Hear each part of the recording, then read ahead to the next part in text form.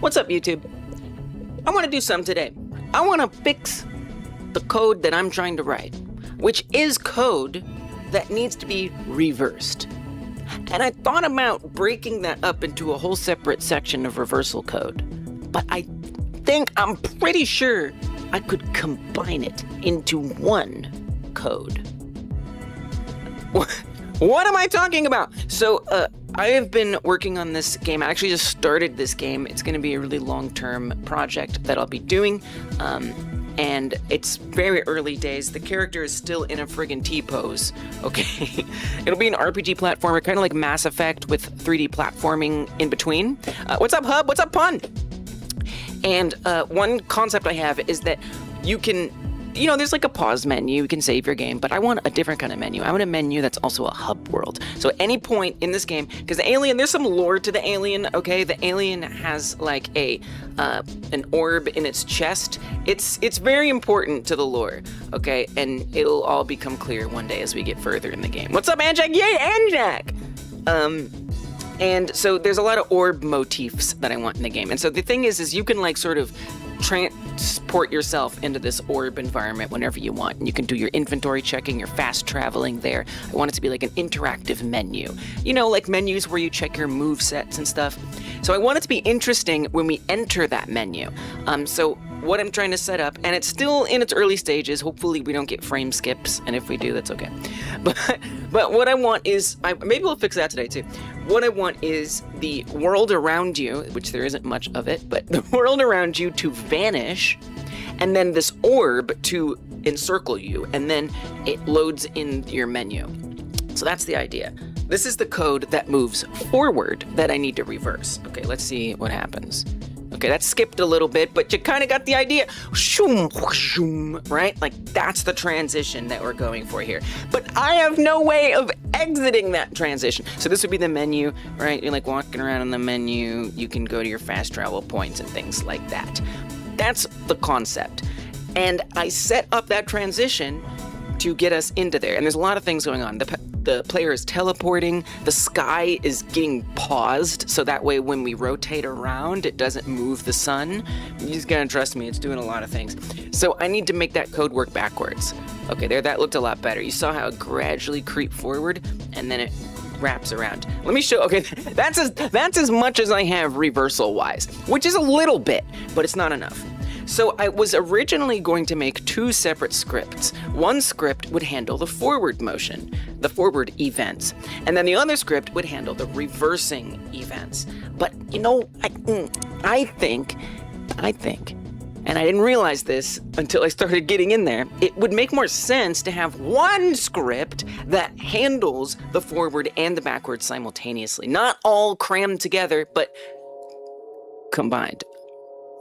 You'll see what I mean. Okay, but let me show you too, just so like you definitely are like on the same page with me here.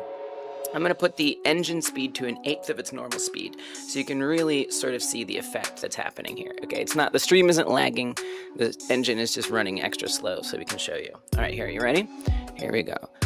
It's gonna creep over the horizon here very slowly. So we've got this like effect where all of the world is disappearing, and then it snaps this dome wrapping in, as well as the elements of the menu coming in. So there's some like parts of that transition that I want to make a little smoother, but I want to get just like that basic sort of effect down, so that way I have something to work with. So yeah, so that's what I'll be doing today, is combining it, and I'll show you what I mean by combining it soon. Now you might also be wondering what's going on with that timer in the bottom left. I host a game jam every other month called the Game Like Jam. We make games like other games. It's such a good way to learn. I finished like 4 games out of these jams. This is the 10th one. And then the other ones I started and I never finished because I was like, I think I actually want to make a really big game. I want to make big games. But this is something I can come back to and make small games when I need to. It's a month-long jam, so you have lots of time to work on your project. Link in the chat. Thank you, Pawn, for putting that in there if you want to check it out. Although it doesn't look like it. Oh, there we go. There we go. Thank you, Pawn, for putting it on YouTube as well. So, it's really nice, and so the original idea was scope. So it's not only scope, That is the big thing, because now you don't have to think about what your game is going to be. You know where you're going. You know what the end is going to be. But another just amazing thing that I've found from this jam is we learned fundamental concepts. So I didn't really participate in this one, but I did try making like voxel meshing and level chunking for a Minecraft-like. That's what we did, by the way. Minecraft Classic, which you can see right here. It is kind of one of the harder ones. We did Pac-Man last, so sometimes we do easier ones, sometimes we do more challenging ones. But now I know how to do freaking voxel like mesh making and chunking up level components. It's like so great. And in Pac-Man, I mean, it had its own lessons to learn about doing like a grid in like a moving grid in 2D space. There's always a cool lesson to learn in these jams. So I think it's a really fun thing. The next one is going to be in September. Actually, y'all can already join the next one. Yeah, I already set it up. You come to this page, you click that little arrow, and guess what? Shablam! There it is. That's Game Like Jam number 11. It's already there. So if you're interested in being on the wedding song, you know what? I think I think this is now officially the wedding song.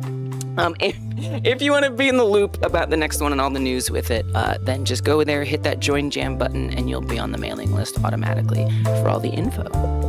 All right, so that's what that timer is. The deadline is tonight. Tonight in 5.5 hours. So I'm putting it up there just in case people who are here are participating in it. You can keep a good close eye. So I'll be here. Hopefully it'll land on one of our brinks and we can just support you as whatever struggles you're having come up. All right. Well, here's how this is going to work. I'm going to do a 80-minute sections of work, and then I will do about a 30-minute break in between those sections of work. During that section of work, I might be especially locked in and only occasionally looking at chat, but after that, I'll catch up and we'll hang out and all that good stuff. Char says, hello. Hello, Char! Currently trying not to fall asleep watching audio videos all day. I can't wait till you start streaming. That's exciting. I'm always glad to give advice. I mean, I'm not like a god tier streamer by any means, but I've definitely been doing it a while. So, you know, if you ever need tips, y'all can always DM me. But definitely watch, like, educating yourself about like how to set up your microphone is a big thing, because audio stuff is always the wildest ride for sure. Glad you're doing that. All right, so here's how this is gonna work. I'm gonna do 80 minutes, and I'll start in this script, and I'm gonna go through sort of reminding myself what things are and what my goal is gonna be, and hopefully we can get coding really quick. All right, 80 minutes on the clock. There's the timer. Let's do this. So this code here is mostly handling the transition in, and I started to make a base class where I'm merging the in logic with the new out logic. And I'm trying to make these like shared functions. So I think this is probably the first example of that. So it's not quite worded correctly. It's still worded like it's only doing in, but what it has is these state machine checks. Okay, so right there are two checks.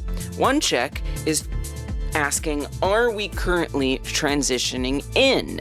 If we are, then do this stuff. The other one is asking, are we currently transitioning out? If we are, do this. So I think that's how I'm going to combine the logic that I need to reverse, is running the same steps, like at the same moments, the same like interval steps through functions, and then doing the different things that need to happen at those steps along the way. I think we have even another one. Oh, we got another one right here. So right there we say, if we are transitioning out, do this stuff. If we are transitioning in, then do this stuff. So that's kind of going to be the pattern. And I have not, despite, yes, there being a couple, I have not really gotten further than that yet. I mean, again, like the name is still weird. This one kind of makes sense because it actually says handle hub. So it's being more generic, but this one is not. So I don't know how much I'll worry about the naming at the moment. I just kind of want to get that combination stuff set up right. So yeah, so one thing that does work and that should work is, I gotta rename these states. I can't take it anymore. So what are we naming them to? We've got, vanish in, on vanish in, which it's not going to be vanishing in. We could just say like handle vanish, right? Would probably be a good way to refactor that. So I'm gonna actually take that, I'm gonna do a Control-Shift-R, and that's gonna replace everything in the project that matches this query right here.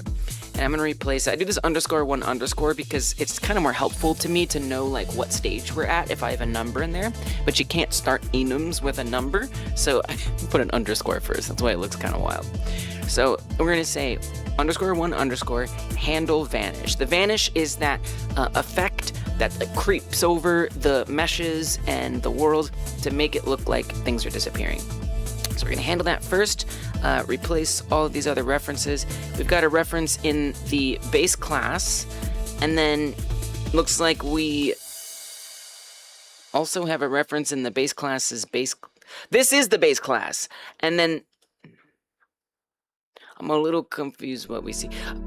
Oh, okay, I know what this is. So on this is the original in script right here that I'm currently trying to move into a combined script, which is taking on the form of a base class that eventually won't be a base class, it'll just be the class.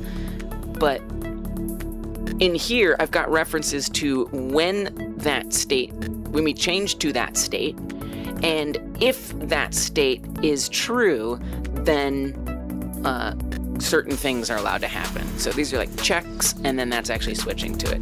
Whereas down here is actually how we are defining it. So you can't really see because it's covered up a bit there, but that's what's happening in that class. Okay, so this actually does make sense. So let me make sure everything's saved before I try a replace all. Always good because Godot won't let you undo, and what that means is if you hit that replace all no undo button, just so you can see it, it's right there. If you press that and you have something not saved and it touches that thing that's not saved, it will delete everything that you had in there that wasn't saved and then make the change, and you can't go back. So that's why I always come through this script filter thing here. You can press Control / to pull it up when you're in the script editor, and if there's a little like asterisk next to the script name, then you'll know that it isn't saved yet and you need to save it. But it's all good. You can also come up to save all scenes. That can help a lot. Okay, let's do it. Replace all, no undos. We're good to go. We're safe. Okay. Handle vanish. What other renames do I want to do? Hub dome. Okay. Handle hub is this one, so what's this one? Alright, so let's refactor this to handle hub. I guess what this one is supposed to be is setting up like the animation of the hub dome, as opposed to this one setting up the like actual like menu space, the level space itself. So maybe we'll come up with a good name for that. But I'm going to Control-Shift-R and rename this to 3 handle hub. Just gonna make everything a little easier if it's all named right. Okay, so there is, for this one, there is in our script that will eventually be torn apart. Now, who knows? Maybe there will be some things that end up making sense to keep in the separate scripts, but I don't know. I'm not so sure. This is changing. These are checking. And this stuff, we are starting to do a change here. So that's kind of curious that we have a change happening over here and a change happening over here. If I were to guess, this change is on the out. and then this one is on the in, which, you know, is a little confusing, but that would be my guess there.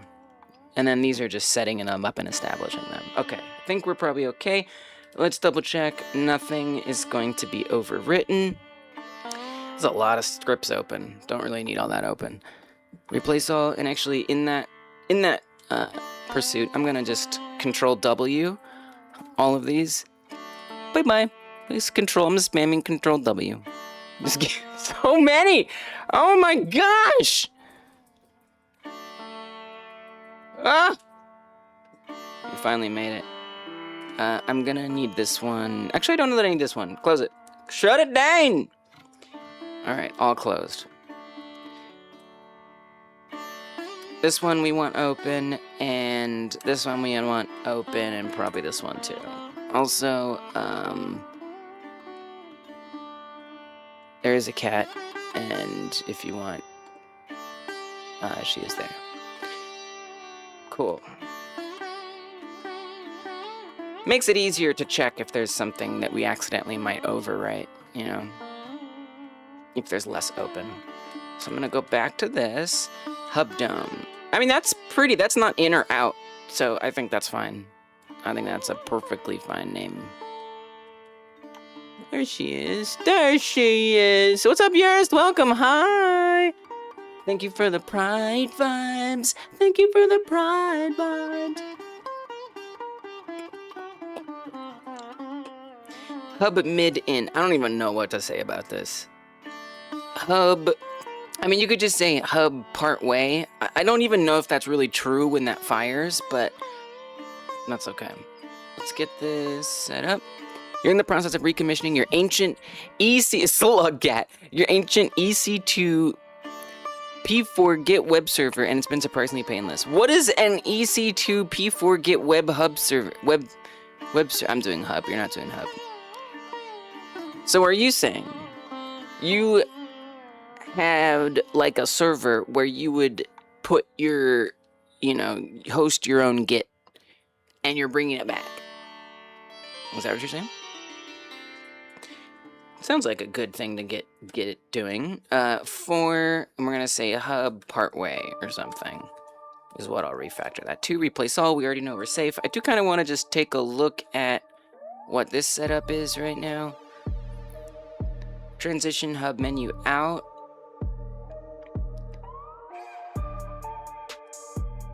We changed a hub in there. That's interesting. Definitely need to have a look at that. Hub menu in. These should all be checks. Those are all checks. The most checked one. Check that a lot, and that's setting it up. Interesting. I'm gonna have to have a look at that one. For sure. What's going on there?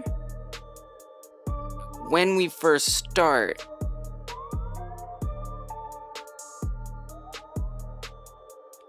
It does that right away. I don't know how I feel about that. We should definitely get that dealt with. I think that might be my next thing. It's an AWS cloud server instance that you use to host Perforce/Git repos. You've been avoiding touching it since P4 administration is painful. Perforce. Is that what P4 is? Perforce. You're on some software. You're on some professional software engineer stuff. For real. The OS LTS expired in like 2018, so it's long overdue. Whoa. So it's like not supported anymore. Wow. Well, I'm glad that it's painless. Thank you for putting these terms in my brain. I don't have any software engineer background, so it's always interesting to have a little bit more literacy.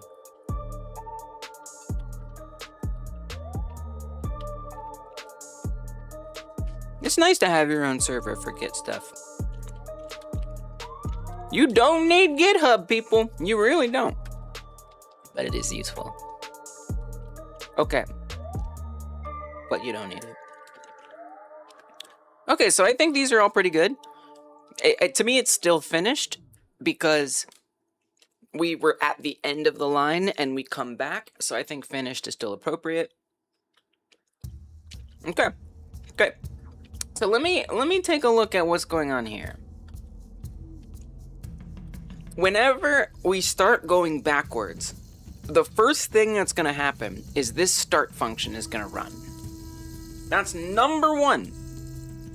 So that start function runs, and it's going to switch to hub partway. So we're going from state 5, finished, because we're only allowing it to happen if we're in state 5, and then it's going to partway. Which makes sense. That sounds accurate. It sounds like it makes sense. But we want to do everything in one function. Okay? Oh, because of like blueprints and stuff? Okay. Now, if I'm gonna have to lock in. Eurus, it's very interesting. That's the problem. I'm very interested in what you're saying. I'm gonna have to lock in. I'll say hello and goodbyes. Why are you being so interesting? Okay, say stuff, and then I'll come back and read it if you want. On the break. My attention can't take it! Yeah, that's gotta be blueprints, right? No! Resist! So, although, you know, will it be blueprints? Focus! So, I want to have the hub partway be called in some combined place with when we first, well, it doesn't mean when we first go into it, just somewhere. So where are we going to do the start? Because the way that this has been set up, well, you need to set it up differently, is basically what you need to do. That would be the thing. So start, here's the thing, the transition base class is where start is defined as an abstract function, okay? And this happens to also be abstract, and this inherits from that same one that demands that start be there. It doesn't actually have to be on this one because it's abstract itself. Ultimately, I don't think it will be abstract, ultimately. And maybe now is time. Well, I don't know that I'm ready to do that. Yeah, let's not do that yet. Let's put it on here, and I'm gonna actually get rid of it from the scripts that inherit the in and the out. It's a little frightening. On the in, there's not really much that happens. We just kick off the vanish, and we do a little print. We don't even have a guard. We just say go for it. So what I'm gonna do is I'm gonna get rid of this entirely. Okay. Not gonna be there. It's gonna get very upset. It's not gonna be okay with that. Yeah. Well, okay, fine. We'll say super start, and then okay, come back here. A few things to take care of first. Func start. Let's pass for now. Then go back to here, and we should be able to super it, and we're not gonna do anything. We're just gonna pass, just so that way it's not mad that I took it out. And we'll do the same thing here. Again, this is all very transitional. We're making a transition, but I'm also transitioning this code into a different place. So I'm trying to keep it working while I do that transition. So that's kind of a lot of where I'm coming from here with these choices. All right, so let's get rid of that. Here. Go back to the base, and we want to combine all of this into one Mondo start. So let's paste both of them in, both versions. Now we need to check which state that we're in, and the way we're doing that is this match, just like that. Just like that. Okay. Oh god, there's so much declarations. Usually I'm used to scrolling to the top of the script when I want a thing at the top. Okay. Pop that in. We want to say, are we transitioning in or are we transitioning out? If we're transitioning in when we start it, then we want to say so for debug purposes, and then we want to change to the handle vanish. If we're transitioning out, then we want to check to make sure that we are even in the finished state. And if we are, then we allow this. I kind of think this should go after that. Okay. Then we go for it. Okay, so now that's unified in one place whenever we first start. Going to the part way and going to the beginning. Whoa. My cursor kept jumping to the other monitor. Okay. Cool, cool, good. Let's make sure, wait, check along the way. Make sure you didn't break it.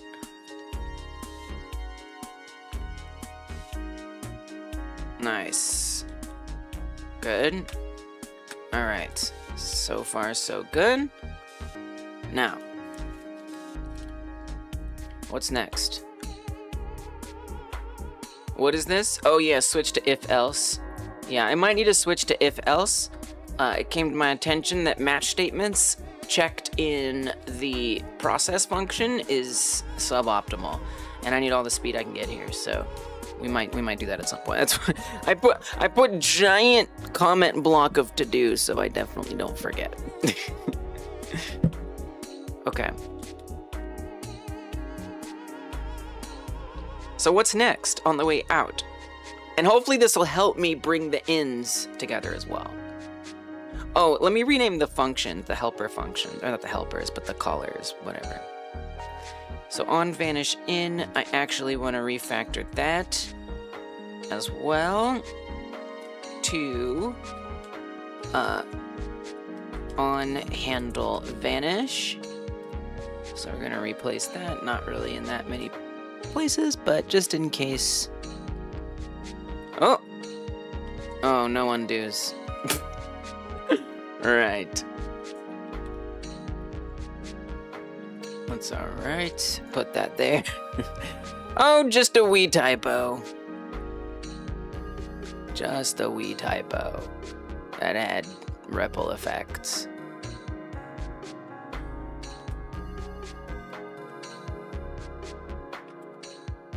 Okay. Then we should be able to fix those errors. Okay, we're back. We are so back. See, no undos. You do something wrong. It's like, we told you.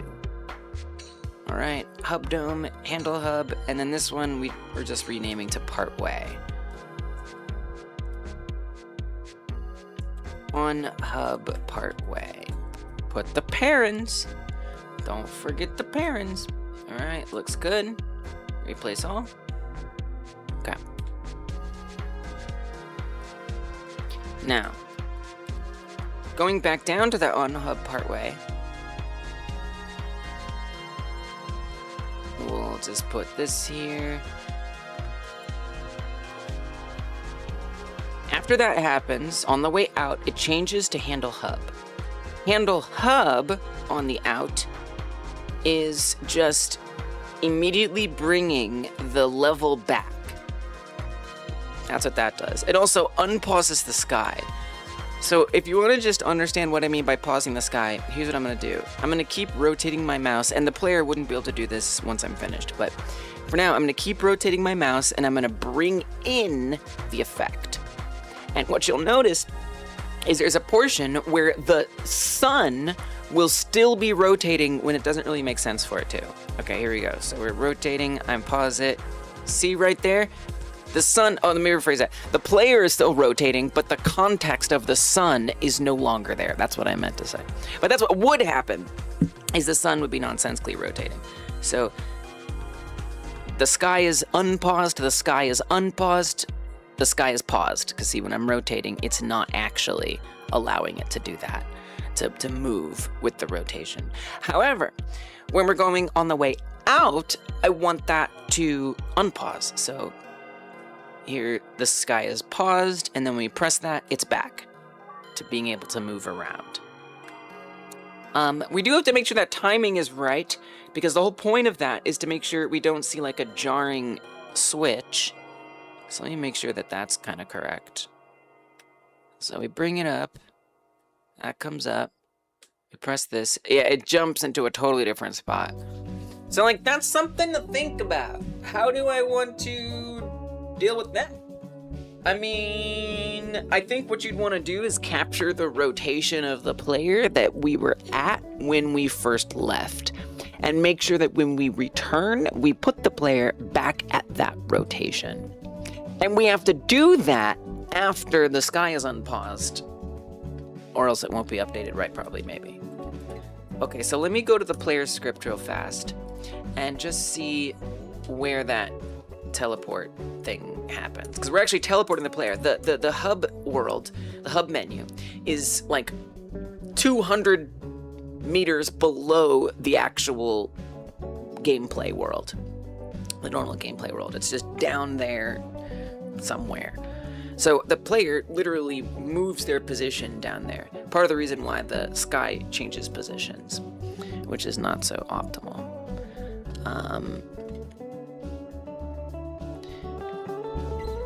And that would also be when we handle making sure the rotation is set back correct. Because while we're in the hub menu, we can rotate any which way we want. So, pre-teleport, it looks like I am capturing the pre-teleport rotation. Frightening. That maybe it already is supposed to be doing that.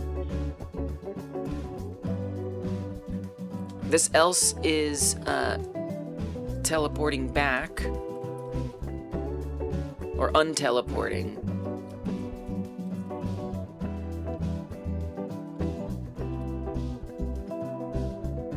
And as you can see, we apply it and then we make it 0. Oh, I do apply it. Oh dear. Perhaps it's a timing thing. Perhaps we're teleporting the player at the wrong time. Are we even teleporting the player? Is a teleportation even occurring? Would be my question then. Hub teleports player. Where does that get printed from? Can we just put the prints in here? Would be great. So let's say print. Can we do a fancy print? This is my own plugin that helps me just have a nicer looking output. And we're gonna do a function print, so that way it just says that we're teleporting from the player. And then we'll just say teleporting, even though it's kind of obvious, but it'll just make it stand out. It'll be obvious by the function name. And then we'll say unteleporting here. Okay, let me just see. I think we might not be teleporting at all on the way out. I think that might not be happening yet. Okay, we're in. We come over there. Let's see what we got. There's teleport. Yeah, we never even teleport anyway, so it's not gonna apply the old rotation because we only teleport in, but there is no teleport out. You have to trust me, you kinda can't see because the cat is in the way, but it's not in there. All right, so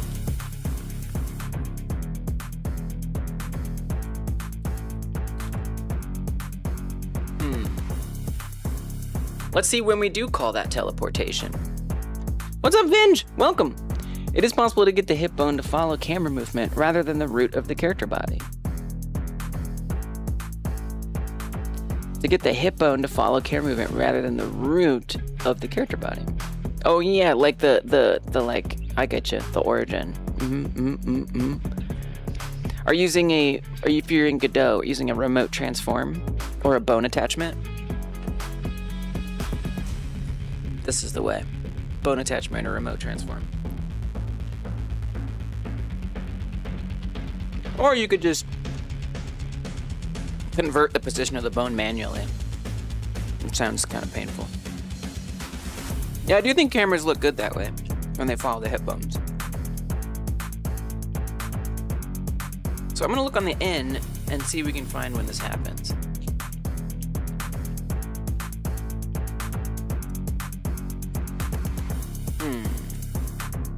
Don't see it there. So is it on here?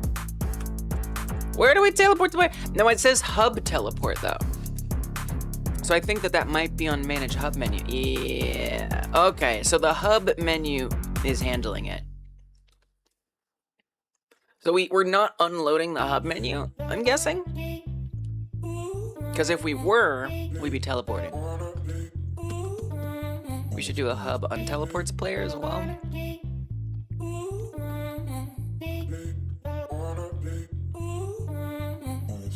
Enabling hub. Print, disabling hub.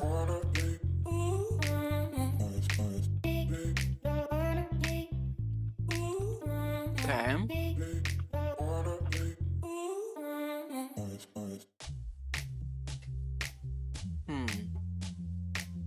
And where do we do that? Where do we call that? Here. I assume we're not doing that in our base class. No, but we've imagined it. I've to-do'd it. Ah, yes, that is the next thing I need to do. True that. So I think if we could merge this in, and that happens if we're in state 2 hub dome, right as we change to handle hub. Also based on all these conditions. So this stuff is gonna be the hardest stuff to get merged because there's a lot going on here. This is basically my handmade tweens. And as you see, there's a lot about that. I don't know that I'm ready to merge that yet. I mean, you could just put it at the end of change state, and that way it's at least a little bit merged. I think that would probably be the way to go. So let's do that. Let's put it,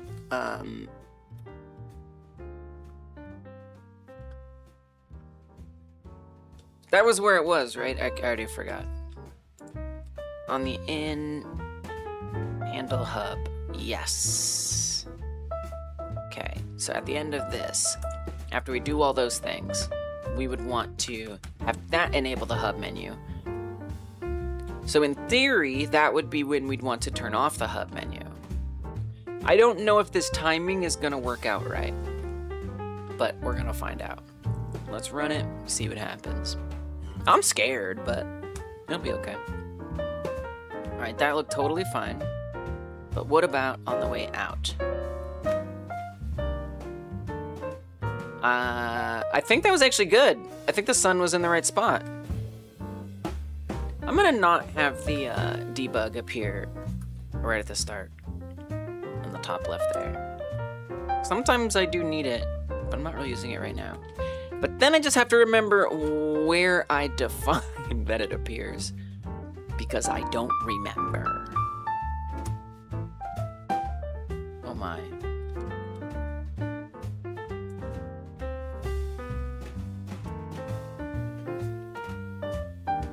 I simply don't remember. My debug stuff is a little all over the place.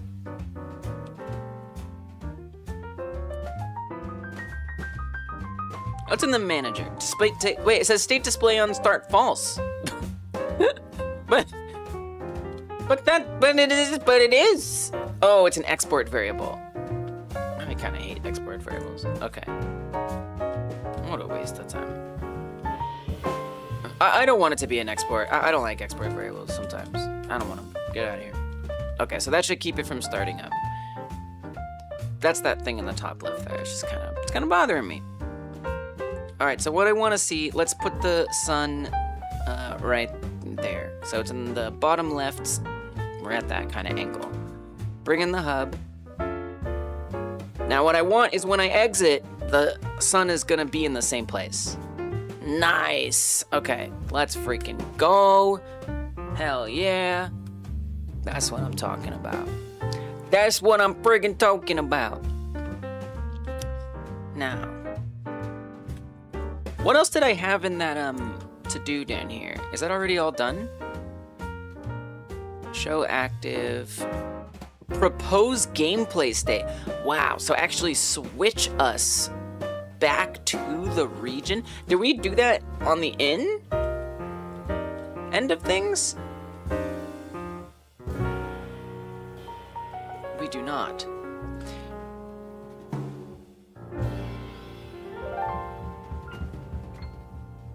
Okay, that's something to think about for sure. Well, we've already got that in. I believe we have showing it true in. We do. So this remains, this is a question that still remains. So I'm gonna leave that there for now. Okay, so we've got this appearing at the right times. Handle hub, it's looking good. So what's missing? Well, the hub dome just like vanishes. It's not fading out at all. It's just going poof. And then also the vanish is like not all the way advanced. It's like kind of part of the way there, which is weird. Because it goes all that way. It comes up. And then when we go here, it's like partially. Not exactly sure what that's about. You know, I might want to make sure it actually goes all the way to -200. That's the furthest end that it can be. I mean, if we're unfinished, we could probably... Here, let's do this. Probably just want these everywhere. If we're unfinished and it's the in, then I would want to have the vanish material, set shader parameter, inner distance, I think it's called. I would want that set to the vanish shader off value, which should be -200. Sorry, on value, which should be -200. Oops. I got lost. Yes, that's -200. Okay. That way, what we should see, hopefully, is when I come back, there shouldn't be that extra vanish stuff left over. So let's see if that's true. So we go back. Nice. It's all totally vanished now. Beautiful. Then I want that to creep back out. But before that, we need the dome to gradually go. Because the dome just... What happens to the dome? Well, because you're disenabling the hub menu. So comment that out for a second for me. And we should see the hub dome remain. Okay, I'm gonna exit it. Oop.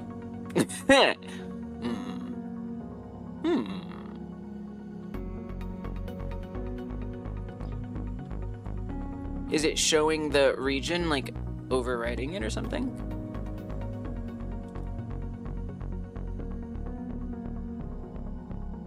Ah. Okay. Does that, like, auto-hide the hub? Is that built into this somehow?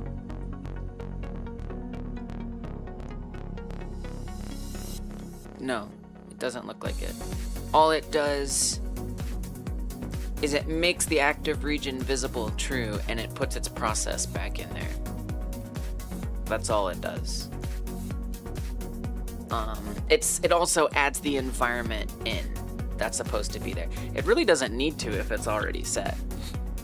Does this guard if it's not already?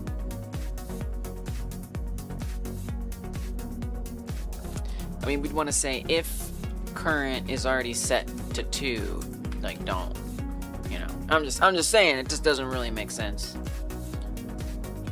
But I assume that's the kind of change that's gonna break something, and I'm gonna be like, why is it broken, like 3 days from now? Unless it actually made sense. But now we'll still get the same result, right? Even if I comment back in, show the region. So we need a delay when that shows. Yeah. But as you may have noticed, the sky reappeared. Like, So whenever I press this, so keep an eye on the way it looks right now. You see the gray? There's gonna be some like sky colors that bleed through a bit when I press this key. And I press. See? So if I do that, then that will just happen, which is not great. It doesn't follow with the smooth transition that I'm going for. And that's simply coming from unpausing the sky. I'm not sure. Let's confirm.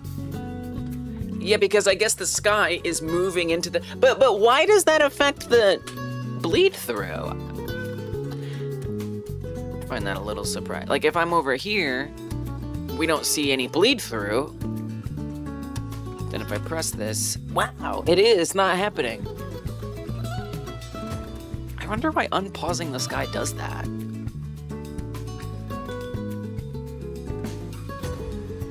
Bit shocking. Well, I guess we do not want to unpause the sky. But what we do want...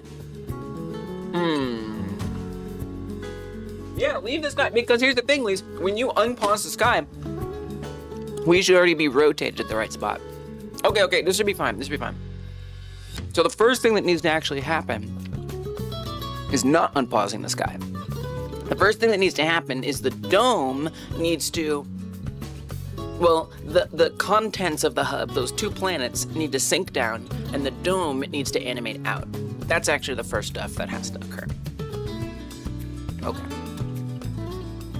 So...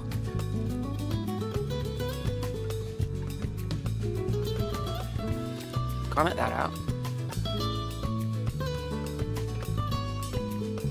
Do we have any of that stuff handled here? How do we bring the hub contents in, by the way? Where does that happen? Show hub contents. Okay, this is in one of the scripts that I'm trying to merge into non-existence. And there are some really specific stuffs here determining when that should happen. Mostly, we're just checking to see if we're in hub part way, if the player is not teleported. Wow. I'm feeling a little dangerous, and also hub contents, but hub contents will definitely be established by then. So I'm gonna be a little dangerous here, and I'm just gonna try. Let me do a commit before I do that. Let me do a commit, because this is getting a little riskier. And I am still just using regular old GitHub. I want to set up my own. I do have a home server now, but I don't know. I'd probably still use GitHub. I'd probably do both. Okay. Transition out, merging with in progress. Okay. So let's get rid of that. And over here, we're putting that in part way.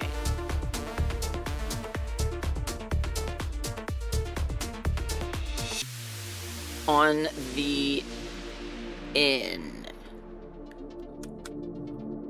Yeah, well, no hub contents is set because it's right there. No delta? Oh. Oh, this is the first time we have that issue of needing to pass delta in. Now, to be fair, that function isn't even around here. Is it? It is on the base class? Oh. Wow. Do we even have a process on here yet? We do not. I think it might be time. It's scary, but it might be time. What's up, King? Did you start with 2D games? I started with 3D. Well, I mean, I don't know if that's... Yes, I mean, it depends what you mean by start, you know? I always wanted to make 3D games, so I was really only ever interested in learning 3D.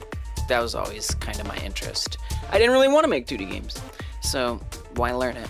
But the first time I ever tried learning Godot, which is actually a live stream, which isn't necessarily the first time I tried making games, so I don't even know if that's really the right time to show. I did make like a little 2D, you know, hello world kind of thing, where it's just like these two characters saying hello world to each other. That was my first learning Godot, but actually, you know, I really first started learning like Unreal Engine. No, I would say it's because in the first like modding Fallout New Vegas. No, I would say I started 3D. Yeah, I would say I started 3D. Also, good to see you, King. Shout out King Zavid. Are you the same name on YouTube as you do on Twitch? King Zavid is a streamer. Sometimes streams game dev. Sometimes does. Let's give that a shout out. There's the YouTube. And then I know you're on Twitch too. I know you're on Twitch too. Are you? Oh, maybe you're not. Dude, I'm tripping. You're not on Twitch. All right, there is the YouTube. I just assumed.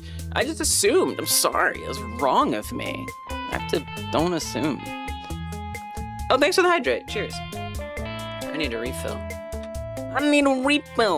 Refill ASMR. Please move the keyboard when you do it. Thank you.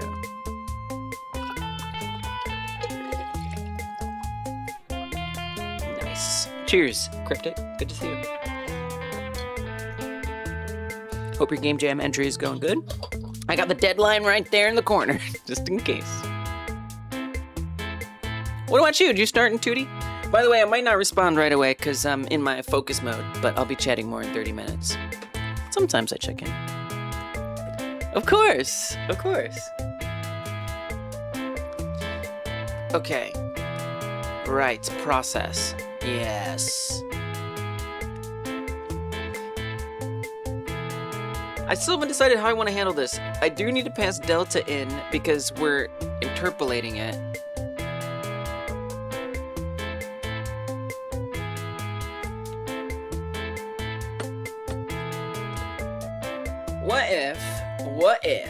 What if we try this a little differently? What if we say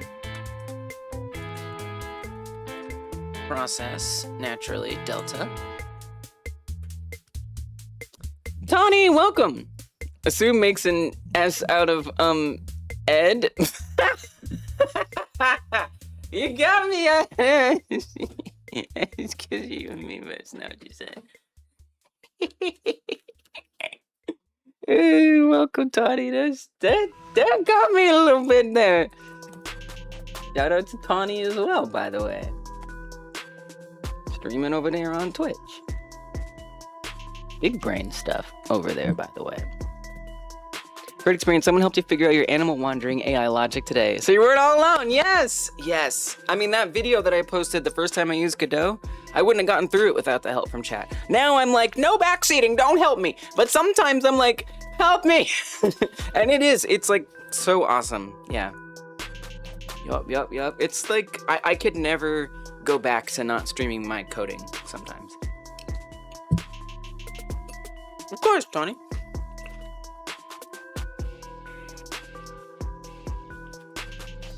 So I have a feeling I'm gonna want to change this, but for now, let's just do an if we are in the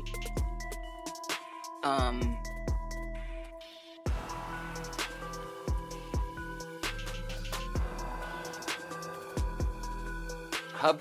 Don't stay hub partway. I don't even remember. Go back here. Partway. If we're in the partway state. You know, I don't love abstracting this stuff to the process, but it's gotta work. And then here is where we do show hub contents. So not actually there. Now that's why we need to wait until it is set, because that timing is not guaranteed. Okay, yeah, that does make sense. All right, this is it. This is the work of getting them merged. This is it. And this is how I'm combining. This is the thing. So we also want to say if hub contents, then that's true. So if we're going back the other way,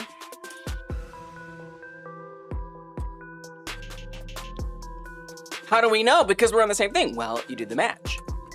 Now, you're not supposed to do, I'm told you're not supposed to do matches in process, and I've got them all over the place in process. So I'm gonna start not doing that, even though I'm not a big fan of ifception. We're just gonna let it happen. And then, you know, once I get that done, I can start figuring out how I might wanna tweak it to be more optimal. It depends what you mean by optimal, right? Do I mean like optimal performance? Or do I mean optimal, you know, code appearance? 62 viewers and only 9 likes, for shame. Oh, that's my fault. YouTube, if you're watching this right now, I'm gonna remind you, hyper smash that thumbs up button. Hit like, it helps so much. 62 of you, 9 likes. We can get those likes up. I think we can get those thumbs ups. It helps so very much when you press that, because it means that more people find out about what we get up to here. We spread the good word of game dev, and it makes you feel good. Just thank you. Thank you for willing to do it. I appreciate you. Hey, what's up, Drip? Welcome. Welcome. Jam ends today in 4 hours and 45 minutes, by the way. Okay, so if manage transitions dot ref dot is state, okay, this is gonna be a little bit of words here. Manage transitions dot hub menu in. So if we're transitioning in, what's up, Huyaday? Why? Just why? That's all. Just why. Could you be more specific? Welcome. If that's what's happening, then we check this. It's a lot of if statements. Now, if it's the other state, we could do an elif here. If it's out, then we want to do false. So what I hope to see here, oh yeah, I don't know, like somebody came through the other day and told me that it's bad, and I believe them. Maybe I should look into it. But my assumption is that if you're checking a match in process, it has to like do more calculations. Like it has to see, is it this one? Is it that one? Is it this one? Is it that one? Is it this one? Is it that one? It has to like go through all of them. Like maybe there's just more stuff. We should probably look it up. I should verify the claim. You're so right. Okay. GD script match process if else. I don't know. Maybe I need to ask them to prove it. I don't even know how to find that.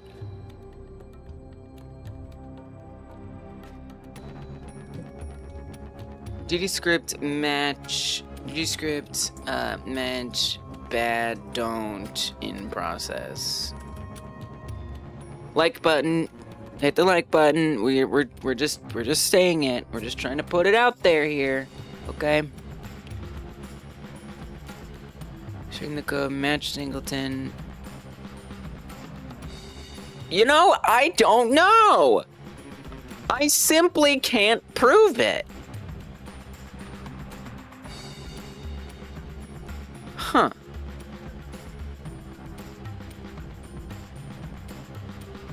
Why did I just take chat at their word?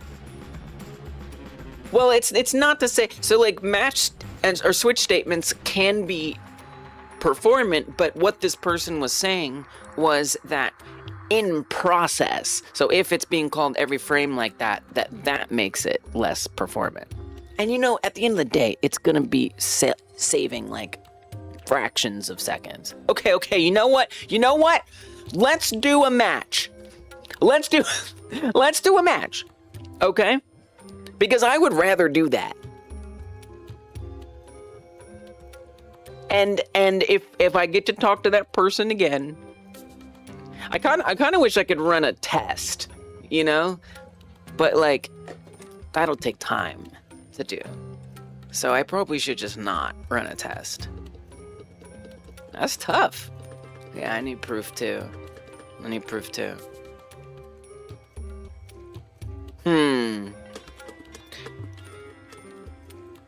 Yeah.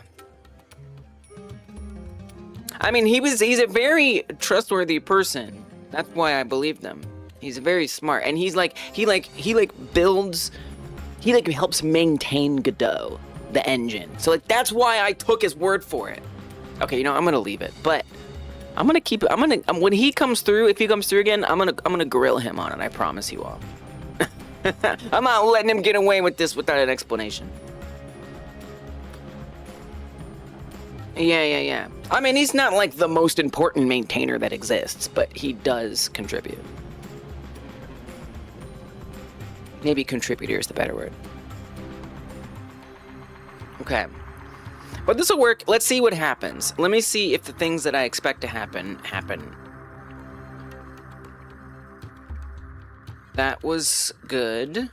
Ah! Nope. The contents, which is what I'm doing, the planets, did not come in at all. So actually, this would be a good time to get my debug preview up in the top left there. So we're going to press this. Hub partway. That's when it should happen, in hub partway. We got to hub partway, but it never ran. See, hub partway. If we're in hub partway. So... Well, I mean, that's gonna run a lot if I print that. So I guess my next question would be, do these overlap? I'm just gonna print the word overlap there, which will be very obvious in the output when I test it here.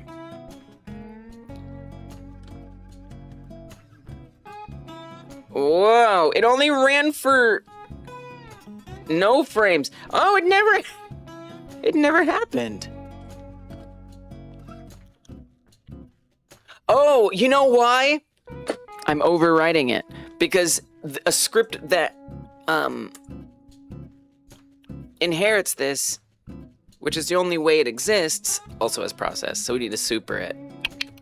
That's the problem. Now, super here is kind of interesting because it means all that stuff would run before this stuff, which could be problematic. But okay, that's why that wasn't running. And if I have it in the other script, that would also cause it. So we'll see. Might need one more change. Okay, there we go. There we go. Beautiful. Okay, and then on the way out, nothing happened. Okay, let me look at the out script. That also has a process. So on this one, we need to do the same thing. And again, I'm planning on getting rid of these scripts where I'm adding these supers, but they're here now. This is what I'm trying to combine. I'm trying to combine these two scripts where I just added these supers in here into one script. But I want it all to function as I'm doing the combination. So I'm trying to keep those two alive while pulling pieces of them into the one combined script. So that's why I'm doing that. Okay, so what I want to hopefully see is that the planets come in and the planets come out. Planets in. No planets, no out. Okay, all right. Okay. So why didn't the planets go out? Because we are going into the, are we going to the hub partway state, though? Do we actually make it? We should. Okay, we're in partway, then it's finished, top left there. I press it again, we're in partway.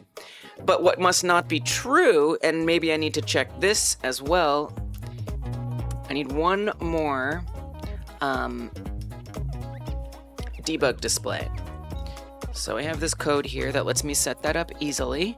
So I'm gonna go back to manage transitions here.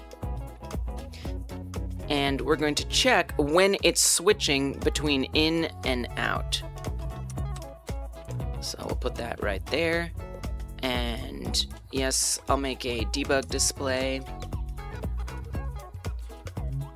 Variable lets me just toggle it. Output debug display boolean equals true. And then in this case, it's transitions. Okay, and in this case, instead of, oh, it still says t-hubbin. We want to say just any transition. We'll just say trans. It's a little confusing because it is also transitions.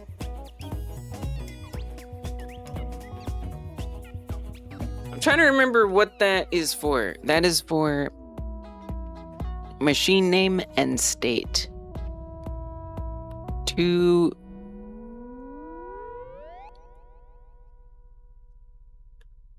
machine name, state. Why is there another one being added on there? I don't actually remember how I set this up. Let me double check. Let me double check. Looks like I could have documented this better. G states main state. So this is like specifically the machine type. This is like, these are the groupings. Got it. So this goes in the transition grouping. Okay, yeah, that's right. Okay, good. And then over here, let's actually update this to, we'll call this subtrans. Okay. Hopefully, we'll get a new check up there, which I forgot. Okay, subtrans 5. We press this. Now the trans is right next to it. Hub menu out. So we're in hub menu out, and we're on part way. And yet, hub menu out if part way. What more do you want from me? Well, let's see if it's, we'll say overlap out this time. Maybe it is running and maybe something is just like not going right with the code. Let's confirm. So I'm gonna check down here in the output, and if it is working, we'll see a lot of overlap prints. There'll be one overlap print already for the in, but I wanna see the out especially. So in. Okay, press it again. No outs! Unpause sky, show hide, turn off. Is it my elif? Is it my elif? What if I put the match and it just like fixes it? Okay, let's try the match. You know what? I'm doing the match. I'm doing it. Because what if it works? What if it works? Then, I just don't care anymore. Okay, pop that in. Set up our match statement. We need to make sure that we're in this. You probably could do some other tests too. Well, first let's just set this up. It'll be kind of vindicating if it just works. Okay, then we want all this same stuff happening. Copy that, paste that over, comment it back in. Get this, paste it, and comment it back in. Okay, very good. Let's see if that makes any difference. I have a feeling it won't, but it's worth a try. Overlap, overlap, overlap, but we want the out. No, no difference. Okay, so what's going wrong exactly? My question now is it correctly even checking any overlap?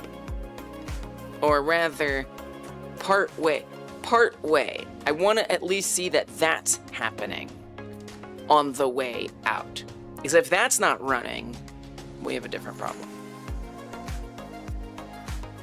If it is running, it narrows it down considerably. Either way, it's helpful. Not even happening! Okay, so this if is not true, apparently. somehow. Unless we have another super situation, but I'm pretty sure we dealt with that right here. Okay, by the way, this is doing nothing. I'm just gonna delete it, okay? It's literally doing nothing. So let's just even eliminate it as a possibility. Start, bring that in, and then I wanna see if we get any kind of prints. None! And the last thing was that we're in, oh wait! Look. Because the state changed. Ay, ay, ay! Bing, bing, bing. That's why. Right there is why. Because that's not really the state we're in. Looks like my debug display is a little inaccurate. The timing of when it shows it is not quite the same as when it prints out that thing at the bottom.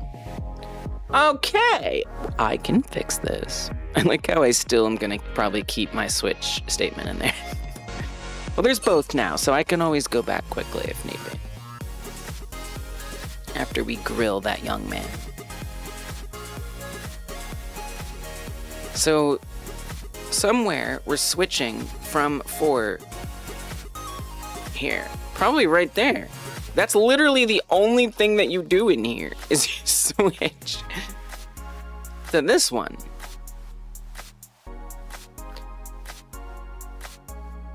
So why don't you check that instead? I mean, I'd love for it to be under the same umbrella. Like, it would just be kind of nice if, no matter what, if we're in for hub partway, it shows hub contents. That would be really, really nice. I mean, you could do that. You could do that. You would just have to move when you call that change. And put that in process if you're comfortable with that. You know, so if you come here past that, and then go back to overlap out here, and we say after that runs, then change the state. Like, what would that be like? Let's see. Okay, and going out. Okay, they vanished. They vanished, baby. They didn't go gradually, but they did vanish. I will take that. Now that's because it immediately switched, right? You can see right here, it only ran that code for one single frame before switching. So we need to wait until they've actually moved out, I guess. But wouldn't they just move like a little bit? Something weird is definitely happening, but I would think we would want this to keep running. And we'd need to definitely know when it has gone away. So let me look at this false and see what this is doing. Show hub content. So we set the stopping position to, in this case, 0. If we call it true, so when it's in, it goes from down underneath the level to the origin 0. If it's out, it goes from its 0 origin down to -50. So that's the target position that we're going for, or the stopping position of those planets. So then we're saying, here's this progress value. Oh, do you want to reset it though? Because once it gets to that, you kind of want to leave it there. And then by the delta that we get, we're multiplying delta by the weight and adding that onto progress. And then the position of the hub contents is adjusting. Which you would think would be quite gradual. Because we're saying oh, it's min. You probably want to do max. Oh, we need to switch it to max. That's why. Okay, so what we're gonna say is, you're not supposed to do matches. You're not supposed to do matches. If indeed, do that. Otherwise, we want to set it to max, because we want to say whichever one is bigger is the one that we take. Because it's going to be negative.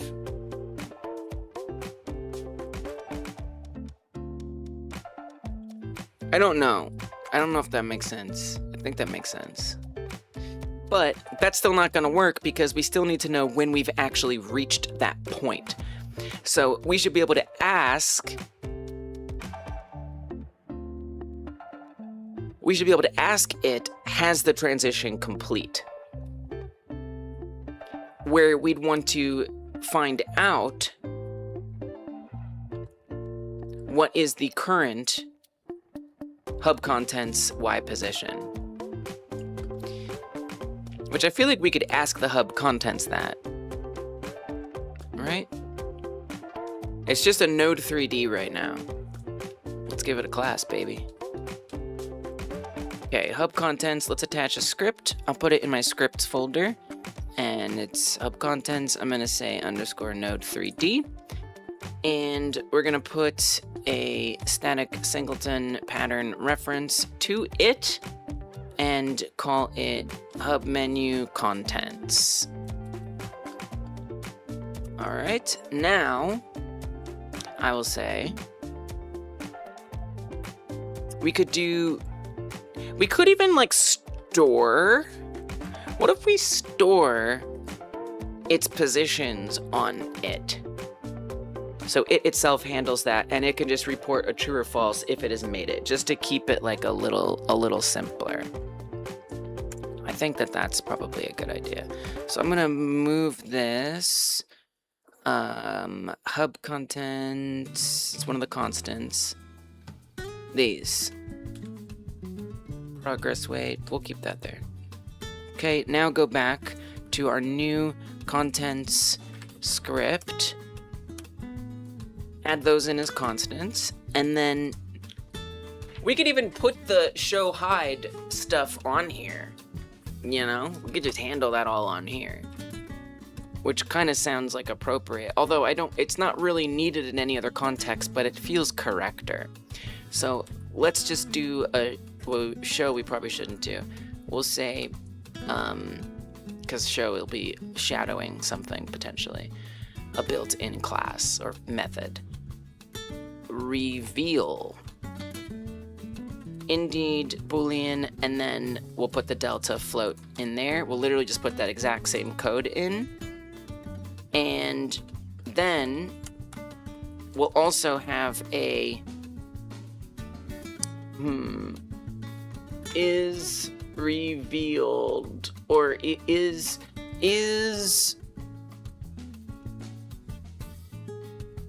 revealed. It's kind of confusing because what is it in transit? So let's give it states, baby. State machines everywhere. State machines for days. Hey, what's up, Anto? Welcome. Good to have you here.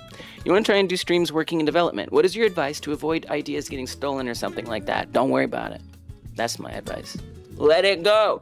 Nobody cares about your ideas. Ideas are worthless. You know what's worth something? Executing on an idea. You should be more worried about someone stealing your game files, right? Because that's the work.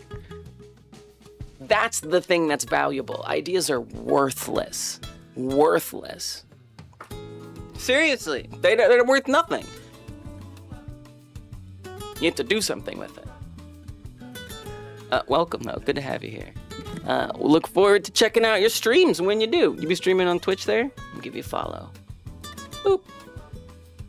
Okay. By the way, if it seems like I'm ignoring you for the next 10 minutes, I probably am ignoring you because I'm in my focus mode. But in 30 minutes, I'll be back chilling. Or in 10 minutes, I'll be back chilling for 30 minutes. Okay. Reveal. And then, yeah, let's make states. Make states. Do it. Enum states. I love me my states. We want to say, I guess there's really either it's out, it's traveling, or it's in. Really, those are the only states that are relevant. And then we'll do current state, so just state.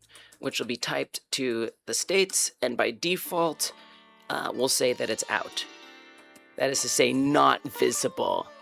Ento with the Prime sub! Thank you! Let's go! Let's go! That's very kind of you. Thank you! That means you get access to the Monday member stream. Every Monday, I do a stream just for people who are paid YouTube supporters on YouTube. You press that join button. On Twitch, a sub. On Patreon, just be a patron. The first 3 or 4 hours is available to anyone who is a free patron. There's a free tier on Patreon, it's a thing. But then after that, I do a whole regular stream, but only for the supporters. Thank you, but Wednesday, Friday, we do things normally. Thank you. I appreciate that. Okay, so states dot out. Hydrate, cheers, cryptic. And then we want to do normal old change state stuff. I feel like we could keep this all local. I mean, you could just have that be your reveal thing if you think about it. Yeah, but you want to pass delta. Dude, have it have its own delta. Wait a minute. Oh, then I don't have to have a weird process. Okay, this makes sense. Okay, it's all coming together. So let's say change state. And we'll do a 2, and that will be typed to states, and we will say state equals 2. What state are we in? We will check against what it just got set to, and we'll say on. Oh, first we want to match to states dot out. We'll pass for now. States dot traveling, pass for now, and oops, that says apps. And then states, I don't know that I'll need much for traveling. States dot in. Well, on. You could call. What if you said on reveal true, and we make this? Well, I don't know. I don't know that I really need to run functions for this right now. You know? Because we want this in process with Delta, and we just kind of want to do a match statement check. The horror! The horror! I've always worked with Go. I started, that's a kind of a long story. I'll tell you after the break. We're in the break section. 5 minutes. But I've done other stuff. But when I found Godot, that was like it. I was like, this is my home. I am happy here. And I haven't looked back. Well, I did learn JavaScript, but I do that for like web stuff, not really games. Okay, process, match, or if, let's do is state. I like my is states. And we'll want this to be public because we'll want to ask externally. I'm going to actually get, do you really need it to be both? It's only ever going to be one at a time. No, do it. Just do it. Do it because it's tradition now. So I have this is state function that I use. I probably could make this a static function that no. You know why it's hard? Well, actually, you don't really need to because you're just doing an array. No, here's why it's hard. Because it's hard to parameterize an enum. I found that very challenging to do. So actually, never mind. We'll just have a unique one. Not everything has to be dry.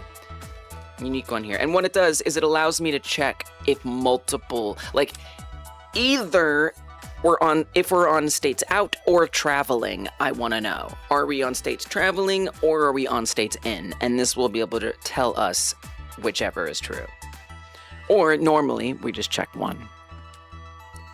Okay, so now we say if is state states in, that's when we do all the stuff that we now have sitting over here. Yeah, we gotta work on that. We'll circle back to that. This stuff, all this stuff, goes directly into there.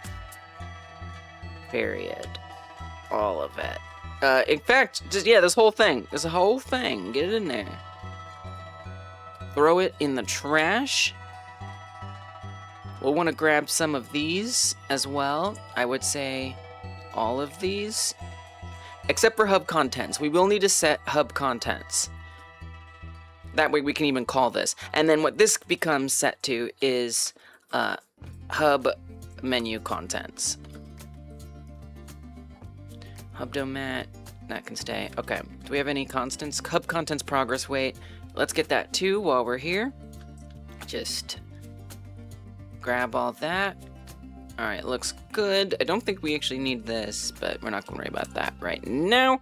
Okay, paste all that in here.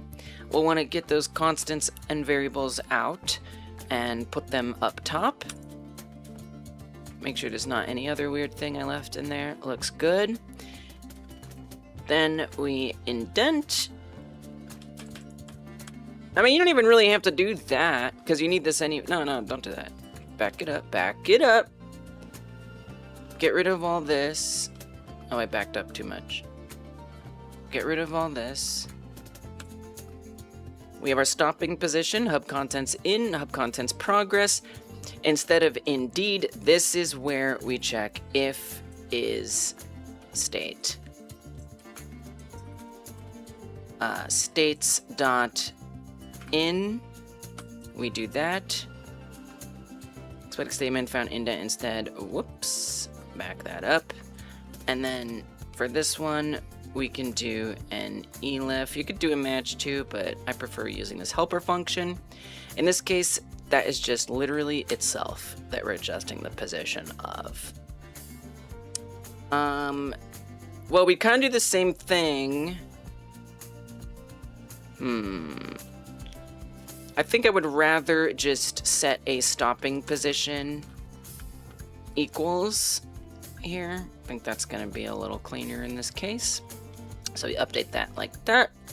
Grab this. Don't declare that or don't assign that.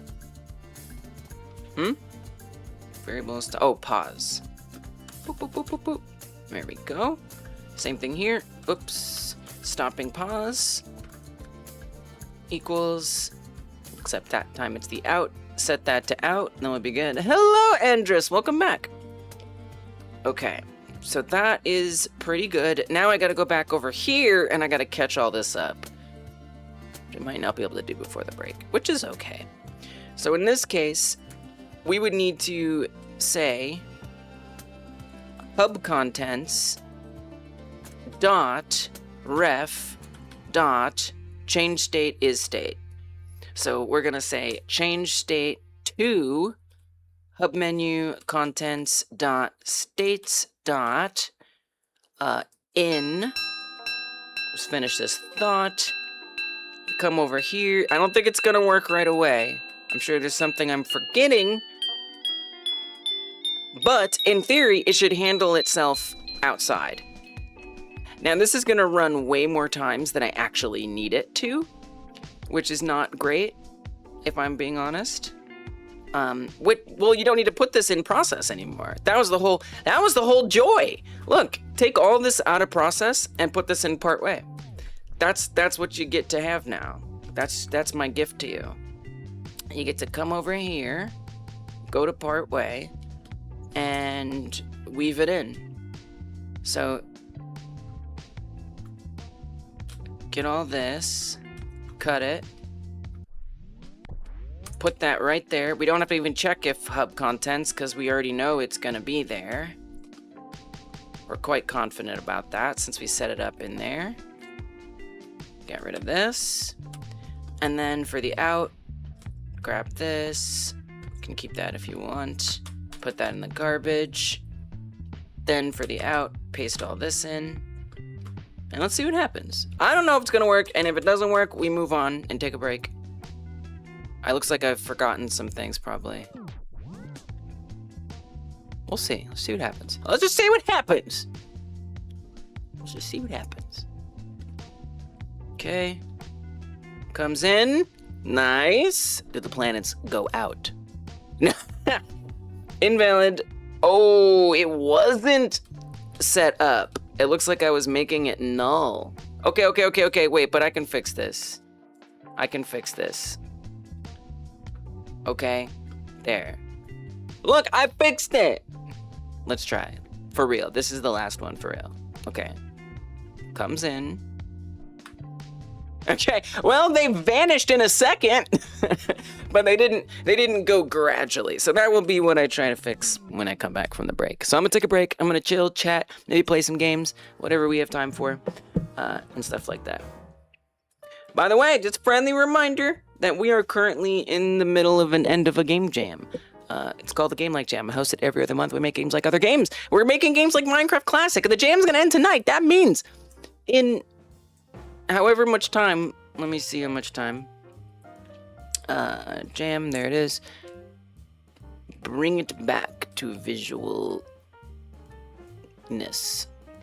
In 4 hours, there are going to be a bunch of new, never before existed Minecraft-like games to play.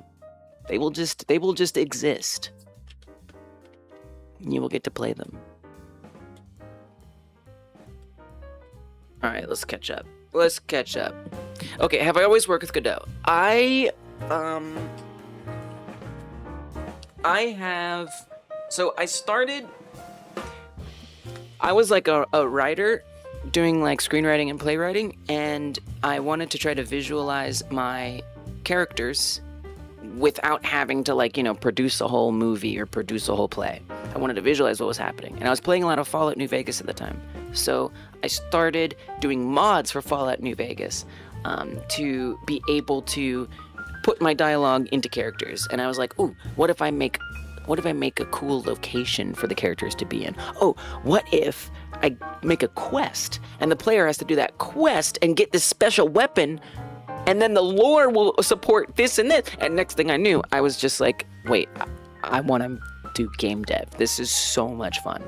So I guess technically that was like where I started. And then there was this game that I got advertised to about on YouTube called Dreams, a game on the PlayStation called Dreams where you can make games inside of it. And I was like, that looks friendly. That looks nice. That looks like easy. So I started making stuff there. Let me show you what Dreams looks like and why it was so very appealing. And I don't use it anymore. It kind of just was feeling more like a waste of my time at some point, because you could never take anything that you made in it out and share it. It was just stuck on that platform. That is to say, if you wanted someone to play your game, they would have to have a PlayStation and they'd have to have this game, and then they could play it. But there are a lot of games on there, which is pretty cool. It was kind of like Roblox, except more exclusive. But it just had like this nice visual scripting interface. It was fun. It was, literally, it was by Media Molecule, who made Little Big Planet. That's exactly correct. It's literally the successor to Little Big Planet. Literally. And it was great. Like I learned a lot. I did that for a couple years. Media Molecule is so cool, right?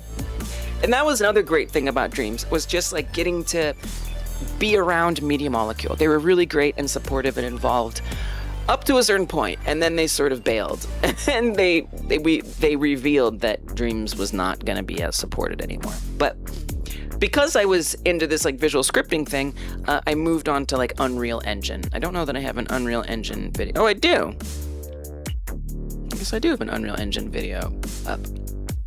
So then I started doing Unreal Engine because it was like, well, naturally, I already am using like visual scripting, so blueprints just kind of make sense, right? So that's what I started experimenting with. Doesn't look like I do a lot of blueprints in this stream. Not a lot of blueprints work going on there. Oh, a little bit. But I don't know. Something about Unreal just wasn't like feeling great to me. It was, I don't know. It was just like, I don't know. I didn't like it that much. I just didn't like it. So I tried some other things. I tried like GDevelop. I tried Unity. None of them were just quite hitting. And then people just kept telling me about Godot. They're like, Godot's the best. You gotta try Godot. And I was stressed because they didn't have visual scripting.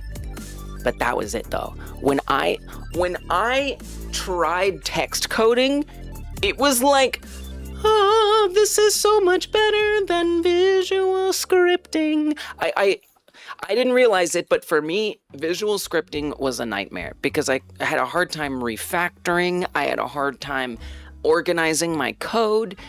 I felt like I was lost in my code all the time when I was doing visual scripting, but I didn't realize, I thought that was just what coding was. And then when I started doing text code, it just was like really obvious to me that this, for me, is way, way better. And then Godot itself, you know, being in Unreal, being in Unity, they all just kind of felt like patchwork engines where it was just like, I don't know, nothing felt very cohesive to me in those engines. But Godot felt like everything was cohesive and everything had a purpose and all fit together, and I just loved it. So I never looked back. So that's my very absurdly long-winded answer to if I've always worked with Godot. What you like about game dev is how it brings together both logic, problem solving, and creativity. Yeah, it does. And it's so many different types of creativity and problem solving, right? Music, game design, art, different kinds of art, UI, so many things. And with the music, I mean, there's like, you know, ambient music, symphonic stuff, sound effects. There's so many components, you know, look, to me, game dev is the ultimate art form because it combines every other art form into one. Vanish says, I'm not even good at coding, but the tutorials of Godot at least give me a start that I felt more in control. Yeah, I felt more in control. Right, and the community, the tutorials, Godot or Unreal Engine just really throws you in there and it's like, good luck. Like, yes, they have like some example projects and stuff, but they were overwhelming. I didn't like them. It wasn't helpful. And trying to like ask the Unreal community for help, not great. Because guess what? Most of the people who use Unreal are AAA professional AA devs, not indie devs. And the people who are indie, I don't know. It's just not. It's not the same as Godot. Godot just has this whole culture of sharing, and it just makes it different. It makes everyone's really nice. You know, there's less elitists. Yeah. Okay, let me see what I missed. Catch on up.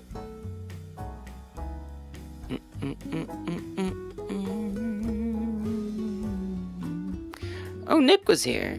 Oh, that was yesterday. Dude, I was like, I forgot to clear my chat. I was like, what? Okay, that was yesterday's chat. How is that possible? Right, with Jurist's messages. I think that's where I left off. Okay, now we're here for real. Jurist worked with Unreal a lot, so Git did not cut it. Just ADHD things. Since Unreal stores stuff in binaries and tends to have massive... Oh, yeah, you gotta do like LFS. Yeah, LFS sucks. You need to have massive files. Git doesn't really work well with. You can get it to work with LFS, but you really need file locking to work in any sort of team environment. So Perforce is unfortunately still the industry standard, even though literally everyone hates it. Got it. Yeah, I bump into that sometimes where I have to do LFS. But, you know, since I'm doing it through GitHub, they're all like, you only have so much. Which maybe that's true anyway. Yeah, that makes sense. That's the other reason I didn't like Unreal. Unreal is just so bloated. Everything about it is bloated on every conceivable level. I hate it. I hate it.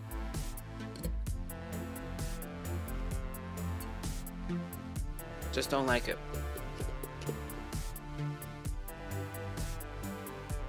6 gigs per project minimum. I know, right?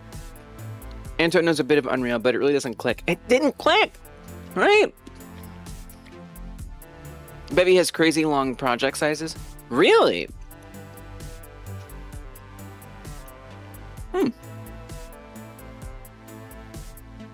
It's interesting to hear that worded coding was easier to understand than visual scripts, because I'm a visual learner, so I just default to assume the visual coding would be simpler. Same. That's what I thought too. I also thought that. But the reason, here's what for me is a problem about visual coding, visual scripting, is the organizational component. Like, everything is these blocks with these wires, and it creates these weird shapes that like don't mean anything other than the fact you had to wire them together. And trying to like search what everything, like if you're trying to search for a certain part of your code, it's really hard unless you like create some kind of like, if you, hopefully that language has some way to actually like group code and search through it, group visual code and search through it.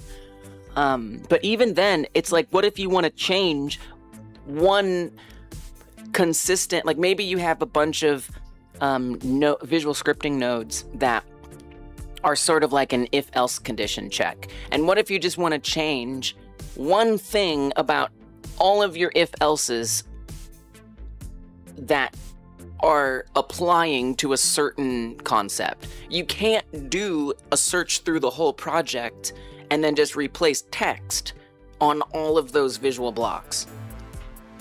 Instead, you have to go digging through all of these different blueprints or whatever and look to find where is it? Okay, there's that. And then which one, is that the right one? And then you have to change it. You gotta go in there and you gotta like drag little wires, and it's like such a freaking waste of time. I can't stand Some people like it, and I get it. For some things, it can be intuitive and useful. I'm not saying there isn't a place for it, and one nice thing about using Unreal can be that you combine text and visual scripting, but on the whole, it just felt like a huge waste of time. I couldn't organize my code, and I couldn't get specific. I just had to hope that the nodes existed to do the concepts that I wanted to do. And if it didn't, then I had to create all these like node connections that simulated the concepts I wanted to have. Whereas with text code, you can just be highly, super specific. Super specific about exactly what you want things to do. And so it really is just about control and readability. And here's the thing, Char, you know, when you're working with your code, if you actually write your damn code, by the way, not have someone else generate it for you, but if you write it, you develop a relationship with it, you know? And I'm not trying to hate on anyone who uses chatbots. We're not talking about AI. I'm not starting an AI conversation. I didn't mean to sound so negative there. But what I'm saying is, if you want to learn text code and you want to be able to use it effectively, that's not accessible to everybody. But if it is accessible to you, the best way to do that is to actually write it. Because you develop a relationship with that code and you recognize it. You remember that code that you wrote. Not everybody has good memories, so that doesn't work for everybody. But if you are able to remember it and build that relationship,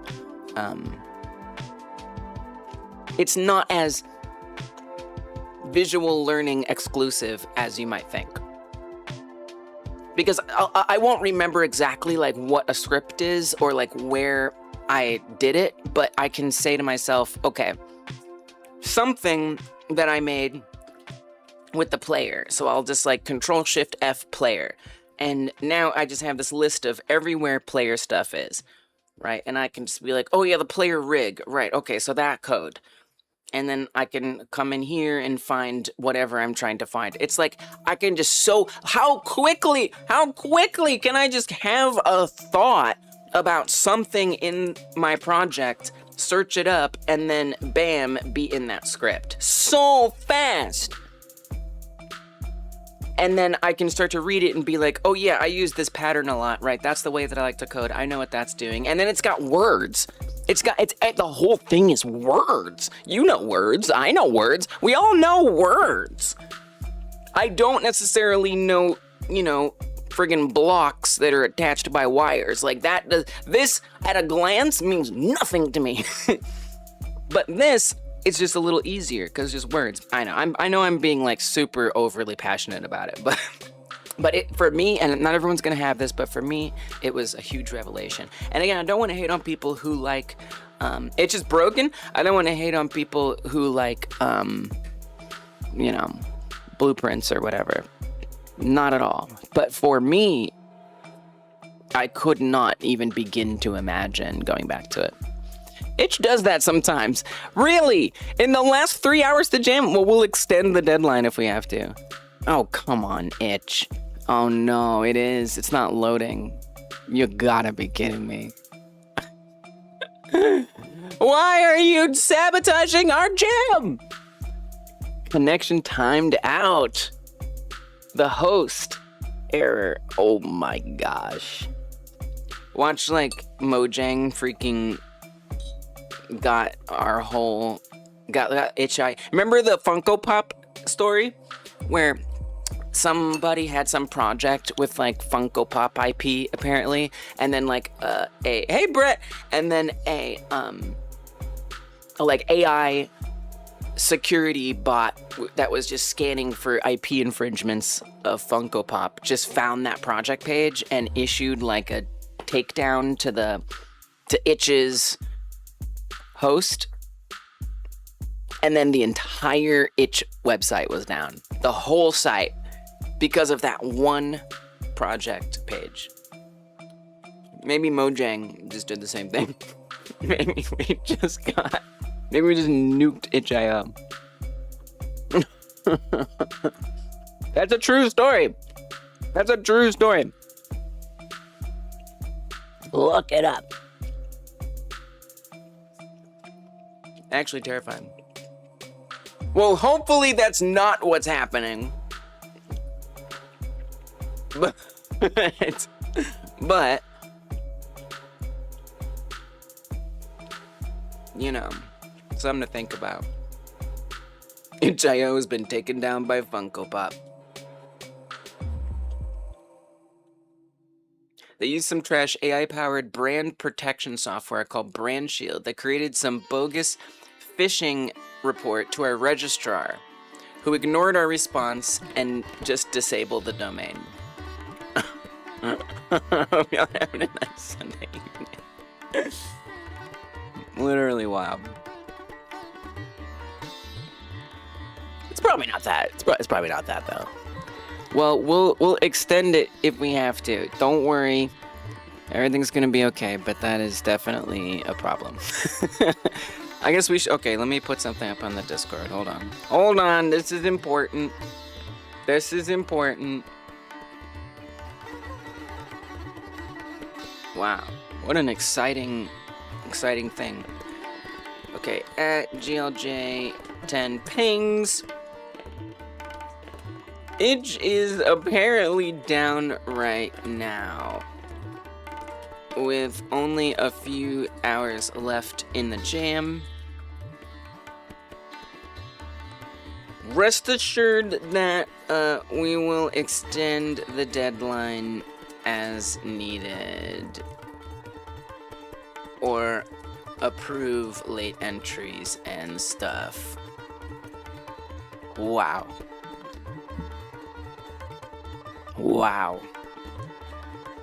I like how the timer is still running though, because I haven't refreshed that page. That's nice. I must never refresh it. Vinge says that they're doing the hip bone camera follow through code rather than nodes. You're mainly trying to find the code to have the animation situation be done in Blender. Yeah, I think if you can do it through code, I always prefer that. I do. What's up, Door? I know! I know! I know! I just found out. Terrible, terrible timing.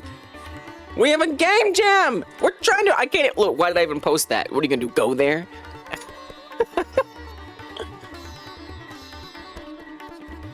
Crap.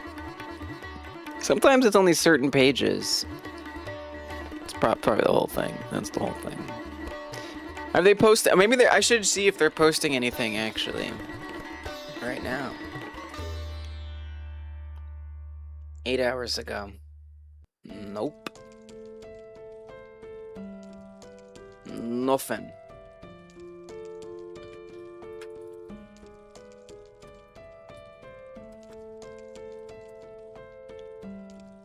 What a shame. What a shame. 7 minutes ago, HIO tweeted something about a game they're promoting. So, okay. Okay. That's not helpful.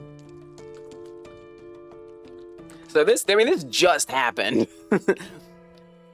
If even Itch was doing things 7 minutes ago. I assume that's like automated though. King says, ever since you raided me, I've been getting more and more viewers every passing stream. Oh, let's go! It's probably not the raid. Maybe. Maybe you're just doing the right thing. I love YouTube raids. I wish more people did them. I'm glad to hear that. It's a great experience. Someone helped you. Love that. Yeah, they do show on screen.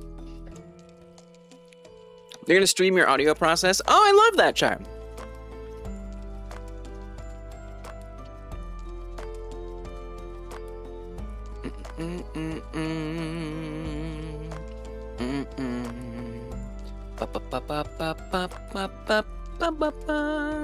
Didn't someone find like a Reddit post or something? I thought someone did.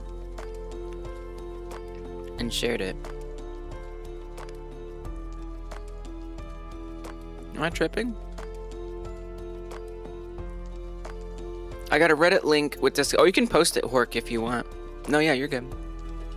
If you're on Twitch, YouTube won't allow it, but Twitch will. With Y matches. Oh my gosh, Hork, please post it. We're curious.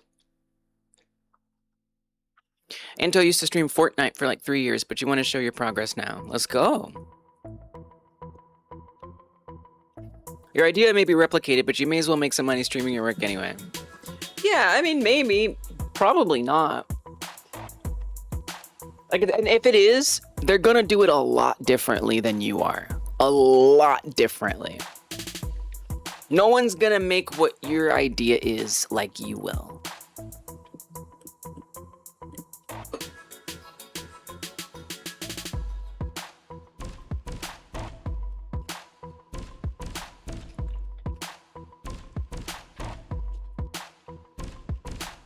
The chances that anyone copies it are so low anyway, you know?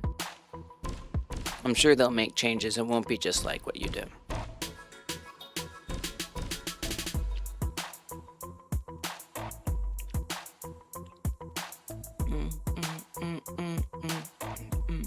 You always enable dynamic linking, so only compiles Bevy once, and then each compile after that is faster. Only time I need to recompile Bevy is when I add a new dependency. Maybe that checks out the project size. Worth looking into. Pawn is not a fan of Blueprint. A lot of stuff breaks easily if you don't do it in C++. Right! Right! Oh my gosh. That's gotta be so hard to debug. Hey, Rorik. Welcome, welcome. No, it's down. It is. Nope. It's down. So don't worry. We will extend. I mean, if I can get in there and extend it before, hopefully, Itch comes back before that timer ends, so I can actually extend it. But even if the jam does end, we'll just offer. I think I can still extend it though. I can just offer everyone late entries because Itch gives you a way to just give people a URL. And then they can submit their game as a late entry. So whatever happens, don't worry. We'll make sure you get in. If anything, it might buy you extra time. Maybe. Don't count on it. Probably should have said that. Drip says, AI made coding more stressful because it wasn't all my code, which made me feel alienated from my own. Yeah, it's tech debt. It's tech debt, potentially. Making you feel alienated. Which is harder to work with. Yup. Cryptic says, I hate seeing my spaghetti in Unreal. Always felt like I was building Factorio maps and blueprints. Yeah, right. Exactly. And at least Factorio is fun. Yeah, overwhelming. Char says, the perfectionist in me would have assumed that I need to remember every line. No way. No way. No, because what one should end up doing is developing like habits and patterns, right? So like I always try to structure my code in a similar way. So that way when I come back to it, I recognize that because it's the way I tend to do things. And that just takes practice, you know, to like develop those styles and stuff. But that's what makes that be easier to access, is if you do forget a lot of it, you do remember the patterns and you know like generally what it's trying to say. And making code readable, right? Learning how to make sure you're using, make sure you're using variable and function names like descriptively, so that way you know what it is when you're going through it. Not abstracting things too much and leaving random numbers all over the place. Just trying to write it in a way that you can go back and read. Again, just something you pick up with practice, really. Oh, Better Lake, thank you for stopping by and saying hi. Appreciate it. That's nice. That kind of story is why I hate all corporations. Amen, comrade. For your sake, I hope you don't work on giant projects. Oh. You can get there with practice. Your game took down Itch because it was too similar. It was too similar. Mojang is pretty cool about it as long as you follow their rules, which at least they state.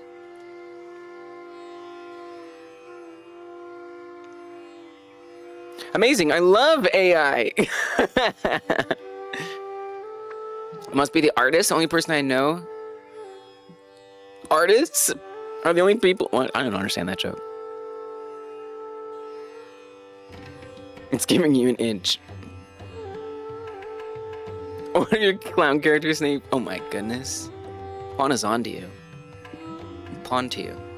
Char's been looking into audio interfaces for when you want to use XLR connection in the future, but to be honest, audio interfaces just seem like overpriced XLR extensions. Oh. Are you talking about like with like knobs and stuff? Those are nice. Those are nice. I'm not gonna, I mean, I don't use one, but those are definitely nice and will get you a better experience than using digital stuff. That is good stuff. For sure. Because you can get all the EQ, you can get interfaces that have EQ and all those other things on it. So you can like tweak it in real time. Definitely make sure you do your research that you're ready to like set stuff like that up, but if so... Ah! Itch is back! Itch is back! We're good, baby! Is the jam still existing? Did they take down our jam because it's infringing? I think our jam is still there too.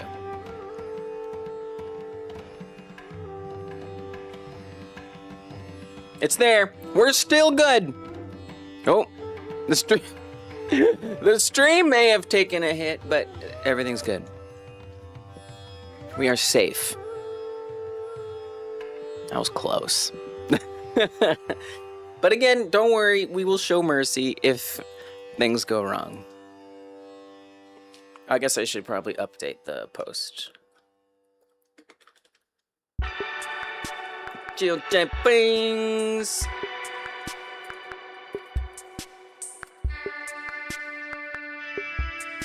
Okay.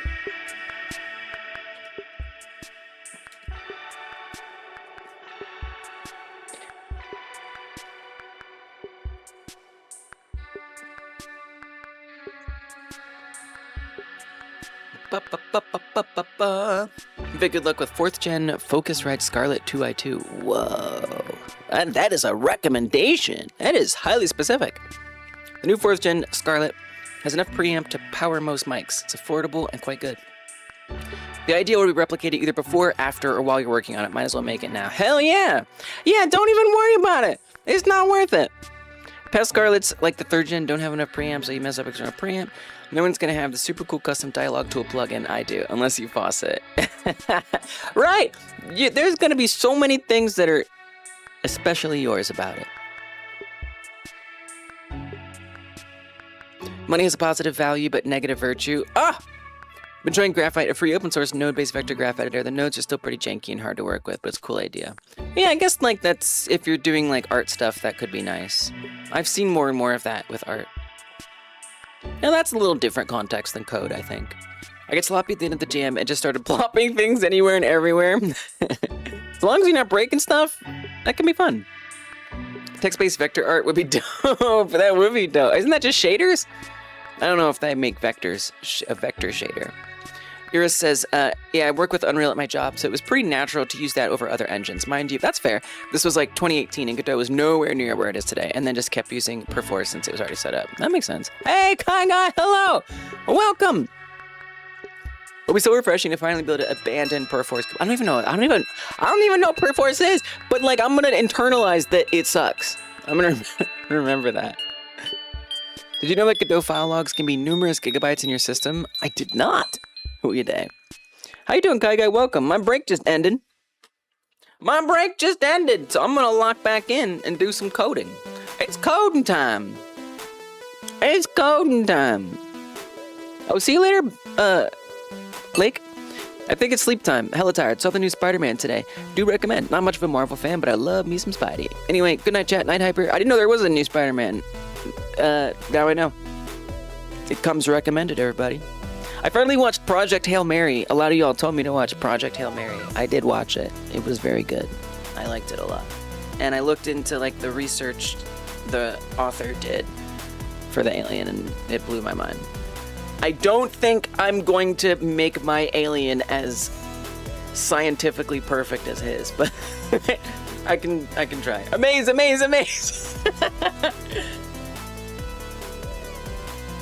Yeah, it was really good. It was a lot of fun. I liked it a lot. All right, back to work. If it seems like I'm ignoring you over the next 80 minutes, I probably am. But hellos and goodbyes, I will gladly respond to. You don't have to worry about the hello. It'll automatically do it if it's your first time chatting today. Otherwise, use the bye, see ya, or later. It'll make a little ping in my ear, and I'll hear you and say something. I might check chat a little bit, but for the most part, I'm locked in. Hork, if you drop that link, I would love to hear about that match statement stuff. All right, let's get back to it. I'm gonna put the submission timer. Oh, I didn't realize the chat was covering that. Well, there's not much you can do about that. Submission timer is right down there so we can keep track. We have 3 hours and 40 minutes left to get our games turned in. There's nothing new under the sun, so new ideas are often combos or tweaks of existing ideas. Right. Like, let go of the idea that your idea is some, god tier thing. Totally. Love that. All right, so where did I leave off? Right, it's not interpolating. I got the whole hub contents, the planets, moved to a different script where it belongs. Amaze. But it doesn't seem to be interpolating, and I would like to know why. So my first question is if this is actually running every frame in the first place. So we're gonna print and we're gonna say contents out, and I want to hopefully see this. Well, but it might be ending itself. Lisa, you need data, and you know it. So can you please actually print the information? So actually, can we get at the top? Print. Let's do a fancy print so it just stands out a little more. This is my plugin. It's not built in.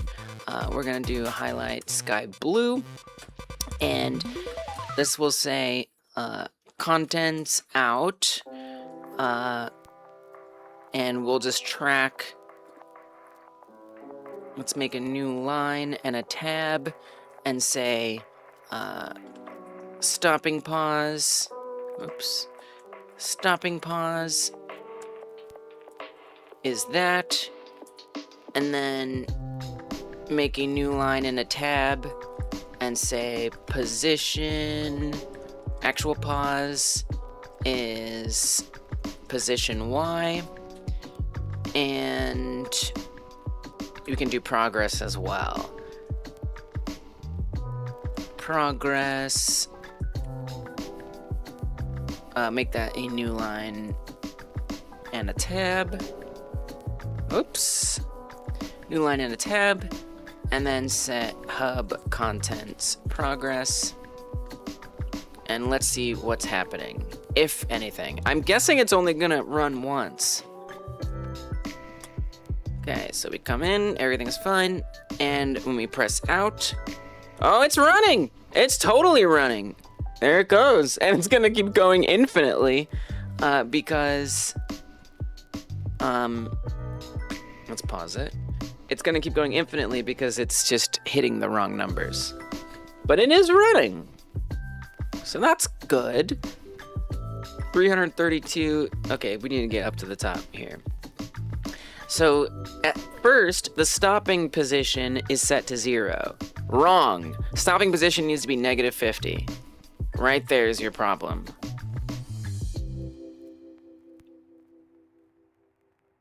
It needs to be -50. It's starting at that position, which is weird.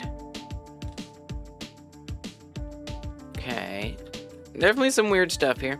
So where did I make that mistake? Hub contents out position, which is -50. I mean, yeah, that's what it is at first, but then we change it. Please, did you remember to change the states? Yeah, I think so. Let's check. Oh, I'm not sure what's going on. I'm not sure what's going on. Can you give it to me in process no matter what? Let's do this. Let's say,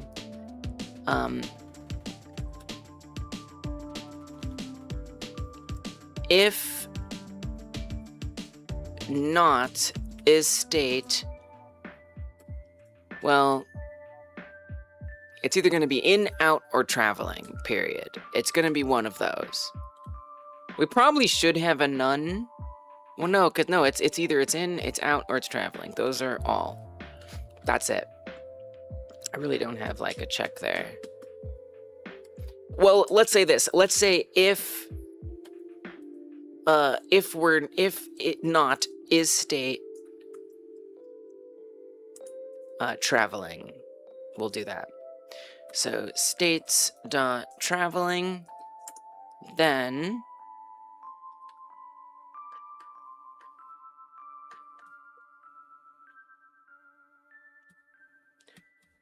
did I call Better Lake Brett earlier? Sorry about that. If not is states traveling, then it looks similar. I forgive myself. Then we want to return. That's the only time we want to check anything. But in that instance, and then otherwise print. Yeah, this makes sense. Okay, so we do that. We'll need to do stopping position after that, which we are redefining over and over again, but that's kind of fine. Oh, see you later, Kai Guy. Goodbye. Oh yeah, they did leave. That's right. You'll see it, but you're not sure you're feeling like going out tonight, though. You have a feeling you'll still be there next week. Yeah, you probably will be. I hope you feel more up to doing things soon. Appreciate you stopping by. Good night for now, Kai Guy. Hope it hasn't been a very Monday type of day. So this won't necessarily be out. Instead, I wanted to tell me what state we're at. So report, we're gonna say,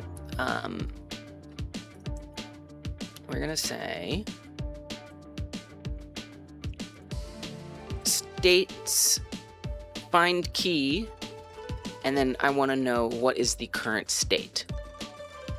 So it is going to clarify what state we're on. So I'll be seeing the ins and the outs to observe what I did wrong. Oh! Oh, we never switched to a traveling state. You know, I hadn't thought about that. That makes a lot of sense. Okay. So I guess we need to say change state to traveling. Okay. That was an oops. We're gonna change state to states traveling when either of these get called. If we call in or out, we switch to traveling. When traveling is active, then in process, all this stuff starts to happen. Okay, wow, makes a lot more sense. Now we do have this if state in, if state out thing, but I guess we need a traveling in and a traveling out. What if we do a last state? Would that be a devastating idea? Last state, states, and then we could say state 2. Can we say last direction? Last direction state or something? This is kind of wild.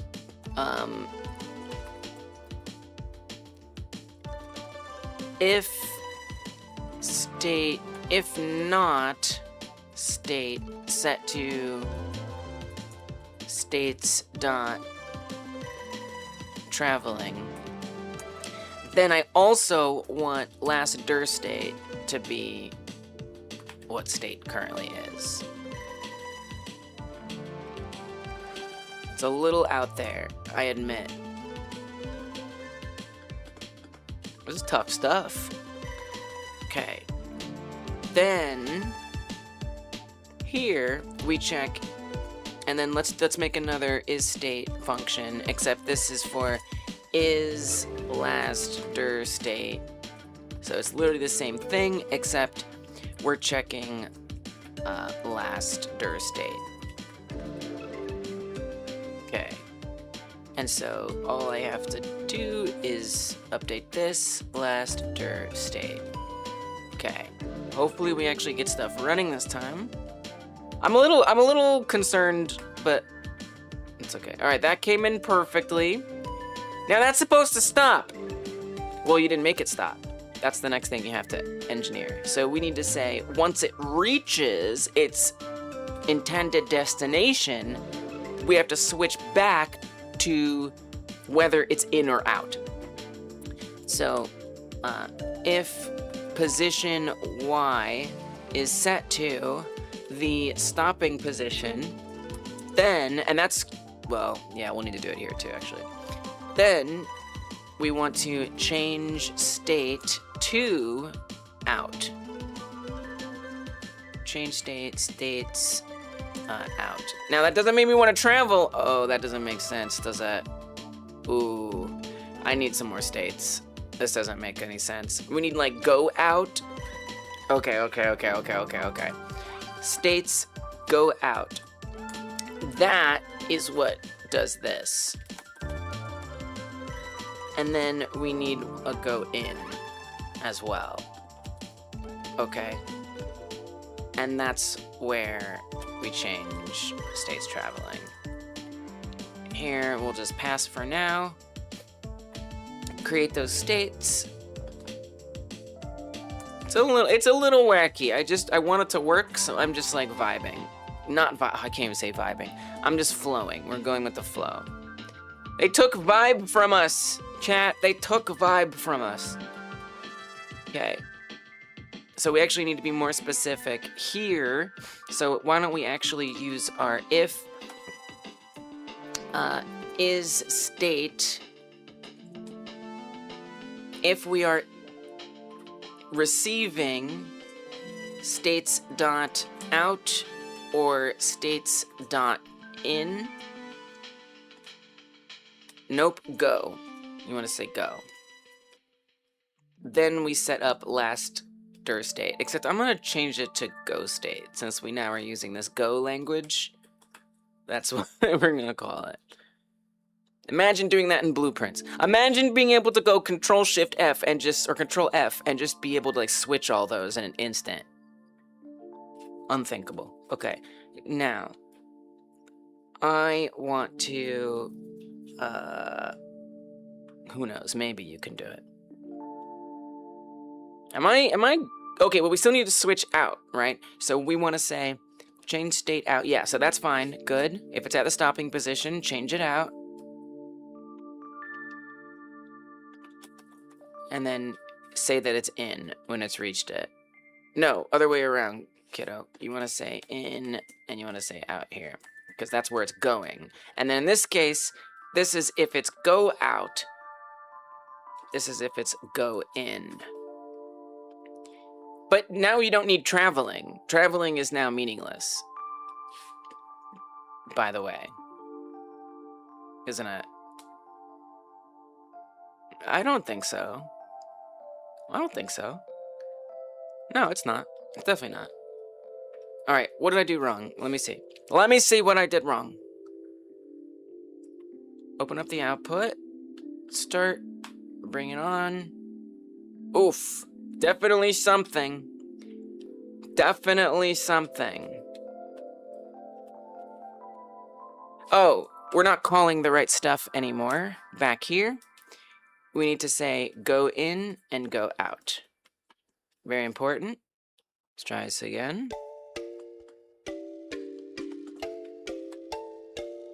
Nice, good. And it stopped! Great. So let me just examine it. It worked perfectly. On the in.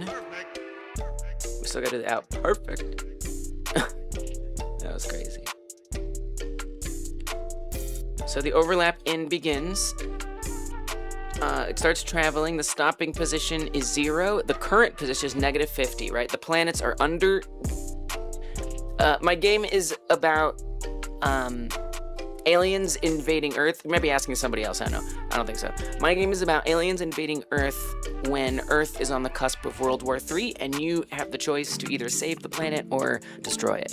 And you might even affect your own planet in the process. It's going to be a game kind of like Mass Effect in terms of like the dialogue is going to be like a vast majority of the game, and then there's going to be 3D platforming in between the dialogue. So instead of third-person tactical shooter stuff like Mass Effect, it'll be 3D platforming. Traveling. So -50 is under. The target is 0. That brings it up. And currently it starts at -50. So we see that just gradually change as we go. Perfect, perfect, perfect. Until it reaches 0. Close enough. Then it stops. Perfect. All right. So now we're going to see what happens when we go out. Oh! Okay. Wrong direction. It's supposed to go down. It went up. But it went somewhere. I'll take it. I'll take it. That was silly. The stopping position is still 0. Why aren't you switching the stopping position? Why do you do this? I thought that this was dealt with. Stopping position, float. It is being redefined every time process is called. Every frame, it's being redefined. We define it in these if statements. So either it is going to be hub contents in position, which is 0, or it's going to be hub contents out position, which is -50. So why is it not updating it? I find that shocking. It's -50 and it's 0. What am I missing? We know that this is running. I mean, I guess we don't. Okay, so let's do one more print. Going out. The only thing I could think of is that we're still on going in. Although it is weird that it moves up. I have questions about that. Okay, going in. It's printing going in over there. We go down. It's going out, baby! It's going out! And then it never ends because it never reaches the stopping position, which it seems to think is 0. Yo, I'm really confused. Why it's not getting redefined.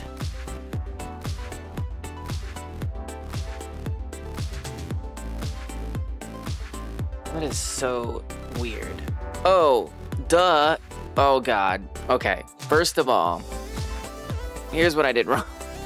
I'm checking what stopping position is after I declare it before I assign it anything. So it's always gonna be 0 because right here, I didn't write it, but essentially it's 0.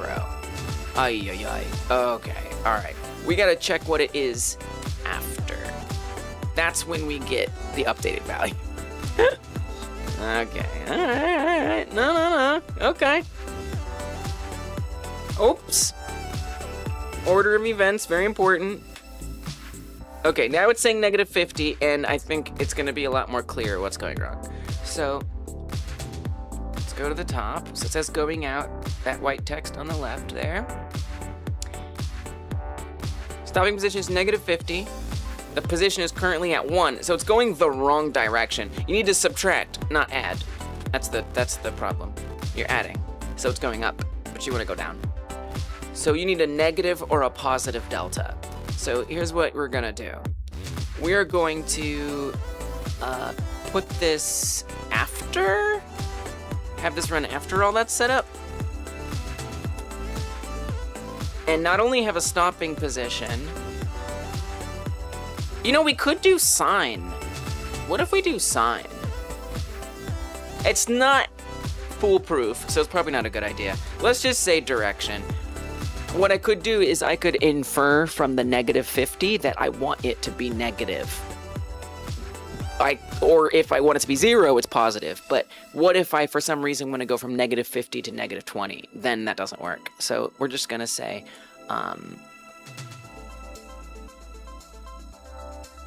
what's the first direction we go is always going to be positive. So we'll make it 1 by default.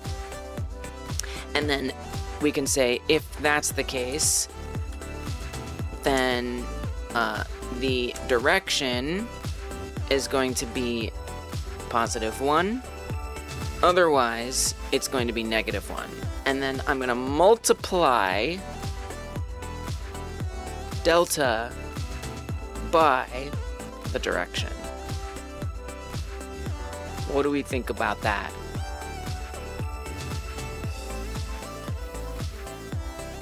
In is good, out is good.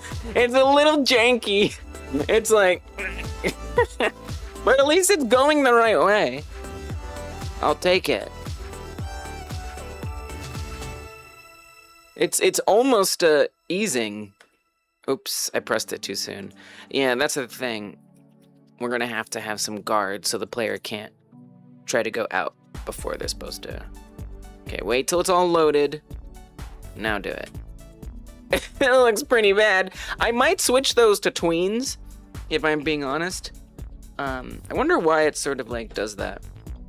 I'm inclined not to care today. I kind of just want to get the infrastructure built and then fine tune it so it looks more gooder. So it seems like, because we're not resetting the progress, you probably want to reset the progress would maybe help with that.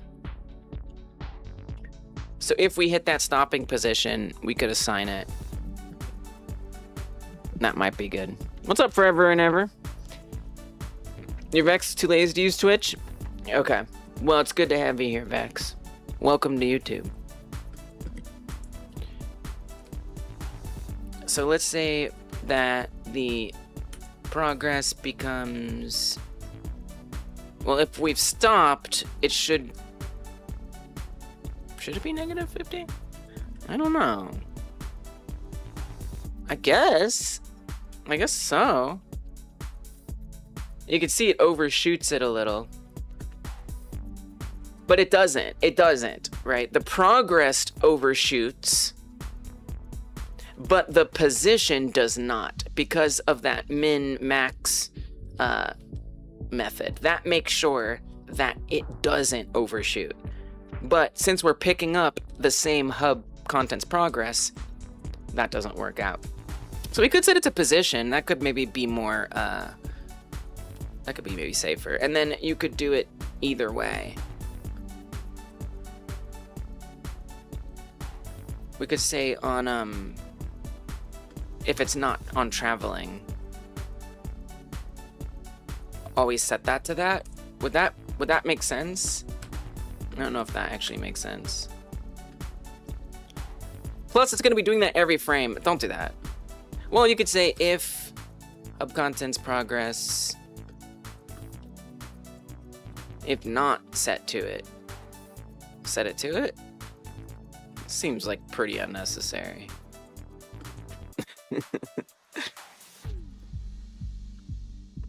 I can't help it. I can't help it. Do what I gotta do. I like how you're too lazy to use Twitch. Like, what does that mean? Like, you were just already on YouTube? Nice. Much better. Okay. I like what I see. Great. Commit it right now. Hub contents goes in and out on its own script.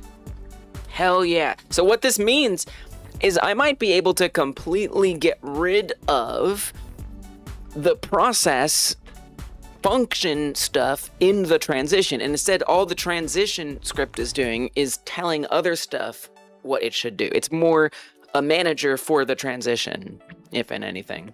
To avoid the ads, yeah.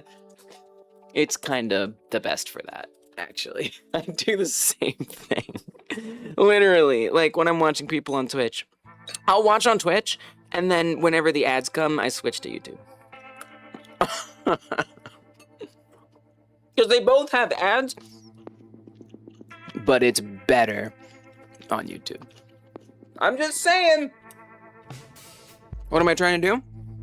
So, in my game, there's going to be a hub menu. By the way, I assume you're just asking out of curiosity, but I will put out there that we have some, U-block. Well, look. Alright, I'm not going to say anything about that.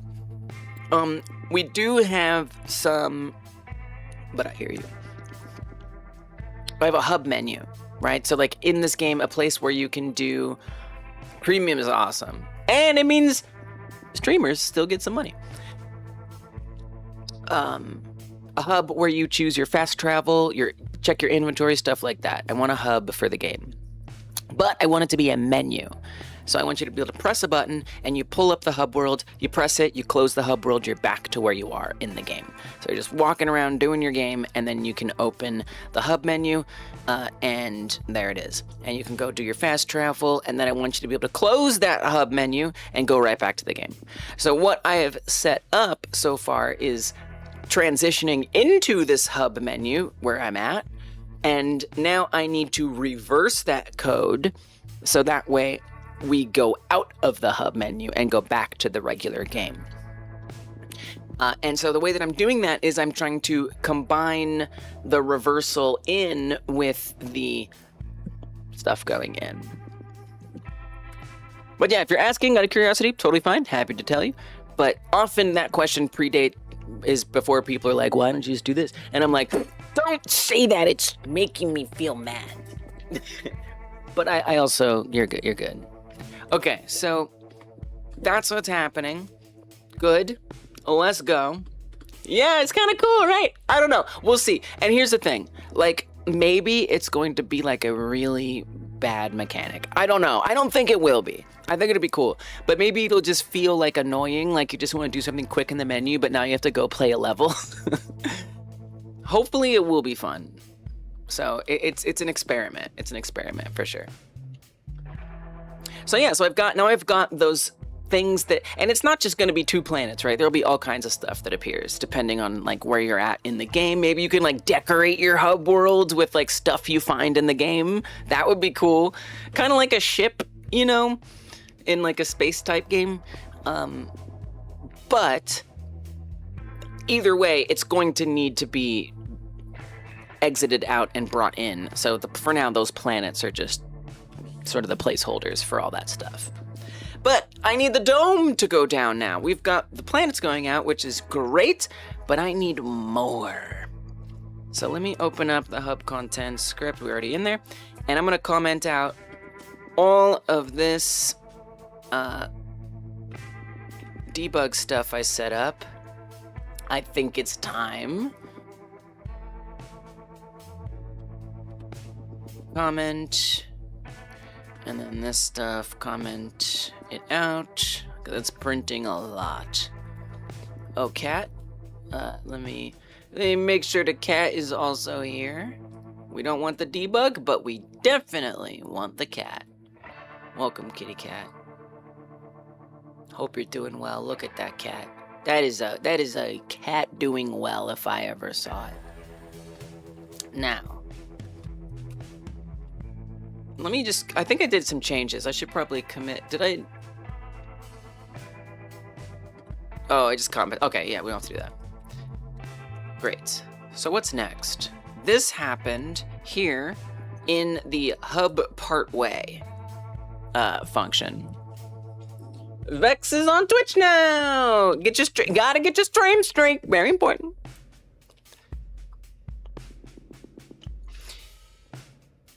We still have to do the. Don't worry about that. Just get that dome handled. That's the next most important thing. So we immediately switch to the handle hub state. Now that does make sense when we're coming in, because when we're coming in, the hub dome runs first, jump, and then we teleport the player with that dome to the hub. But when we're going out, do we really want to handle the hub first? Yeah. Well, yeah, because we want the player to get teleported with the dome. So I need to reparent. Okay, here's what I need to do. Because here's how it works. Okay, I don't know. Let me see if I can try to explain this. The way that it works right now, the player is chilling. Thanks for the hydrate, Vex. Cheers.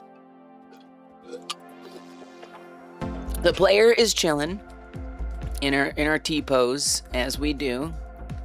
Okay, there's my drawing. And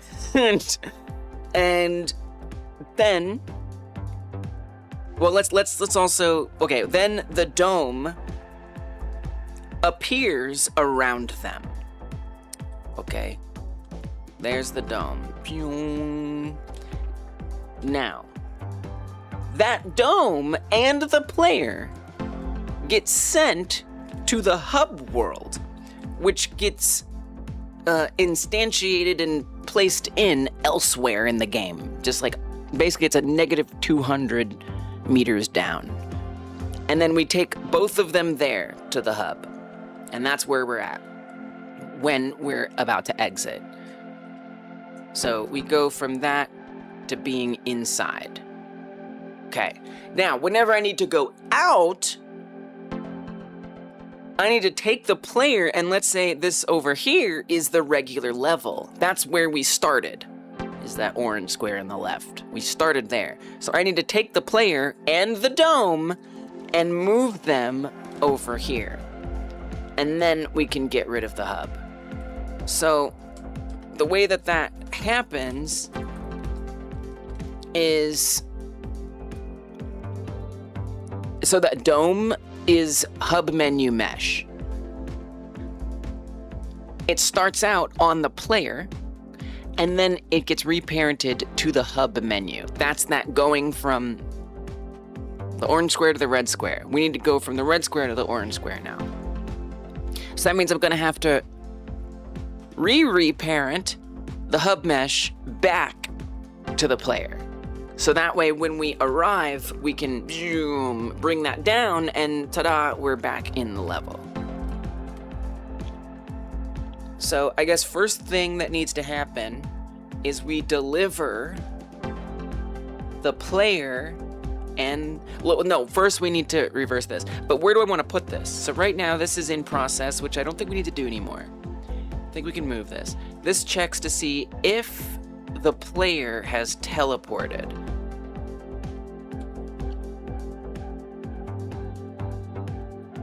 Either we're in handle hub or hub partway. If the player has teleported and the hub menu mesh, the dome, is parented to the player, we reparent it. If we're not teleported, well, actually, we don't do this anymore. We just moved that. Okay. So here's what I think. I think we could move this. Maybe. Possibly. If I remove that, we're going to have trouble. You probably just want all of this. Okay. And let's try moving. This is probably not going to go right. Or it's going to be perfect. One of those two. Pause the sky. Show active. Enable the hub. This is going the other direction, so we would want to go to hub partway. Then we initiate the teleport and the reparent. Okay, what I'm trying to see is if me moving that from that other script to here, from process to a single moment, if that doesn't mess up the in. Nice! It absolutely did not. Hell yeah. Okay, good. So now I just need to do this on the out end. So on the out end, we already know the player is going to be teleported. So I don't think we need to do that check.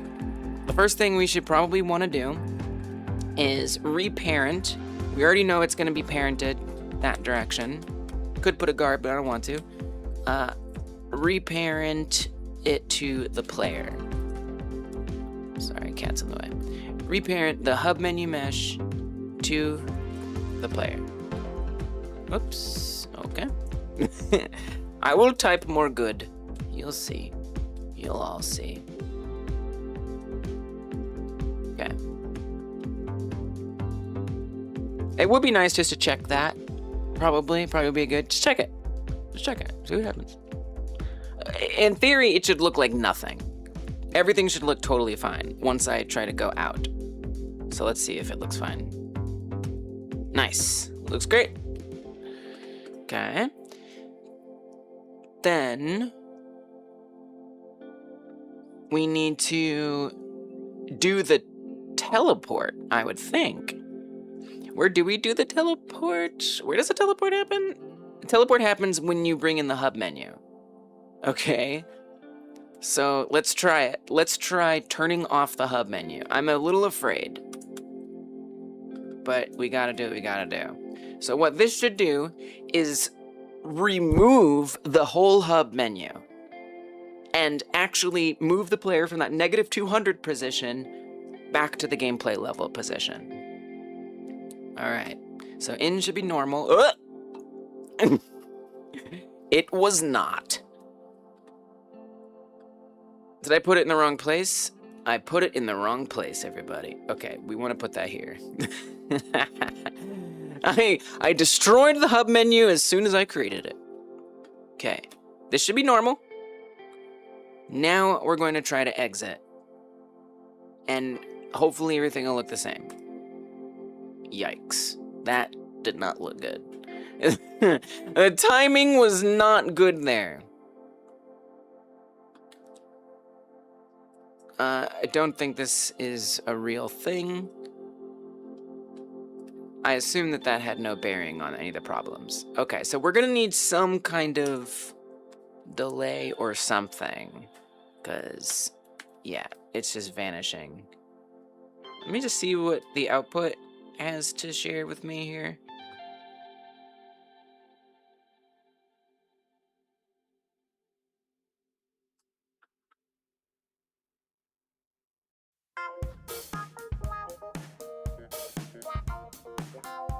I'm not exactly sure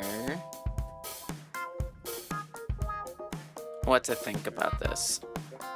Let me try putting in the debug at the top left, even though it's late on some things. So we're in the hub menu. I press this. Okay.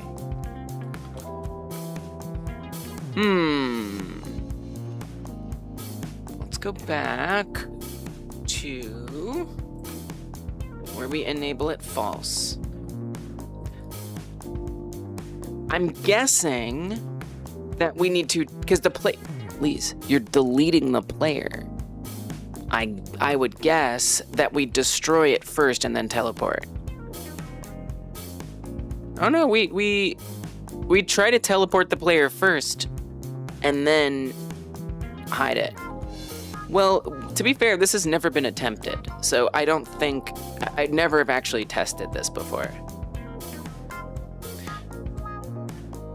So it kind of makes sense. Disabling hub, unteleports player, unteleporting. I think there could be an order issue.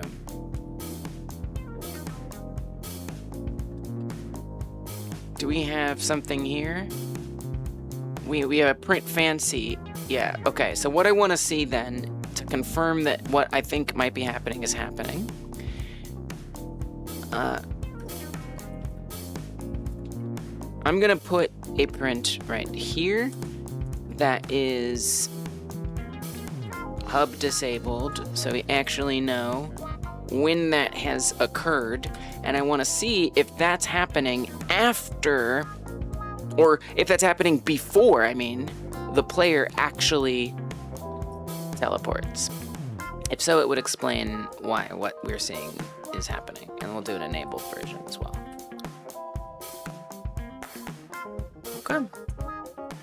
Okay, so I'm looking for that specific hub disabled print, and I want to see if it comes before or after the player reports that it's unteleporting. Give it a second, hit that, and let's check. Interestingly, you can't see because the cat's in the way, which is not my favorite fact of the day. Interestingly, it turns out, oh wow. Wow. Wow. It turns out that evidently the disabling is happening after the unteleporting. Which I was not expecting that. So, what do I do? Okay, we gotta keep figuring it out. What if you don't do the hub disabling? Just like comment this out, right? So we're actually just gonna leave the hub alone. We're only gonna do the teleporting. What happens? Because if that gives us the same result, that's very interesting. Ah, okay. Okay. So it has nothing to do with hiding the hub at all. So what's happening? Where's the player? What are we gonna do? Okay. Why don't I try to make the vanishing go away and see what's left? I want to see, are we actually at the level or not? So I'm going to bring this back. Oh, nothing. Where are we? Where am I? Okay, let's go into a debug mode here. I'm gonna do, here in Godot, we can like look around the scene at where we're at. So I'm gonna hit 3D, and then we're gonna control the camera, so I can see where I am. Where am I? Let's unvanish this. Dude, I don't even know. I don't see anything. Oh, I saw something. What's that?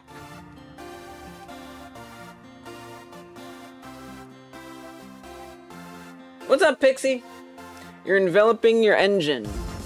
You're a genius, damn genius. You mean developing? Congrats. What kind of engine? It's like a 2D engine, 3D engine? So we are moving to another place. Oh, I need to make the region visible.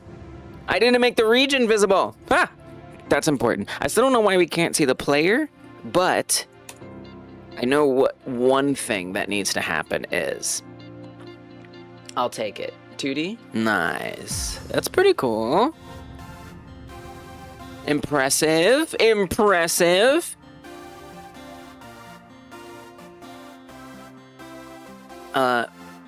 Back where we are doing this, I need to change this. Let me say manage regions, show active true. So that way the level comes back visually. So hopefully it won't be nothing. Well, the vanishing is, well, what if we bring back the vanish just for a second? What if we just do that for a quick second? Like, what if we drop in just for the sake, it's like temporarily, I'm just gonna drop in completely unvanish. That way we can see the level. Now, I would want maybe a gradual animation. I'm not actually sure yet, but for now, oh, oh, because when I was testing it, I guess.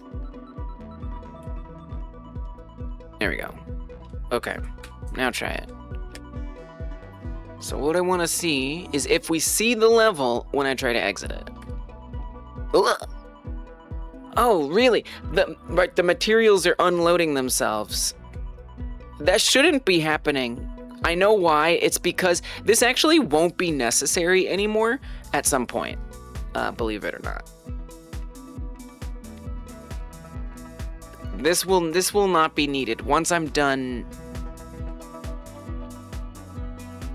I should put a note to do. When this is one script, you can get rid of this. We're gonna put that a few times so I don't miss it. I'm gonna put it after as well. And then I'm gonna do the exact same thing over here. And let's say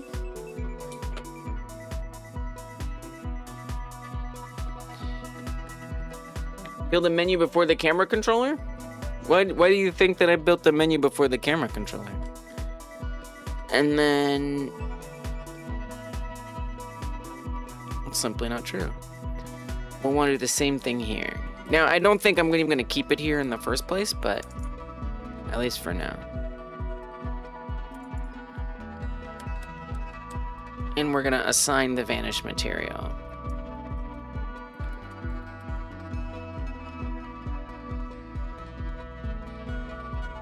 Yeah, I've always regretted doing the menu last. Always. Always, always, always, always. I have never been glad that I waited to do the menu. At any point. Oh, wrong thing. I'm going to do vanish mat equals.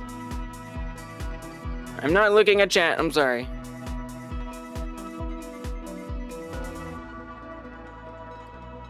Okay.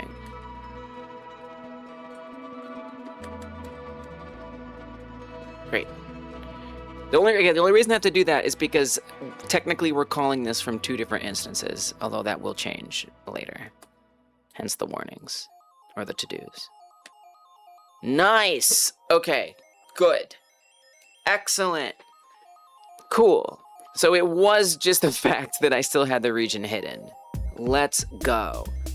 Good. So I don't actually want any of this to be there. We want to comment all that out.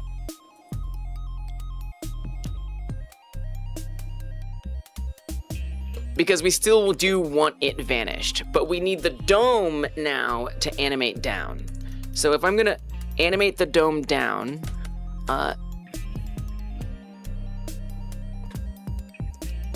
if I'm going to animate the dome down,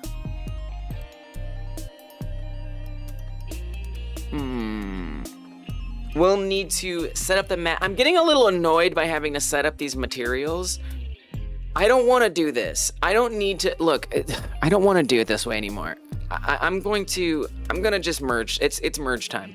So this is all that the other instance is. It's nothing. So we're not gonna deal with this crap anymore. We're gonna bring them. Well, you got to keep one of them up, but you don't have to keep that second one up. So but it's not an instance. That's okay. You can still do in, because guess what? It won't matter. You can do the same thing. All you need to do, literally, I think that'll be exactly the same. Well, we'll see. You just won't have to establish the materials again. I think this will be fine, but let's see. Yes, that was the same. You're good. And now, because remember, I took out the vanishing thing. One thing that isn't great is even though the, assets are vanished, you can still see the outer tracing. So it's a little tricky. Getting that dome to come down is gonna be kind of hard.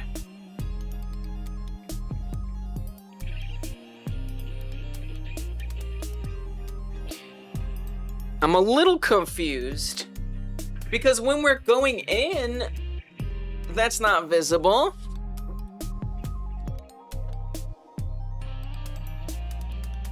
Why is that on top here? Because the orb should be rendering on top.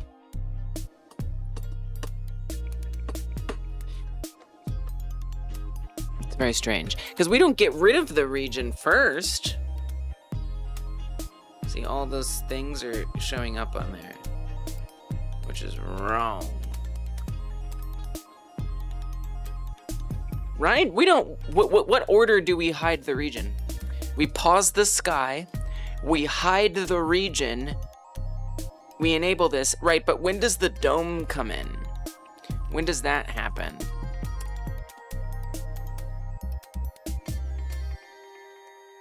It checks to see if the vanish distance is down a certain amount, then it starts bringing this in, and that's in the last phase. I'm not really sure, so out of curiosity, I just kind of want to see, can we print the status of the region? Which, how do I want to check that? Manage regions. Do I have some kind of helper function for this on here? Get active. Does that get unset when we hide it? Show active.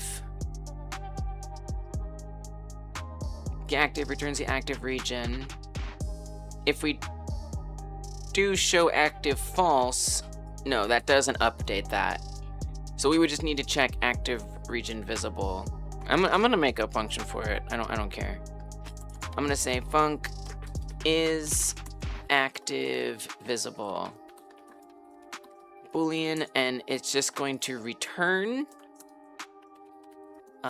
active region visible, whatever that is. And then over here, I want to print is active visible.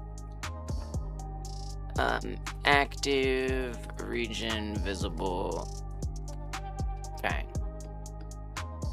That's what I want to know. I want to know the order that happens in. This is a bit of a puzzle. Okay, it's printing, it's false, it's false, it's false. Let me zoom in a little here. Real quick though. Let me fix this so I can actually move this out of the way. I just added this on today.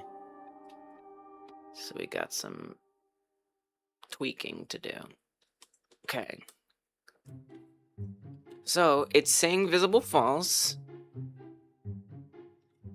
The first thing that it does, well, I don't really see the dome thing. Hub dome. Oh, up here. So it's after. So the hub dome is appearing while the region is visible, which makes sense. Of course it does. What's up, Rembot? Hey, good to see you. Shout out, Rembot. You have the same name on YouTube.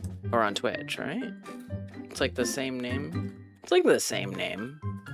I'm like pretty sure. Rembot's a great streamer, very entertaining. I don't know if you're still doing all the soundboard stuff, but I hope so. I hope so. I deeply hope so. Same name everywhere, baby! Alright, we did double shout out.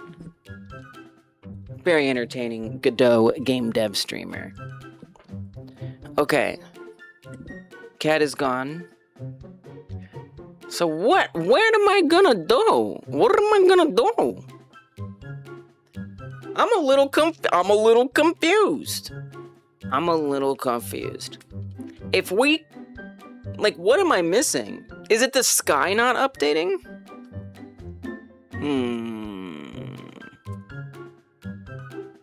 Because if I put this all back in, we should see... The vanish shader is just, it basically, the problem is it's overriding the dome shader.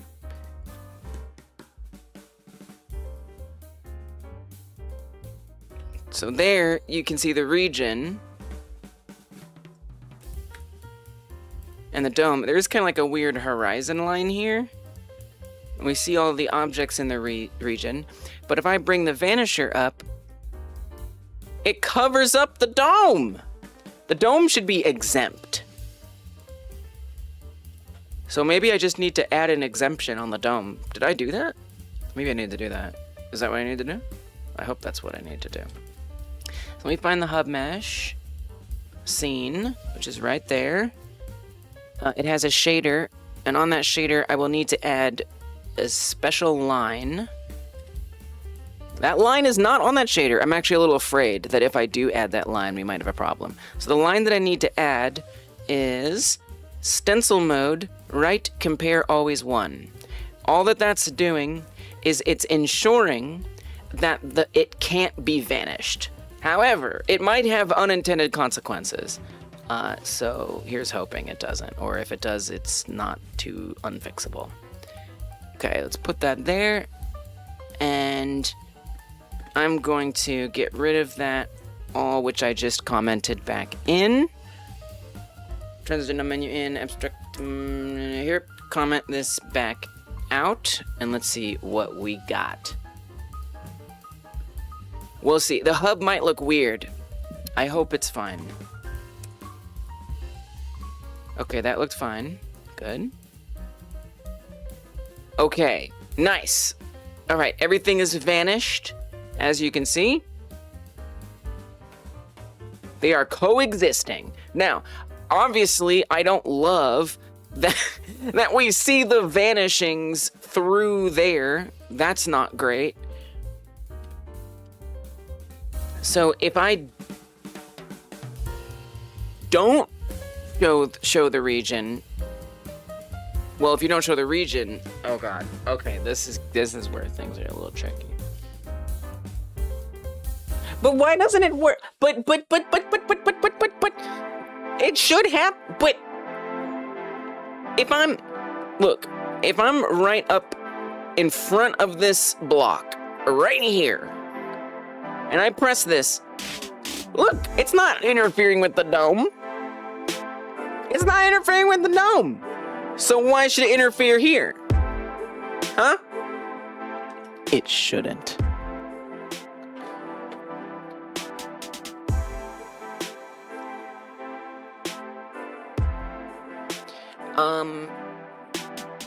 I mean, there's something different happening timing-wise, obviously. We have to show the region, otherwise I can't teleport the player to the region and show the player. I don't want to, and here's the thing, I do not want to have a separate thing for revealing, well, what you have to do is you have to not teleport the player yet. That's all there is to it. You have to wait to teleport the player, period. How the hell is that gonna work? It's not. So you actually need to find a way to render that dome on top. But that doesn't make sense either. Oh, that's a bit confusing. Okay, I think I need to sit here and I need to play with some things. I think we need to play with some things. Because rendering on top would be a problem. Things would look pretty strange. Oh. Okay, I tried to put a lower render priority there. That's even weirder. That's even worse. Putting it on top, obviously not good. If we go to the hub mesh and put that dome on top, I don't think that's gonna be better. Same problem. Well, similar problem. Bit tricky that. Bit tricky. I mean, I could also just be okay with it. Like, we could say that that's kind of fun. Well, but Lise, what if you pull back the vanishing? Well, then the stuff will be there. Maybe it's okay. What if that's kind of cool? You know, what if that isn't a bad thing? How about that? What if it's like kind of neat that stuff is there? Well, okay, but you still need it to gradually appear. I don't want it to just in. I'd want it to, like, you know, interpolate in somehow. And if I can't vanish it in gradually, then I would need to move it in gradually. The only thing that's moving is the player, but I don't want to interpolate the player movement. Oi, oi, oi. That is a bit of a conundrum for me there. I mean, do I just have to be okay with it all just popping in like that? Do I just have to accept it? I also think it's interesting that it doesn't actually set it to the full fade out, I noticed. That vanish that I commented in, it wasn't fully vanished. So that's also something to look into. Ooh, we got some questions. I got some questions that are gonna need some answers. I mean, I guess I don't care if it just pops in. Thanks, Vex!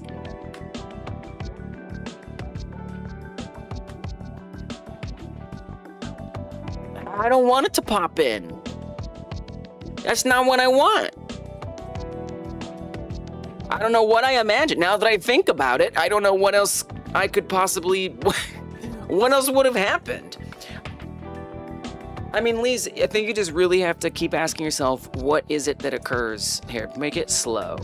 Make it like an 1/8 speed, so I can just like think for a second here. So it takes it over, it's vanished, and then snap. We've teleported. We haven't, though. We have, though. You need that snap moment. How do I reverse that? I don't know yet. I'm not exactly sure how I reverse that. 16th speed. It's gonna be a second.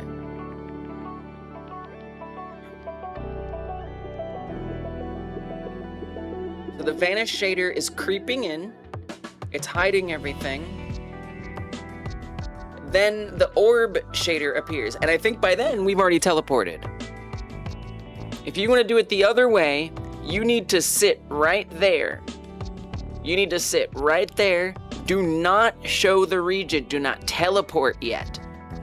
You have to pull the planets down, peel the dome down, and then when it's just sky and nothing else, bam, teleport the player. You have to make sure the dome and the region objects don't overlap on the way out. That's what has to happen. What's up, Henry? Hello, Henry. Welcome, welcome, welcome. I think that's what has to happen. So in order to do that, we need to delay when we actually disenable the hub. I think we want to disenable all of this. You need to just start animating the dome out. That's what needs to happen. All right, let's animate the dome out. Let's do it. In order to do that, and I would say keep the vanish gone for now. In order to do that, I'm going to need to do what I just did in the last work section with the... I am doing well. Exactly what I did with the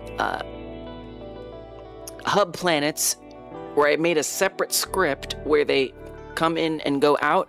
I need to make that for the dome wrapping around. So I'm going to go to that script, and I'm just going to kind of copy what I did for that, and I'm going to paste it on the dome, so that way we have that. So that's on the hub mesh, hub dome, and there's not really much going on here.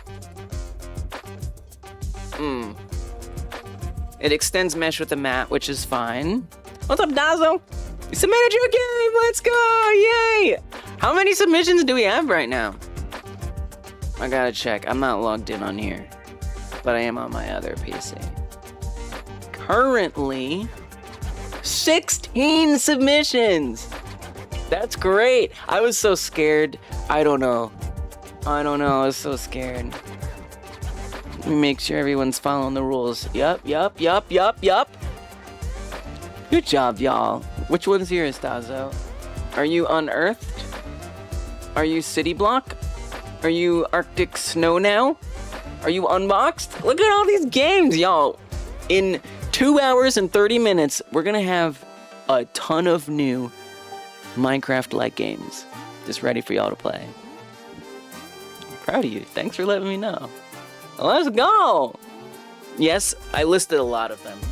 Arctic snow now. Nice. Yay! 16 so far, I know. Well, you know, the most we had was like 35, which I think the Pac-Man Jam and the Rogue Jam are tied. I don't expect there's going to be that many for this one. Because it's Minecraft, it's kind of hard. So I think there's going to be a lot less. But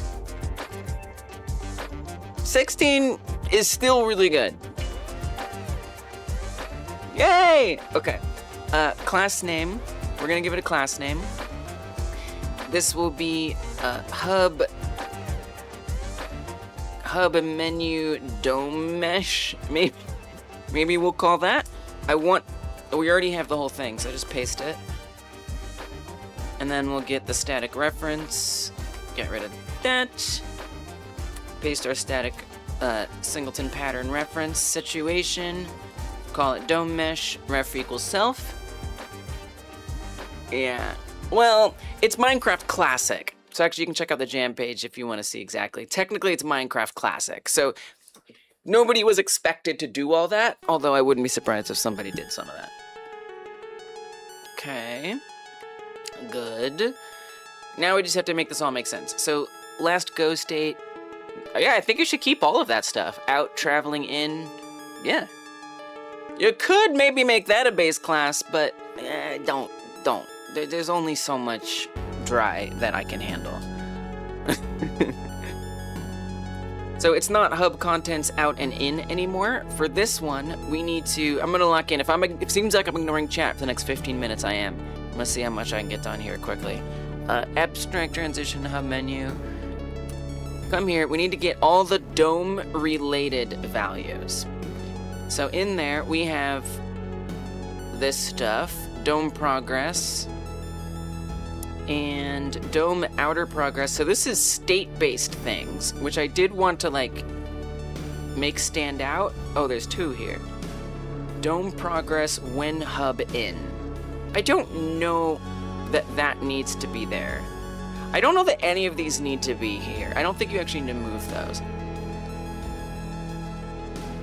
Grab these, just a theory.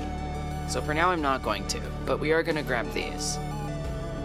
And then come back to the new hub mesh script.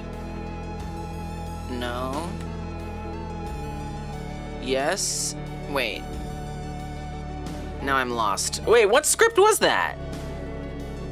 Hub dome mesh? Oh, that's very confusing.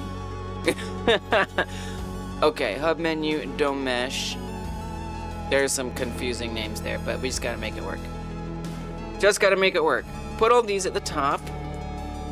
I'm not going to put them above these, which are all abstract functions from its base class. Those can stay up there.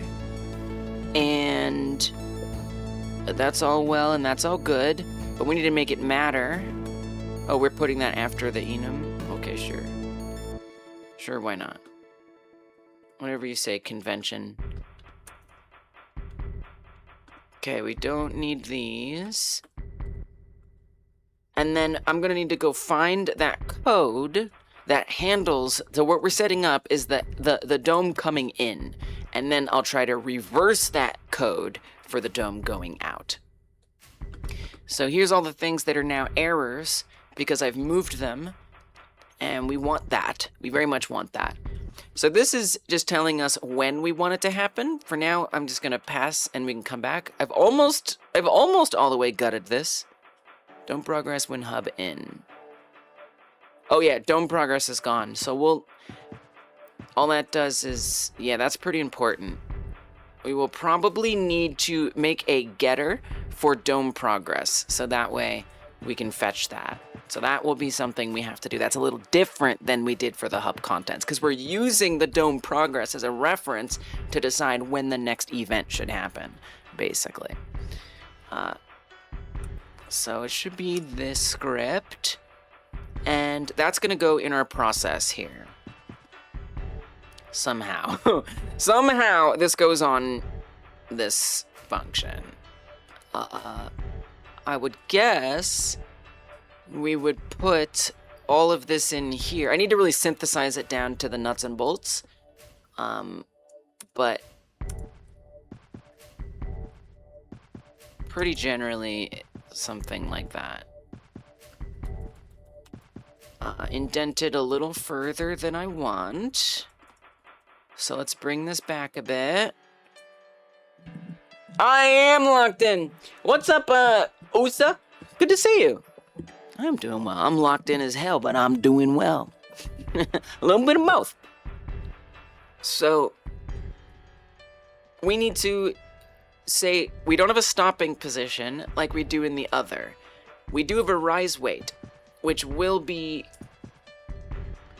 Well, it won't be different depending on which direction, but we will need it for each direction.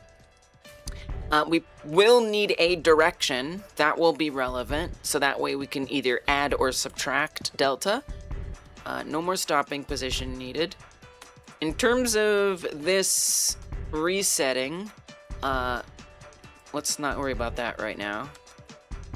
If we're in doming down, wait, doming up, first so instead of go in, I guess we can refactor this a little bit to dome up. And then on this one, we'll call this dome down.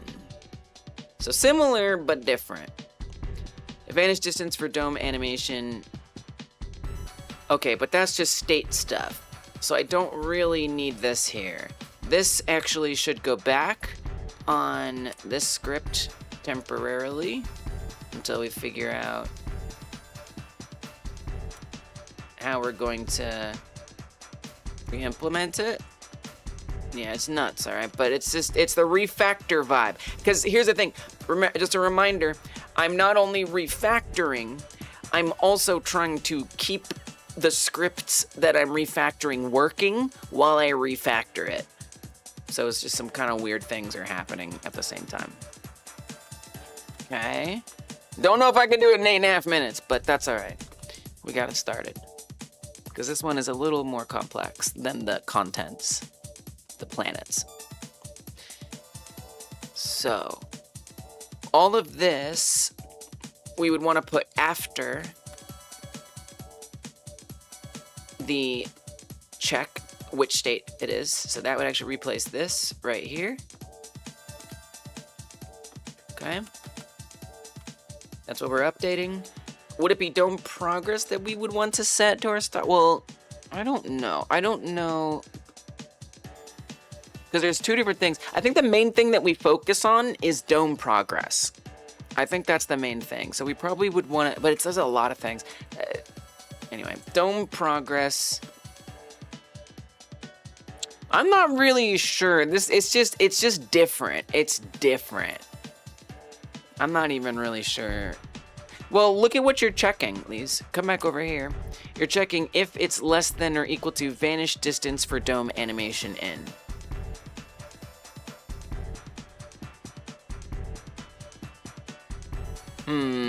It's a little confusing. What's up, phone? Am I using a split keyboard? I'm not. I'm using just a regular unsplit keyboard. But it does have a built-in trackpad. I'm a trackpad girl. So, this is tough. This is kind of rough on the brain. I'm gonna need a bite of food, and I might need a 30-minute break before I can approach this. It's a lot. I know, isn't it cool? It's a circle. I like it. It's kind of a lot to take in. If dome progress is less than dome progress when hub in. This is complicated. This is a tricky one. But we never... How do we know? Well, you know the dome is in, Lise. Come up here. Look. Look at the... You have a dome progress starting point. And you gotta think about what the ending point is, which is 0, by the way. Let me just double check that. So here we are in the scene. If I put this rise progress all the way down, it's hard to see here, but it is there. Derek, welcome! Yay! You've earned that rest, that's for sure. Nice work! We gonna have some games. We gonna have some games. So it's 0 when it's full, and when it's empty, it's actually at 1.3. So those are the values that I need to be checking. In fact. Okay, got it. Understood. Understood. Do not duplicate it. And I don't think I actually have any...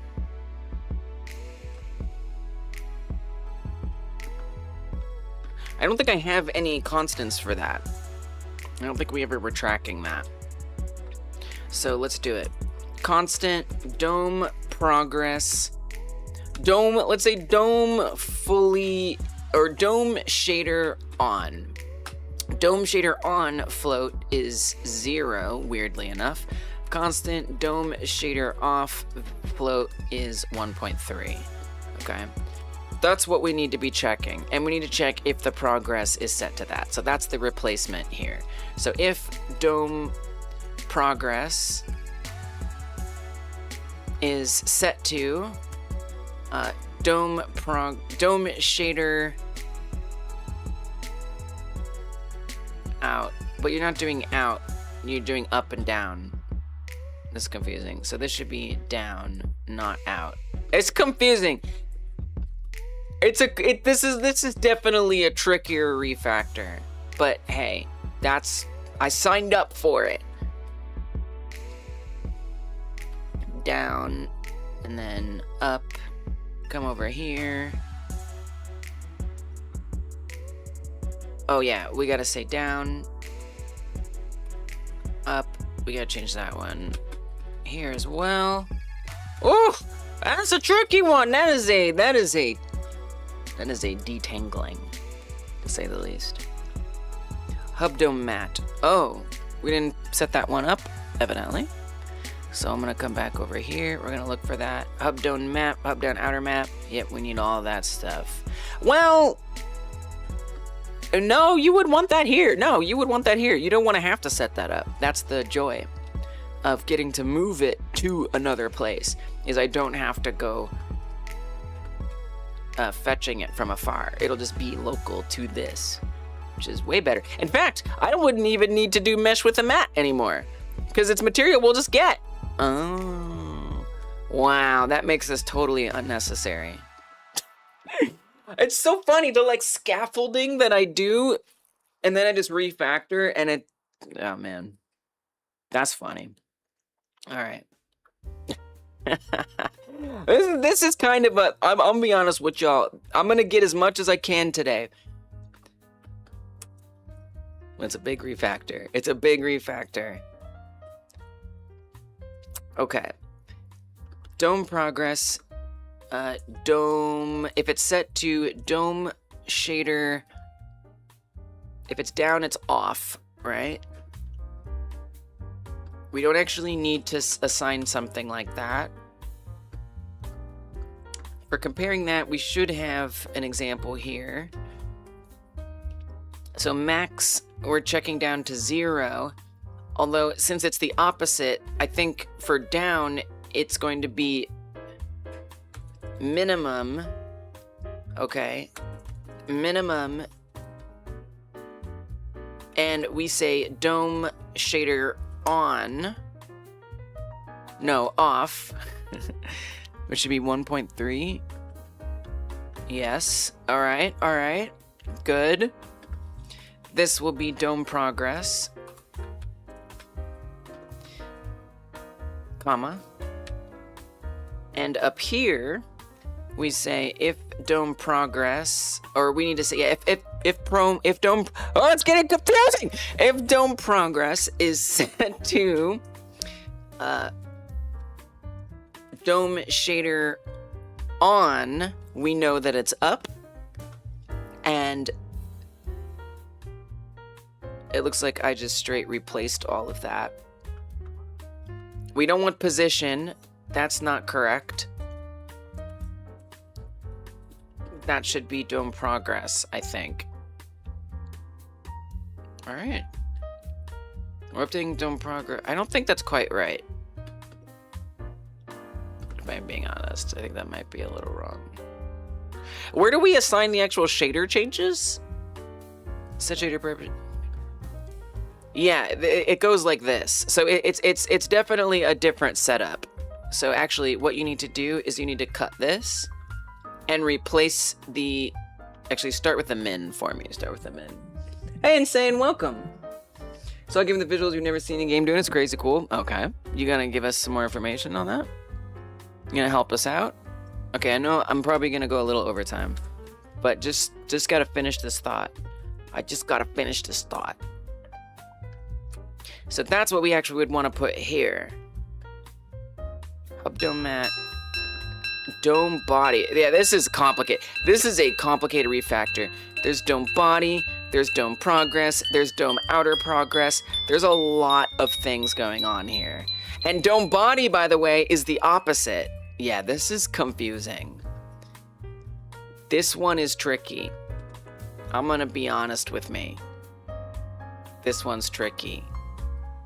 Yeah, see how that's max? That's what you want. Okay, so this is actually all correct. Oh, okay, I see. So if I wanted to put this on the out, I got it. We come down here. By the way, we need all this dir stuff. We gotta have all of this times dir. So that way it respects which direction we're going. And then in this case, we're gonna invert it. So it would be min, this would be max. We're checking which one is higher, which one is lower. Oh, it's complicated. I mean, we'll get that. Yeah, we'll fetch the mat. Dir state up. Wait, did I actually do it? Oh, we'll see if it works.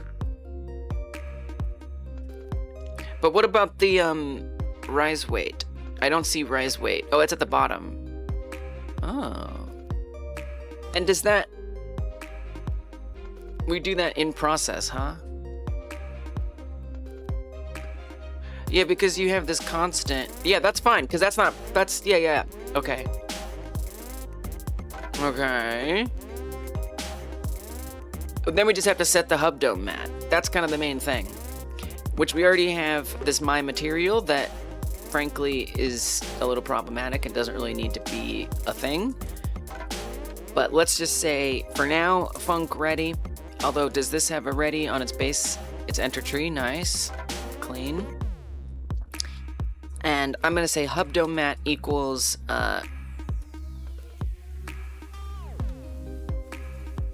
my material for now. I don't think it's gonna work. Well, you still have to call it. That's the other thing, is I have to know when's the moment that I actually call that stuff. And look, we got all kinds of things going on in here. Well, you don't need this anymore. You still gotta say outer bound. We're not ready. I'm not ready. Hell no. That's next work sesh. That's in 30 minutes. Nope. That's a tricky refactor. There's a lot going on there. Oh my gosh. That's all right. I can handle it. It's complicated. It's complicated. All right, I'm gonna do 30 minutes break, chat. Play a game if we have time. And then do another work session. Oh my gosh. By the way, if y'all are participating in the Game Like Jam, there is 2 hours and 17 minutes left to submit your game.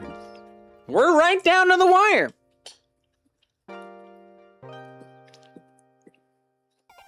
It is physical embroidery. Whoa. What? Do I maybe know the game you're talking about? Maybe not.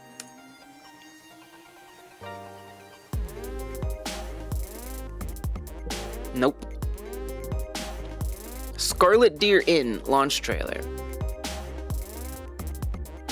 Oh, this looks beautiful. Wow. This looks so good. You said it has embroidery?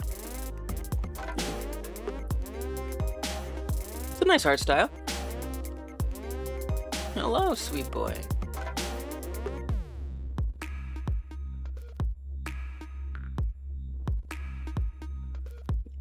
At the end. I love those dialogue boxes. Really, really nice lighting. We got some normal maps. I don't know if we do have normal maps though. Maybe. It did go fast. When you have something like a jam to like keep time for you, you really notice it, right? Whoa. Oh my god. Jesus. What was he gonna do? This looks so good.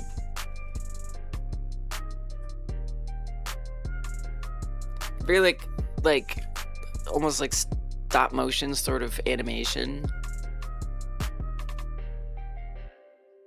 Whoa!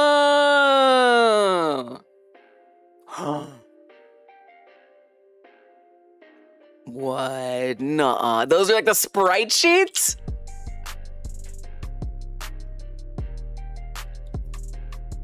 I don't get it. I don't get it. How is this? How is that? How is that? You what?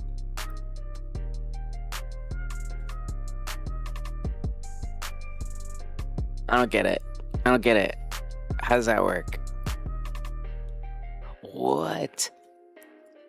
So I guess they're like taking pictures of it and then using those sprites. That has to be what it is. A free demo? Wow. That's cool. That's cool. Hey buddy. How you doing? Welcome. Oh, he's a sweet cat. Oh, he's a sweet cat. Yes, he is. He's very sweet. Hello. Hello. I love you. Yes, I do. Oh my goodness. What better way to take a break than to feel some peaceful cat vibes? Yes.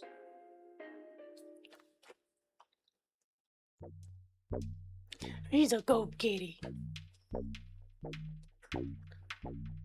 Alright, let me catch up. What I miss? Boop boop ba doop ba doop boop boop boop boop. Can't remember all that. Godot file logs. Amaze, amaze, amaze. Dora's still new to game dev, but you wanted to know if try doing 1 hour game jams. We used to do 1 hour jams, but we stopped doing them. But we used to do them. They were fun. At some point, I stopped finding them useful, but they are a lot of fun, for sure. I mean, it's fun when you participate once in a while. It's different when you're the jam host and you're participating every single week for years on end. But I got burned out on 1 hour jams. Definitely a really cool thing to do, though. Fireball is not a new concept. That doesn't mean you shouldn't do a fireball in your game. Amen.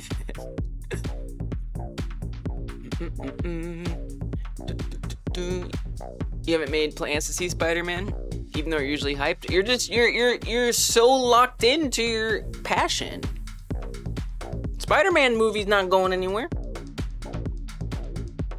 But this moment of motivation to set up your live stream, you gotta capture that. You gotta seize that.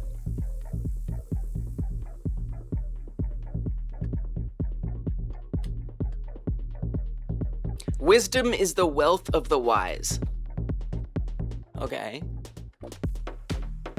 UI is you. We need UI embedded into gaming. I mean, like diegetic stuff, right? Like stuff that's like part of the game world. I love that. If there's a viable way to do that, yeah, I want to. Good to see you forever and ever and at all. Welcome. UI is the most important part. Without a good UI, players could be left confused or frustrated. Yeah, I think to some extent you gotta have some kind of like, you know, stuff on screen, but the more immersive it can be, I think, the better. That's everything, so get it. It seems really cool. Yeah, we'll see. Juan says, I'd rather play a game with crappy graphics over a crappy UI. Hell yeah. Inventory management is overrated. It is! I agree! I want as little of that in my RPG as possible, which sounds very non-RPG. Like in RPGs, we think like, you know, skills, attributes, armor, weapons, and you're just like swapping and dealing with all that. I kind of want who you are to be determined by the choices you make while you're playing, more so than how you spec your character or what bartering you do or whatever. Like, you know, if you are being sneaky, maybe you get sneak because you were being sneaky. Instead of speccing sneak points, you get sneak skills by doing sneak stuff. For example. I think that's more interesting.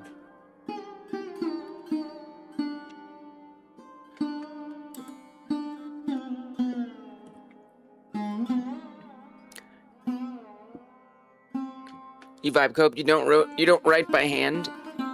Okay. Do I vibe code?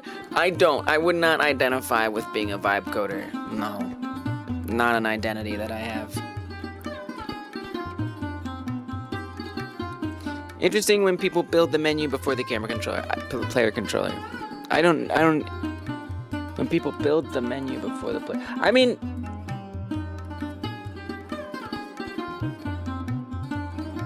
I kind of do them around the same time, I think. It depends, but usually around the same time. Part of why I don't have a menu even months in, because the player controllers, once is done, I'm set for other things. Yeah. To me, menu system is crucial because it's the way you access the game. And for example, when does your player become playable? Right? You're probably not going to want the player to press the exe file or whatever, right? Open it on their PlayStation, I don't care, wherever it is. You don't want them to immediately load in and now they're playing. There's going to be something in between that player doing stuff and starting the game. So that's why I like to start with the menus, because if I don't, now I have this whole game, player, and all that stuff that I have to retrofit into a menu. As opposed to if I set up the menu, now everything can flow from that, you know? And I don't have to try to squeeze it back in, which is always the worst. What's up, Alexis? Some games do that and I hate it. Let me config my graphics and sound first. I guess so. I'm trying to think of when that's ever quite happened. Like not even a studio logo. Just press and play. I will say, I guess like we're thinking like indie, like jam games kind of stuff. Yeah, I've definitely had that for sure. Yeah. I see what you mean, if that's what you mean. True. But yeah, exactly. Like you're going to want to present, like you should have something in between starting the game and the gameplay. Yes, you want as little friction as possible. That's really important. Get the player playing ASAP. That's good. But pretty good too to have like a setup. Red Dead Redemption 2 goes from logos to in-game. Well, still gotta do the logos. That's still something. Sure, it's not configuration though. You'd still have to figure that out though. If you've made your player, but you haven't set up states for whether or not the player can exist or be used, now again, you have to go back and set up that machine system. And then try to make sure that the way you set up the player fits into that. As a stack workflow, it's gonna be done, but not now. I don't know what you mean, but I hear you, who you day. I hear you. Stack workflow. Can't get to the menu until the camera goes behind your horse. Interesting. Yeah, I guess if like, you know, whatever your computer or something can't handle certain levels of graphics, that could really suck. Bold of them.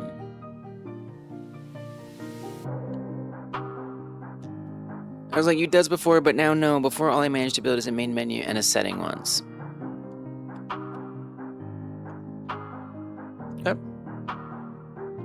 Okay. Sounds like you're making some stuff, Pixie. Sounds like you're making some stuff. We love stuff making.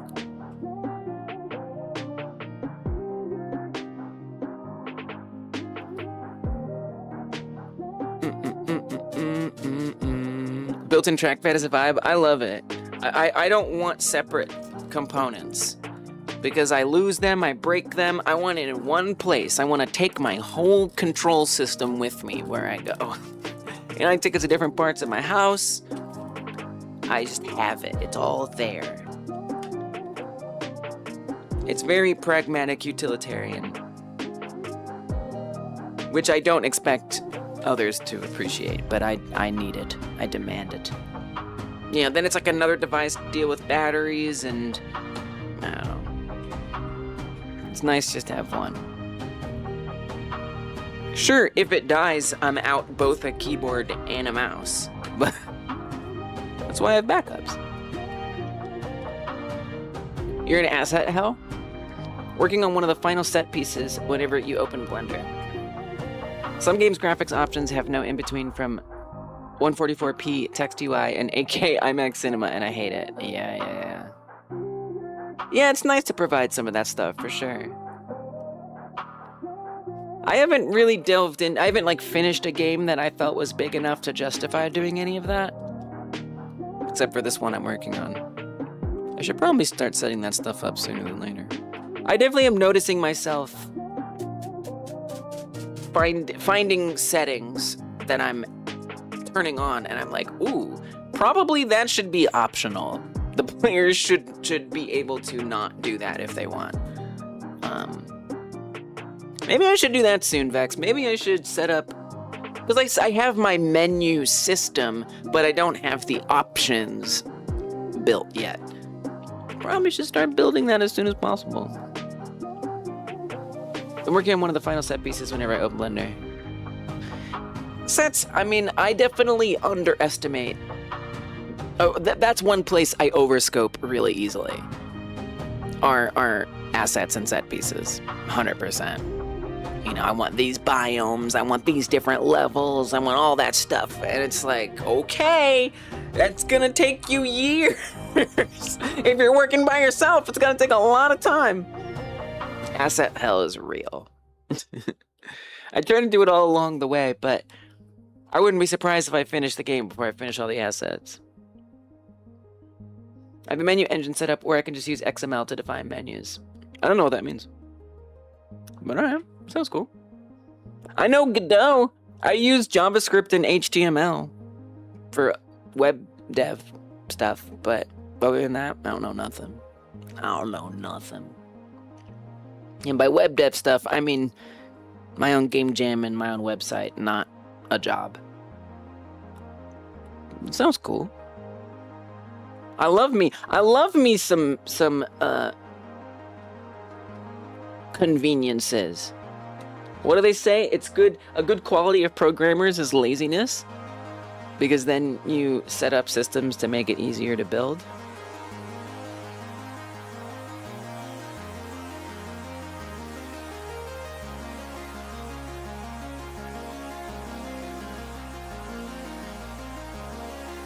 Dorsey wanted to know if they should try out 1 hour jams. Oh, yeah.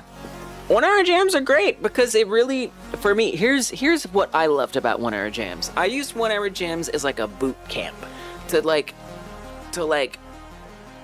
try to, as quickly as possible, get super familiar with the basic setup of making something. Like setting up my menu really fast, getting, you know, a character that moves put together really fast, getting how that character is detected by things in the world and how things detect it really fast, thinking up what the gameplay will be really fast, and making sure it all kind of ties together in an experience that's playable really fast.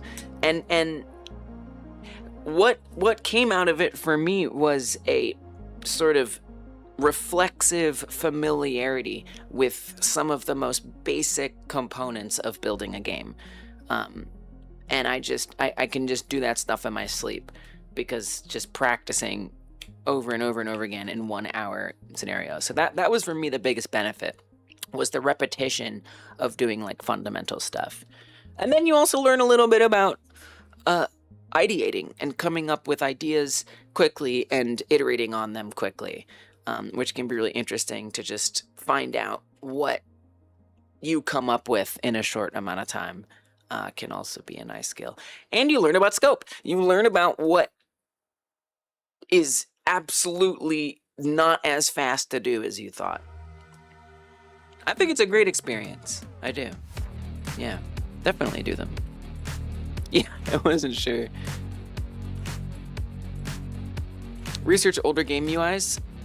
That's fair, yeah. Research is so important. I'm doing so much research for this game. What are some of the games I'm researching right now? I finally got Mass Effect on sale. I haven't played Mass Effect in years, and even then, I mostly watched my spouse play it. But I wasn't gonna pay $60 for something that's usually on sale for $5 or $10. But I finally got it. I've actually been playing Sonic Generations, because the player character in my game is going to be able to like travel at near light speed, and I think it could be fun to have like really fast platforming levels. I think there could be something there.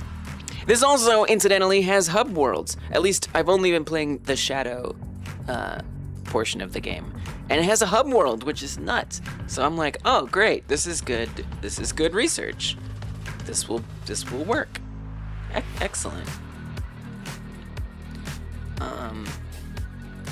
What else? So these are the ones I just got. New Vegas, I played it a long time ago. I never had on Steam. I got it on PS3 originally. I need to research this for the faction systems.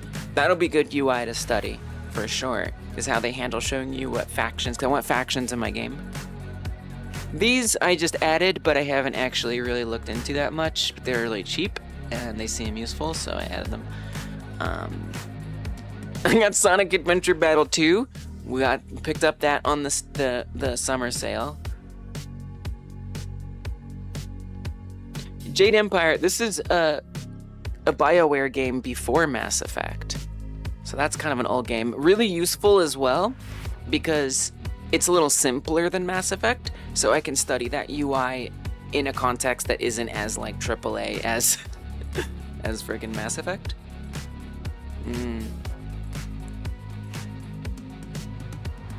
But a lot of more contemporary games are what I've been studying rather than older ones, but some older ones for sure.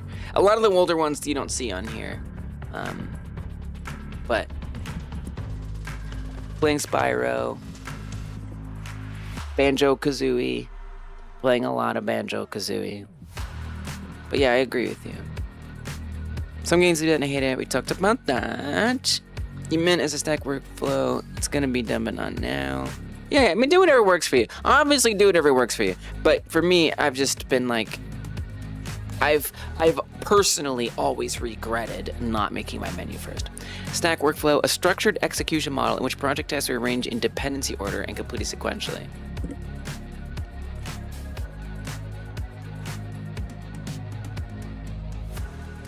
I mean, that's why I do it, because the menu is sequential. I mean, whatever. I don't really understand what you're talking about.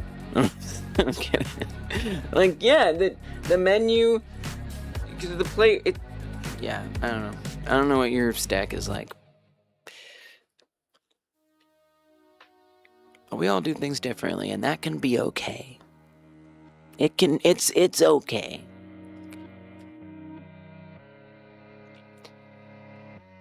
You found out that your pod mic has a built-in DSP setting that can be reconfigured without relying on CPU resources because they can be saved into the mic. Okay. You do need an app to configure the settings, but you don't need to keep it installed and saved into the mic. Why do you want to save things on the mic? CPU resources? Okay. Do you have a resource problem?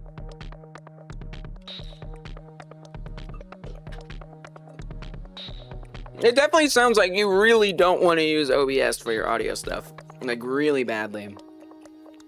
I don't think it uses really that much. But I could be wrong. You started with the highest detail place first, so while it's the last you see in the game, it's the first you're making. You want the headache out of the way. It's a good idea. Starting with the end is a good strat, in general. Hopefully don't conflict. Maybe. How do you plan to communicate speed? I don't know. I don't know yet. You know, maybe pulling the camera back when you're moving fast. You know, it could do some lines. Or even changing the FOV could be nice. Having like some like super fast thing in front of the character, like a I don't know how to explain it, like a wind blowing like past the character. Different stuff. 7:22. I don't know how much gaming I can do in 7 minutes 22 seconds. Probably a little. I mean, Super Kiwi's the easiest. So we're gonna do Super Kiwi real fast. 7 minutes Super Kiwi, baby. YouTube, have you pressed the like button yet? I just wanted to remind you, Tube, to press the like button. It helps a lot, and maybe you meant to, and you forgot. So I'm reminding you. Thank you if you're willing to do that. It means a lot. Let me move this out of the way. All right.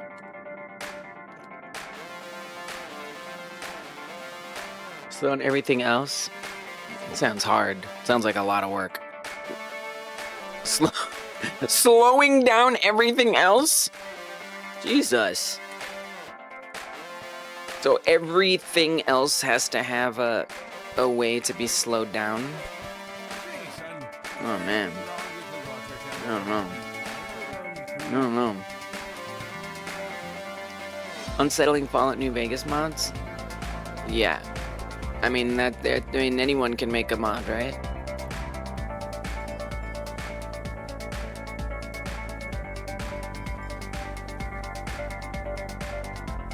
I definitely have noticed that with the older Fallout games. I mean, it's true for any modding community. There's always gonna be, you know, stuff. Oh, there's music. There's always gonna be stuff, questionable things. That's just the way that's the beauty of modding, is you can do whatever you want. But I have noticed that especially Fallout 3 and Fallout New Vegas have more questionable things than Fallout 3 mods, for example, or Fallout 4 mods.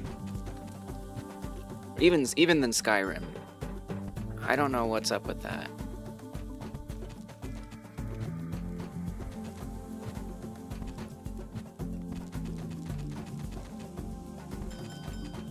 We getting some little gears. Very satisfying.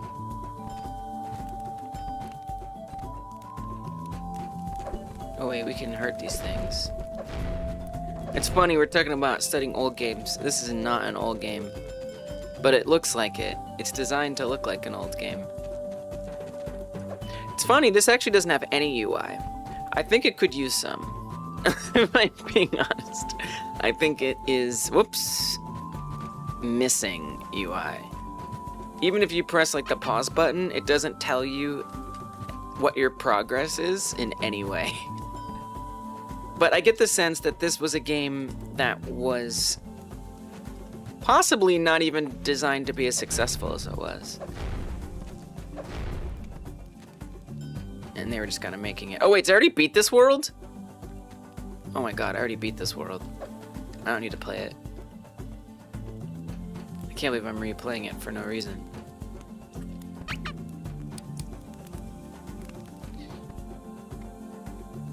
Four out of 6. Oh no! There's still a couple I missed. Whoops. Now I've started over. So which ones did I miss? Is the question.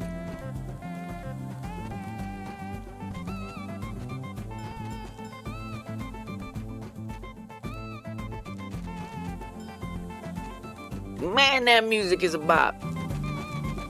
No, we don't need that. See, that's the other thing too. It'd be nice if it told me which ones I got, you know? And it's a kiwi bird. It's you, Fanny. We representing the Kiwis up in here. Hey, you! Oh, I forgot to attack it. That was my fault. The actual New Zealand footage. Now I really want to live there. Are you kidding me? This is what it's like? This looks super fun and retro. Oh, okay. I wonder which ones I'm missing. Maybe it's like things I gotta collect.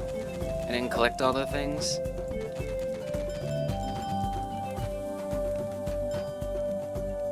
See, I think we already got that one.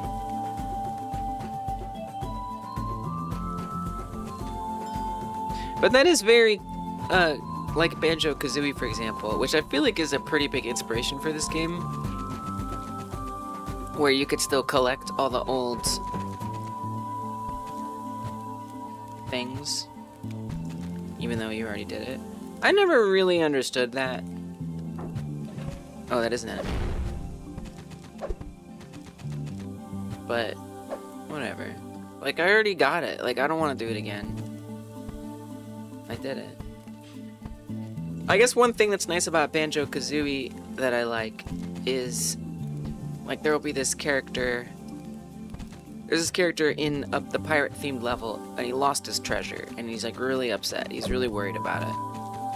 And you can help him find it, and he's so happy. He's just, like, celebrating and dancing because you found his treasure for him. And then he gives you, like, the special thing you unlock, and then that's it, you have it. But you can come back and just choose to help him again. And if you do, you get to see him be happy. So maybe you just want to play the game in a way that you get to just make people happy. I get that. I don't know that this game has that level of... Oh, we already did that one too. Has that level of charm, though. I like it though. Oh, there's that one. We got one. All before time ran out. Who knew? 7 minutes of Kiwi 64. You can get a lot done. Oh, we got both of the ones we need. But wait, I gotta find them. I don't know where they are. Ah, they're right there, baby. Hell yeah. Let's frickin' go. All right, level is complete.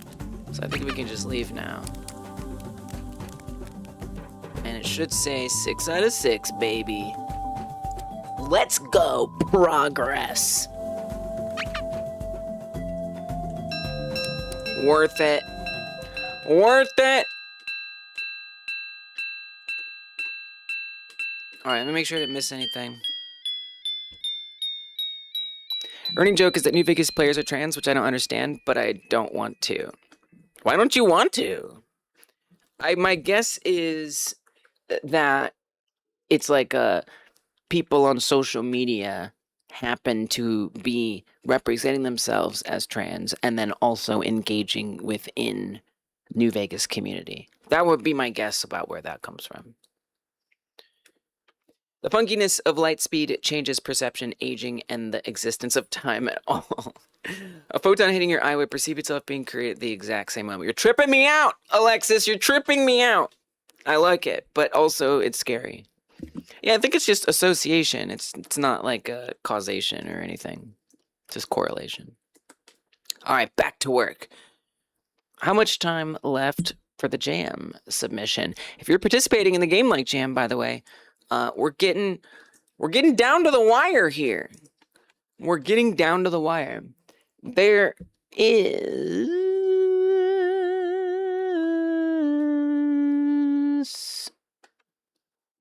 1 hour and 45 minutes left. So I'm going to do one more work cycle. We'll see if I can bring it together and finish this reverse transition. Not that kind of transition. And then while we're on the break, the jam will end. So we can be like here to, if you have some catastrophe and you can't submit, we can try to help you and stuff like that. All right. Let's do this. How many submissions we got so far? Where are we at? We were at 16 before. We might still be at 16. Well, let's see. 17! Let's go. 17 submissions. Hell yeah. And people are still joining it. Okay. Good luck. Hey. Good luck to you, honestly. I hate casinos in Vegas. I mean, New Vegas is just an awesome game. And it, like, has great, like, storytelling and... You know, it's a role-playing game. You can be whoever you want. I feel like that's already going to attract trans people, like where you can customize your character and stuff like that. Okay. So where was I? Right, trying to get this dome thing set up. I can't even show you where we're at because everything is broken. So I just got to get right back into the code. I'm going to put a 80-minute timer up here, and that means I'm going to be locked in for the next hour and 20 minutes. I might check chat here and there, but only if it's your first message of the day will I really get in there, or if you say goodbye. You can use the bye, see ya, or later commands if you're watching this live. If you're not, leave a comment. What's your favorite retro game? Dome. I'm locking in. Use those to let me know. It'll make a little ding in my ear, and I'll be like, huh, what? You can use that once an hour. Better story decisions than 3 or 4. So I don't know about the 3 comparison. Maybe. I don't remember. I remember feeling that 3 had more impactful decisions. But I think I could be wrong. I think I'm wrong.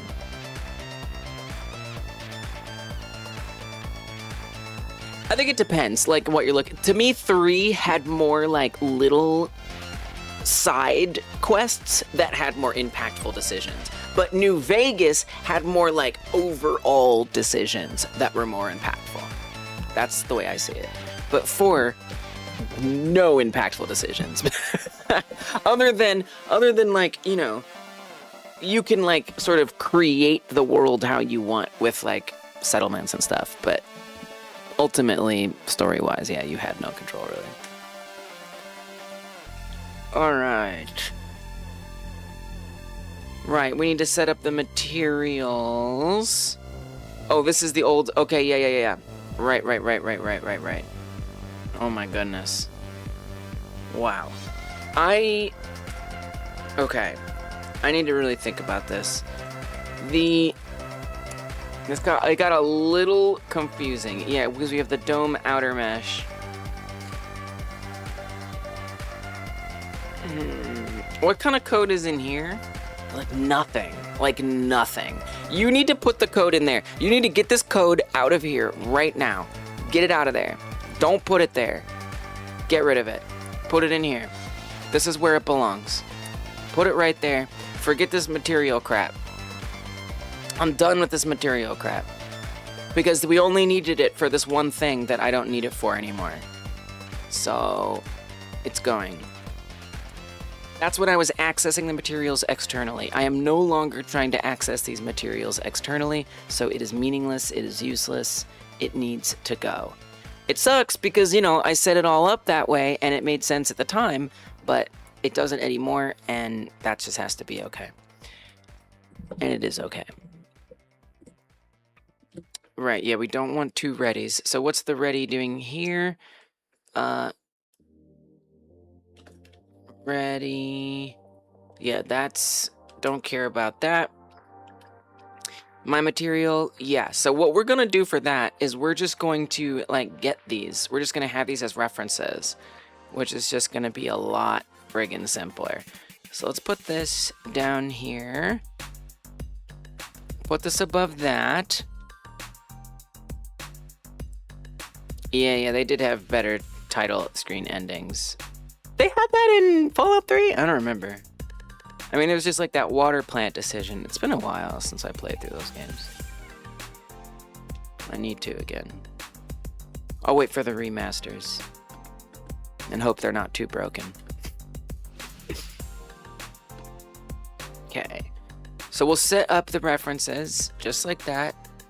Hub dome outer. And then that's where we'll get the material. Don't make it that type.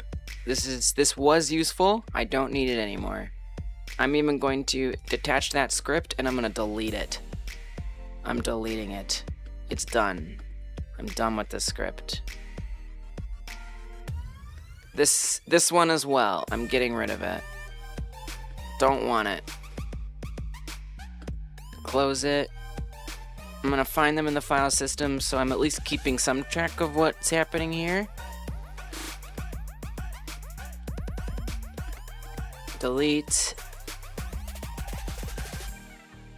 And then this one too. Save it. Detach. Save and delete. Okay? Not doing that material crap anymore. Instead, we're just going to actually grab it from there, which we should have that code over here already. Right there. So grab these, save it, come back to our new script. Well, it's not even a new script now. It is just this script. Okay. And we're gonna say ready materials. Func ready materials. And then we'll paste all that in there. We should have those set up, ready to go. That's true. This is now simply a mesh instance 3D as well as this. That's all they are. Okay. Pretty sure. Yes. Good. Great. Nice. Let's make sure this all makes sense. So one thing we have to do is if we're putting the dome up, we need the dir to equal -1 because we're subtracting it. Active region visible. Looks like I apparently cared about that at some point. Okay, we can find out what's wrong later. In this case, we actually want to make the dir 1. Doming down. I don't like how that sounds. Doming up, but it is what it is. Good. Okay, now I just gotta fix everything going wrong on the scripts where I just removed all the dome stuff. Most of it's kind of okay. I'm sure I'm sure there's gonna be some issue somewhere, okay? But we'll see what we can get away with. Right, so we need to be able to access the dome progress. Probably. Well, think about it. Where do you want to move that to? I mean, that is when we go to handle hub on the way in.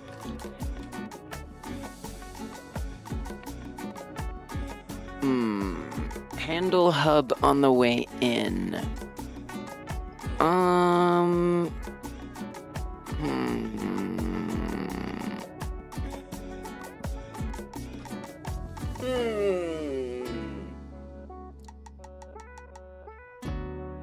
Is there a way we could just switch it to a moment when it's hub dome? There's no other conditions there. I think you can just get it out of process entirely here. That's what I think. Now we do want to make sure the progress is at a certain point. So that is pretty important. The question is, do I want to handle that on the dome itself? No, absolutely not. That needs to go on the transition. Okay, so I'm going to get rid of this. In the hub dome state, back over here, on hub dome, we don't even check if we're in or out there. Wow. Okay. And we switched to it at some point? I don't know. I'm nervous, but that's okay. You know what? It's okay. Give me the match. Give me those matches. Paste. I will burn nothing down, I promise. That I didn't mean to burn down, I won't. Back this up. I think we should be able to access Dome Pro. I think that makes most sense. So come to the hub mesh menu. And on here, we're gonna do a getter. And I want to get dome progress. You can just get the state. No, you need the progress. I mean, the state could be nice too, but we mostly need that progress. So what this will return, I believe that is a member variable. It sure is. And we will simply return dome progress. That needs to return a float. Pretty simple. Not bad. So we say hub menu mesh dot ref dot get dome progress, and we're checking to see if that is less than that value right there. Not bad. Back on here, let's see what's wrong here. We're checking to see if the material is set, which it will be, so that doesn't matter anymore. We're just passing, so that's not doing anything. We check if dome progress is less than that, and dome, okay, we check both the outer and the dome progress. And that's how we know when we're done. Okay. Sure. Yeah. Okay. That's fine. If the vanish distance is less than, that's a lot of things. That's a lot of things right there. So the vanish distance, I haven't really set that up yet. So I haven't set up the new external script for that. So I think what I'll do is we'll keep this here, but I will use my new access point here. Checking the dome progress, and I'll need one for outer as well. So again, what I'm trying to do today is I'm trying to move all this code that transitions my hub menu in I'm trying to move it from here to another script while keeping this script functional. That's why I'm leaving this here right now. And then at the same time, I'm trying to reverse the code so that way we can go out of the menu as well. It's a lot. And that's okay, but it's true. Okay, paste that in here. If the dome progress is less than that, and now I also need an outer dome progress one. Dome outer progress. By the way, what the outer is, by the way, if you're confused and curious, there are two domes. One dome is this sort of like cool one that's like, looks like cool and has like some smoky looking effects. The other dome is like a black box, basically. And it just makes sure that the outer sunlight and environment doesn't get in, which will make the interior look much cooler. So you actually can see all the effects. So if I bring this down, you see the sky comes through, and the outer dome just makes sure that everything is blacked out. So that's what that is. Okay. Let's go back to here, our temporary home for this code. And we're going to check dome outer progress. If it's greater than that. All right, something's gonna be wrong, but I'm gonna run it just so it can show me what's wrong. Okay? All right, here we go. Non-existent function, get dome progress on base nil. Huh. Oh, wait.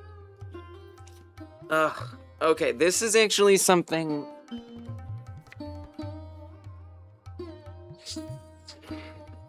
This is something I've not been wanting to face.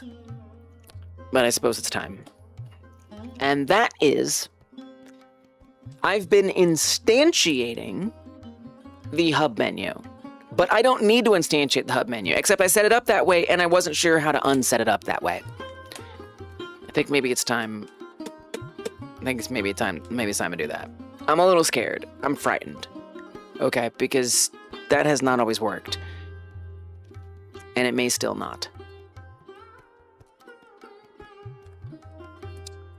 But I'm gonna try anyway.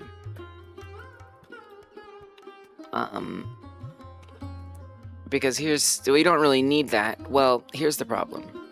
It's in the main scene, but I have its process disabled, which I assume makes it not accessible, because I guess it never initializes. What if we just like initialized it and then disabled it? Like, what would that be like? What if we did that and then set its process mode to disabled? What would that be like? Then we need to control when we manage the hub menu to make sure that it doesn't queue free itself and stuff. Inherit. We're not even getting rid of it yet. Okay, let me see what happens. I'm a little afraid. Hey, fucking Oracle. Not a whole lotta. I'm trying to make my transition stuff work more gooder. Ooh. And for my hub menu. And it's, I'm in kind of a tricky spot, but that's okay. I'm locking in and doing my best. What's up with you? What's up with you, cool Oracle?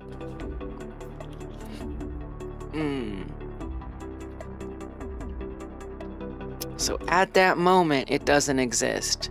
How can you say something like that? It's right there. It's right there.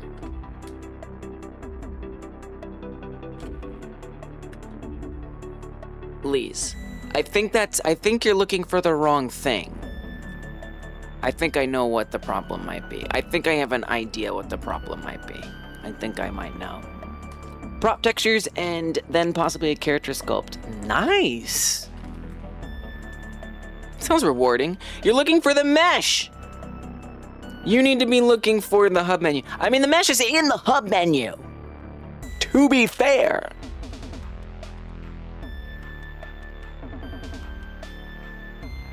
Right? Wait, where is it? Where do we add the... You know, I actually don't know. I just realized I have no idea where the mesh comes in. Where does it come in? Well, you just got rid of it. You instantiate it. Don't. Just put it in there. Why? Well, because you move it. Well, put it on. Well, okay. Oh, okay. No, I do need to instantiate it. I do need to instantiate it. Well, I don't. Okay, wait. Okay.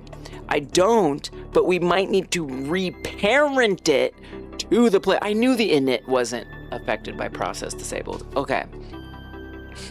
You just need to reparent it to the player in the back, which feels silly. What if it starts on the player? What if it's on the player first? I mean, that feels like a bit much to have on the player, if I'm being honest. It's just the reason why I don't want to instantiate in queue-free is because object pooling is going to be much more efficient, ultimately.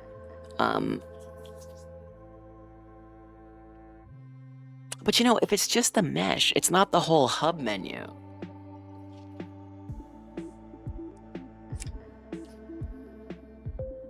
I still think you should object pool it. That's still what I think. That's still my opinion. So I think we should reparent it. So much switch up.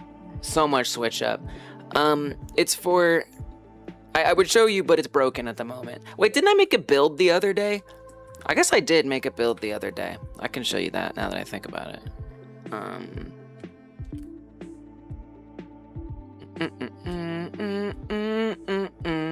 So you know how sometimes you have like a separate menu from like pause where you can like exit the game or save the game. Games have like another menu where you check your inventory, change like a fast travel target, or look at like your move sets. For me, that second menu is going to be a hub world. So at any point in the game, you can just open that menu and transport to a hub world, and then you can close it and you're out of that menu. And you're out of that hub world. So I'm setting up a transition into that hub world. Well, actually, I already have set that up. And now I'm setting up the transition out of that hub world. And to do that, I'm trying to merge the reversal with the entering in, which requires this whole refactoring and changing all the scripts around. And it's kind of chaotic, but it's going to be worth it. Before hub... is this the right version? This might have been a test version, actually. No, okay. So this doesn't have the planets coming in, but it does give you kind of a sense of what I'm going for. So that's the transition in to that hub world menu, right?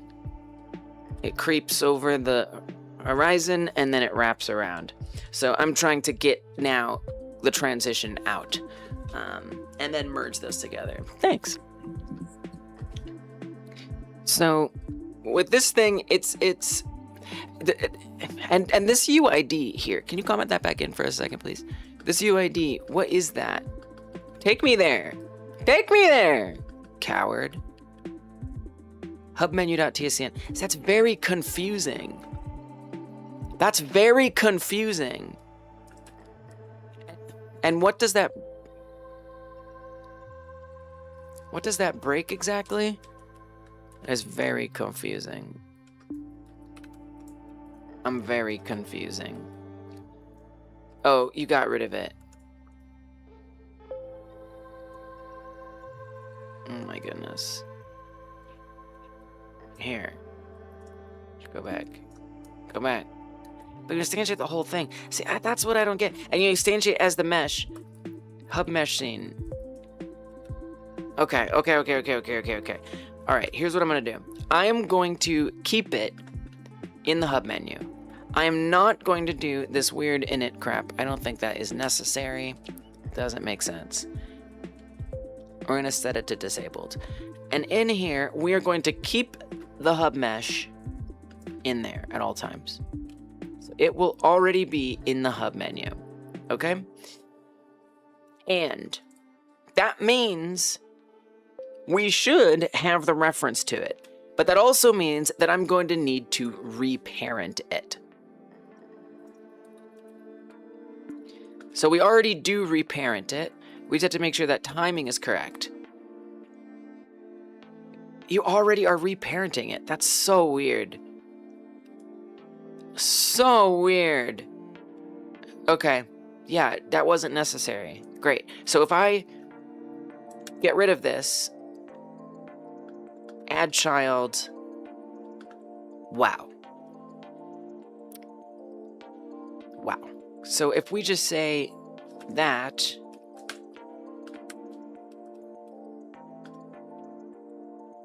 oh, duh, my bad. Sorry. Put this here.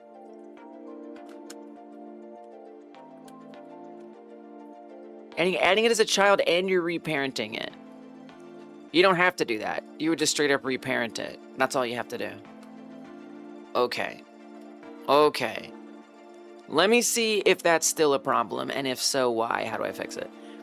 That's right. I did get rid of that. That's absolutely correct. Thank you for pointing that out. That is gone now.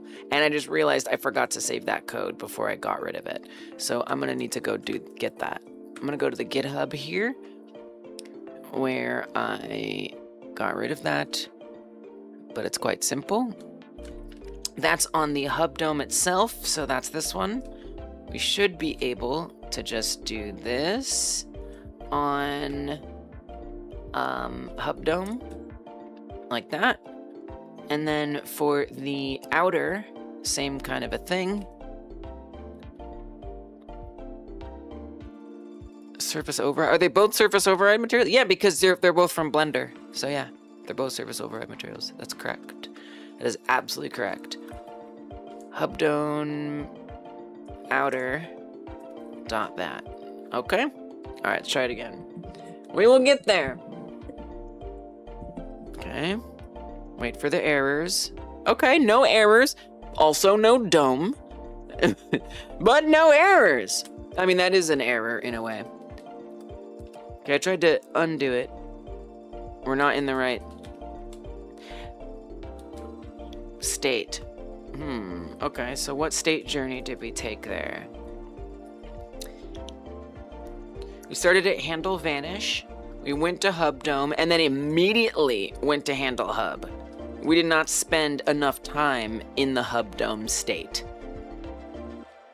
No dome. The hub dome state needs to be parked in a lot longer. I think I'm not even calling, but I didn't even call the functions, did I? Hey, this is good news. Okay, so we come back here and we're gonna say when we're in that hub dome. I don't think I even need to park in the hub dome state very long. Maybe, but maybe not. So right now, all that that's doing is it's immediately changing if the dome progress is less than that. 1.3. I guess it is, evidently. What are we initializing it as? 1.1. It's not less than that. Is there somewhere else that's getting changed to? There must be somewhere else. There must be. Good news, everyone! No parking in the hub dome.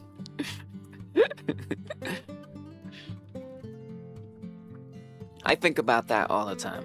Good news, everyone. Thank you. Thank you for saying that. I need to be reminded. Vanish distance for dome animation and okay, but where else do we switch to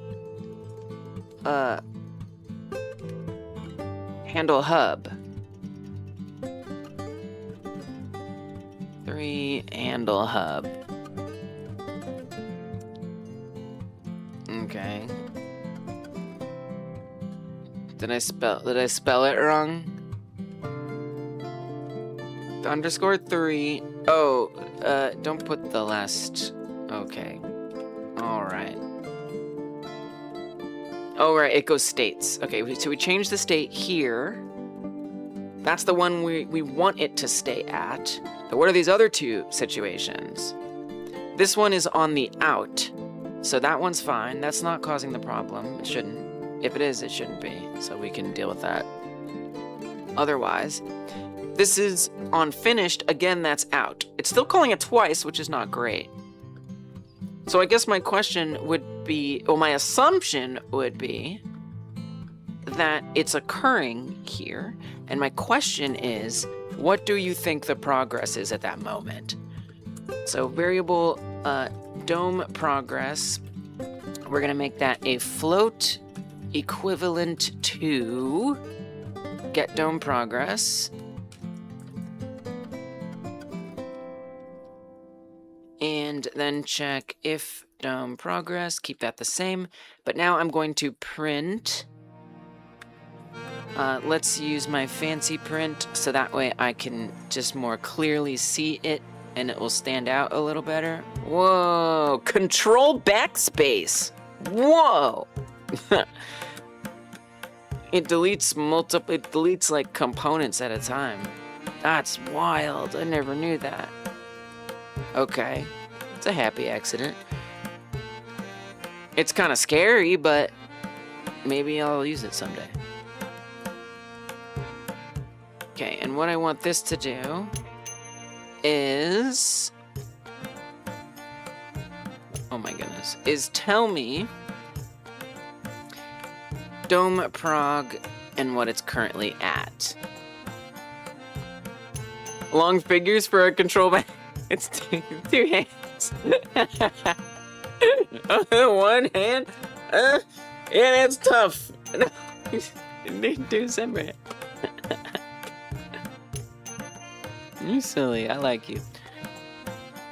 And then we'll output what the dome progress is. Dome progress that, and then comma changing state. Changing to handle hub. So I can see that. Hopefully, I don't know. I almost hope that that's not what's causing it. All right, let's see if that printed. It didn't. It did. Just kidding. Dome progress 1.01. How is it less than 1.01? It's 1.01. I'm asking you if it's less than 1.3. Oh. Oh. Wait, that's the wrong value. That's supposed to be 1.01. Well, that explains that.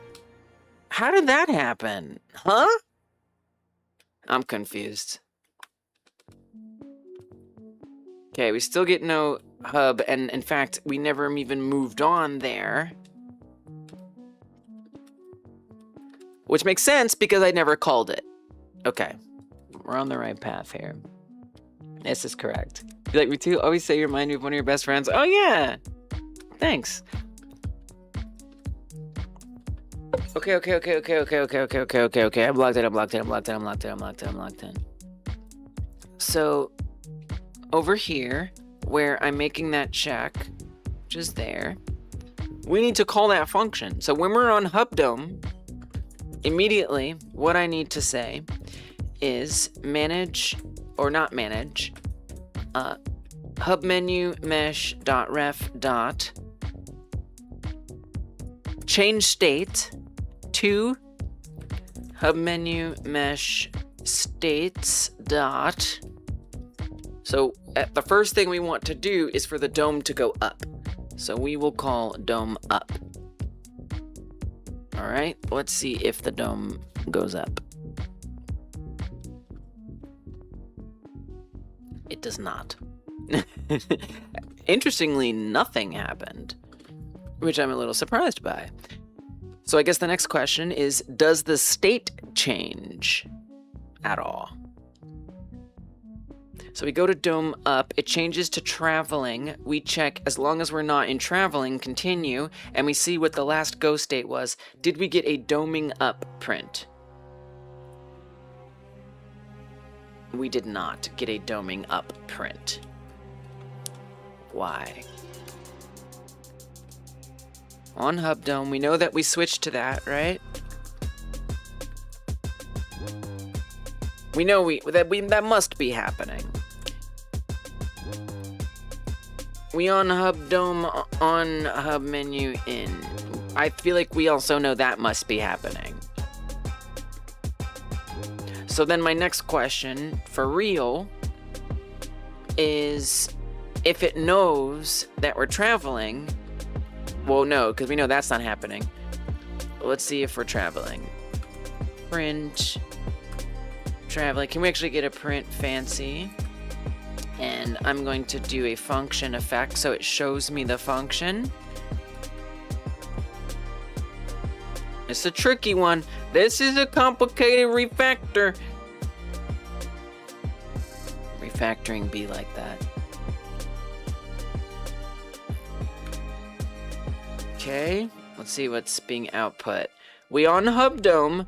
We on hub dome on hub menu in, but we are not. Well, that would make sense. That's not traveling, you goof troop. You put it in there. That's traveling. Okay, now check. See what the output is. Nothing. So what? Okay. So what state do you think we're on? We need some debug for these states. Would be super useful. Let's go. I think I have something already over here that should do it in my main state machine. Here, give me that. I want to see what is getting switched to and when.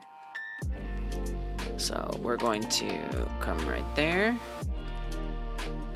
And we're just going to simply say last state. We're not going to worry about a last state. We're just going to say fx that, comma, post state. This becomes state, and we say hub mesh state is that. Okay, so we can see what it gets changed to.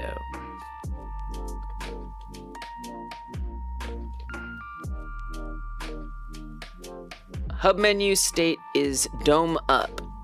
Home menu hub mesh state is traveling. So it's going to dome up and it's going to traveling. Okay.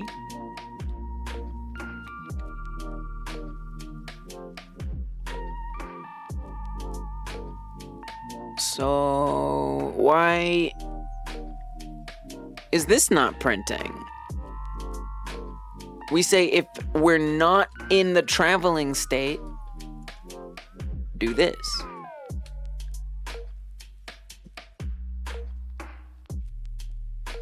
Is that hub disabled? I set the process mode to disabled. I'm literally asking for the process that I can't get because I set it to process disabled. So we have to make sure we enable it. That makes so much sense. Really makes sense. Now we do have enable hub true here. I should really put the numbers in those functions. It would make my life so much easier. I think I'm gonna do that right now. I would just have less looking around that I have to do. And that is after hub dome. So we need, well, you just need to move it. That's tricky. A lot of this changes. Oh, that's so kind of frustrating. So we do actually need it to immediately switch. Okay, we do need it to immediately switch. Okay.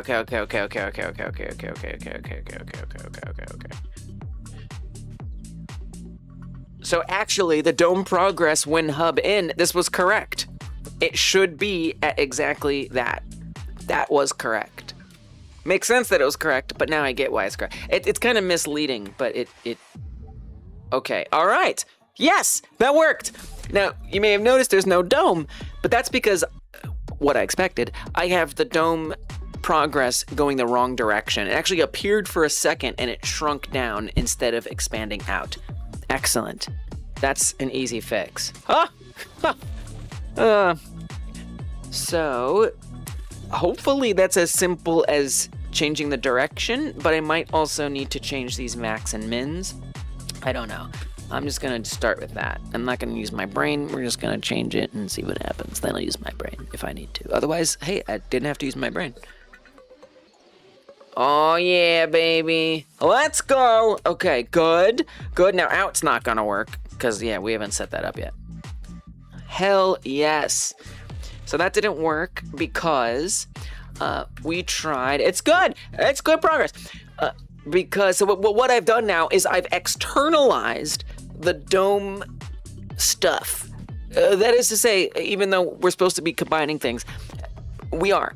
Because now I can call that stuff from the combined script instead of having the floating out there script, and I've got an external script that should be handling the dome progress anyway, right? Instead of like controlling what the dome does from somewhere else, the dome should control what the dome does, you know? So that's what it does, and that means I should hopefully pretty easily be able to reverse it and make it come back down, which was the whole point. But we do have a problem. When I try to reverse it,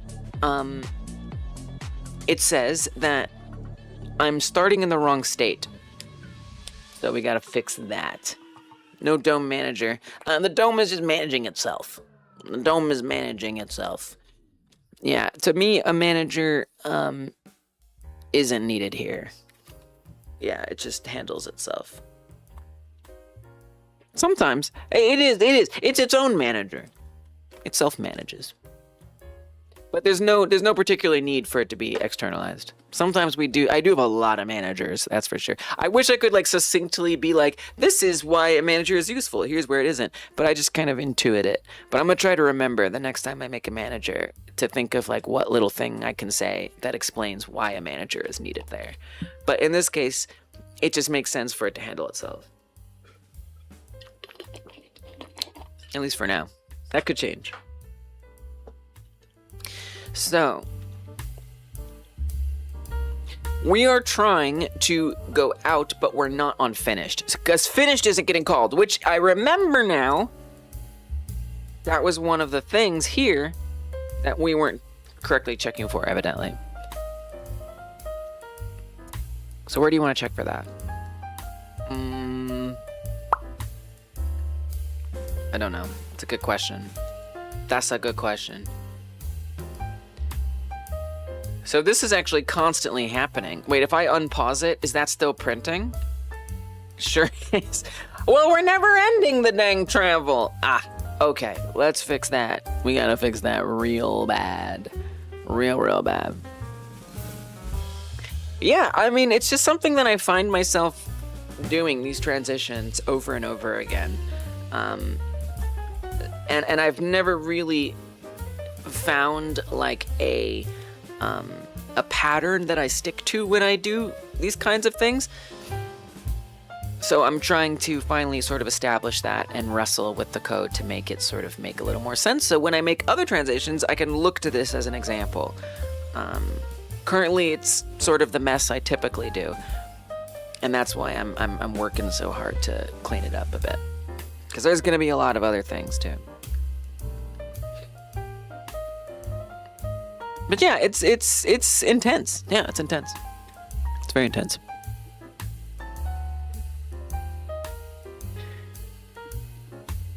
Okay. Now, I need to check. We need to make sure. I need to check something that I have to set in the first place, which would be nice. Hey, what's up, Yaha? Yeah, maybe. I don't even...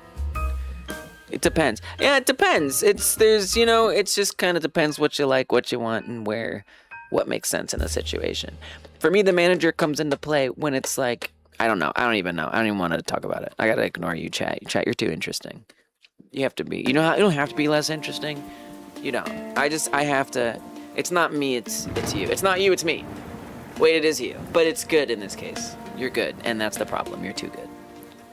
Does that... Alright. It's good to see you, Yaha. Hope you're doing well. I want the mesh node I'm not looking. Gosh, I have to like move. I gotta move something else too, so I super am not distracted. Y'all are too interesting.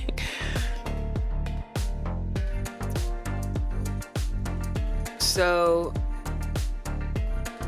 we need to say that when this happens, it needs to switch, and it's not doing it. We have when dome progress is set to dome shader on, it's supposed to be dome states up. But that's not happening, and that makes sense because we never update dome progress. We don't. We just wait to trade it off when we're actually, and if anything, we should be tracking rise progress because that's what's getting set to something with certainty, either 0 or wherever the other thing that we set it to something is at. Wait, that shouldn't be 0. When it's down, this should actually be at, that's a typo. Actually, it's probably a lot of typos. Whoops, this is supposed to be at 0. Oh, we gotta fix some things here. Those should be at 0. And then this one should be at shader off. Shader off. Actually, you should not use 0. Let's not use the magic number here. You can use it for the other one. Don't use it for this one. Make this one on. Because this is like an important one and it's a lot easier to look at when you do it that way. And then what we'll say is if, okay, let's do this. Variable rise progress, because that's the actual parameter that we're checking, which is going to be a float. That equals blah blah blah hubdome get shader parameter rise progress, and I want to check when that is, if rise progress is set to dome shader off, that's when we put it down. Similarly, you could put this at the top so you don't do it twice, I guess. You could even, if you didn't want to keep doing that every process frame, you could put that up here. We could make a member variable. I don't see why not. Where's dome progress? There. Variable rise progress. Float.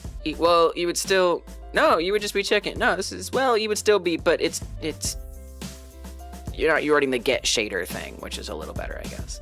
Maybe. You are, though. I don't know. I don't care. You know what? I'm just going to do what I'm going to do. Yeah, this doesn't make sense, Lise. Don't do this. You're not making any sense. I love you, but you shouldn't do that. Don't do that. That's wrong. I love you, but that's wrong. Put it here. Put it right there. Okay? Right there. Then we can check rise progress here and here. Except this should say up and this should say on. Okay. So that should actually take us to the down and up states. But so what? Just because we're on those states doesn't mean we're necessarily checking for those states. So let's check for those states. Back over here, where we're going to do this based on all this crap, forget that crap. Instead, we're simply going to ask it, and this is going to be moved from here at some point, but for now, it makes sense for it to be here. That's an vanish distance for dome and see, this doesn't make sense. Why did you make that dome? I think I did something wrong here. Something doesn't seem right. Hey, what's up, Coffee Stain? Welcome. Good to see you. How you been? Long time something, first time something clever. I have to give you credit, Coffee. You have been, I don't know if you do this in every streamer you visit, but for years, you have been remarkably consistent. You always greet Oh, you're VIP? Wow. I might refactor the VIP system, so if you ever lose it, it's only because I'm repurposing it. Repurposing. That's hard. You are remarkably consistent. It is stunning how consistent you are. Because Coffee Stain was here like a long time ago. Like a very, very, very, very long time ago. Like OG here in this channel. And just for years and years and years, Coffee has been devoted to that bit. Long time something, first time this. It's incredible. It's incredible. Repurpose process. Yes, thank you. That's what I meant to say. It's good to see you. I don't know if you've been here since the timer introduction, but basically, if it seems like I'm ignoring you over the next, in this case, 30 minutes, I am ignoring you because I'm locking in right now, but I do like to say hello and goodbye to y'all and stuff like that. But then I'll take a break after that timer is up. You've been checking chat history. That's hilarious. Oh, you're a mod. Yeah. Wait, you can do that. You can see. Wait, can we? Oh my God, we have a record to prove. You has the sword to prove that Coffee Stained is committed to the bit. I love it. I love it. It's heartwarming. It makes me feel like the world is consistent, which is like a nice thing once in a while. Oh, man.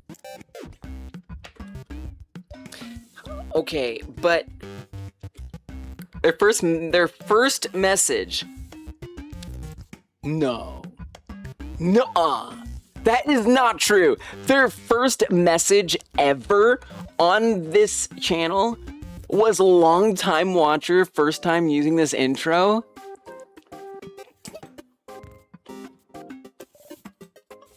Coffee, that is wild. 8/26/2025. Now wait a minute. You've been here. No. Coffee has been here since 2020, like, 1. So that has to be. Hold on a second. Maybe. I renamed the channel Hyper Game Dev at some point.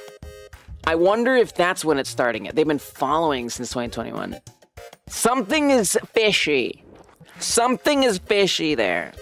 Something ain't right. I don't know what, but something ain't right.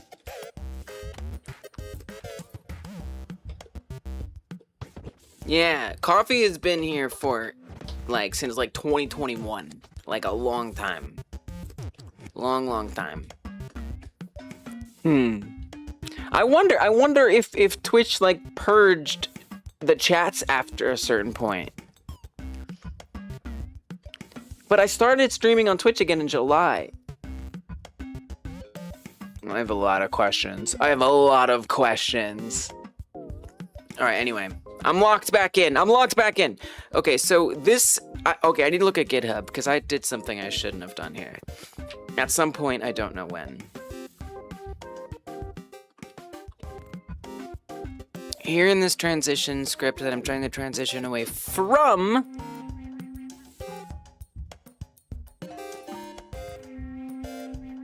Gotta find where I replaced this. Here. If dome progress vanished is... See, that's so weird. I misnamed this. Or I just used it in 2 places, which was like kind of a mistake. Huh. Well, that's confusing. I mean, constants are great, but sometimes, oops, I named them the wrong thing. I do use it in 2 places. And it's true there, but you can't use it in the No, wrong. So, what was that supposed to be? Let me go look at the transition dependent ones. These. Dome progress when hub in. I feel like... Wow. For dome animation in. Why would you check dome progress for that? That's just like a bug. That's just like incorrect.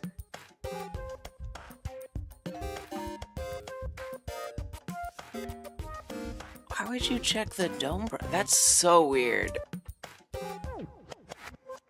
Really very strange that that's even there. And transition done, finished. If the dome progress is at that, I mean, yeah, that does work. It works, but it's wrong. I hate that. I hate that so much.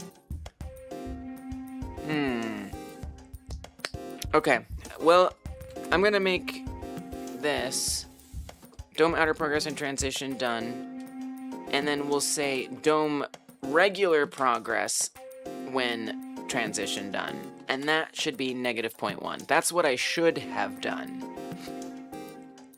Was that wild? Okay. No, I just made it. No, it's real. I just made it. Excuse me. Did I press save? Thank you. Okay. And instead of getting dome progress, we actually want to get rise progress. That's what we should be getting here, not dome progress. So I'm going to refactor this to get rise progress. Oh, you did want it to be a member variable. I was on the right track. Trust your gut. Trust your gut. Okay, get rid of this. And we'll say rise progress equals that. Come up here. Set it up like that. And then, oh, we need to return it with an underscore. Come down here, fix the non-underscore ref. Oh, refactoring. All right. Now come back to this, and we're not checking dome progress. We are checking rise progress. Okay, show me where we're at.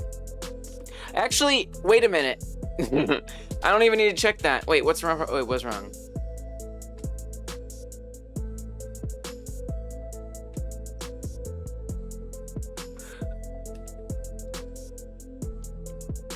I'm trying to assign value of type nil to a variable type of float.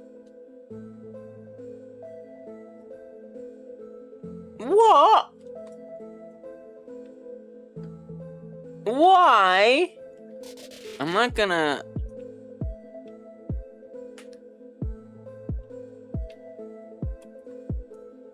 Wait, this... Oh, this... I think I just put this in incorrectly. I think I didn't end up needing that.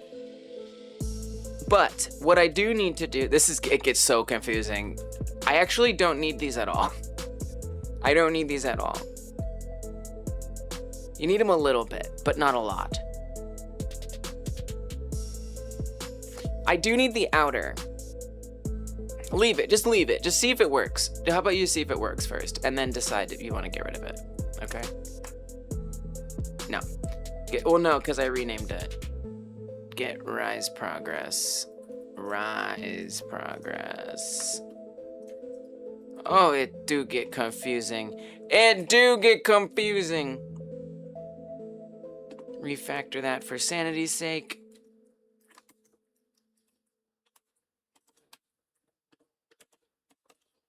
Okay. It gets so confusing.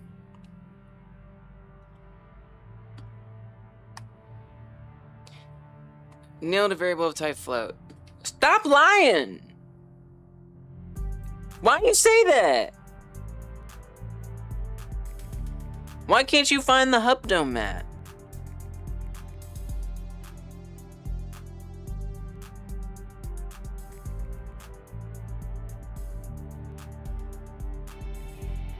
Yo, what? This is a new... Since when? Okay, print after this. Print hub dome mat.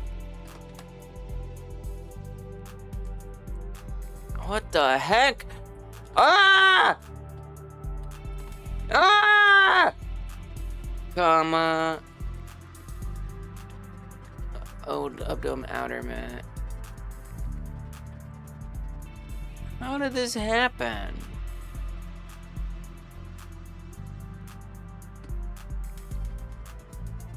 Yeah, they both are things. They're things right there. I see that they're things. They are things. How could you claim that they are not things when they are things? Print. Let's see if it remains a thing. Are we unsetting it somehow? Do you just not see that parameter? That would be weird.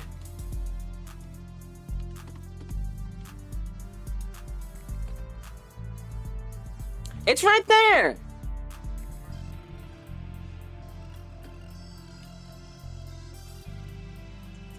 Assign a value of type nil.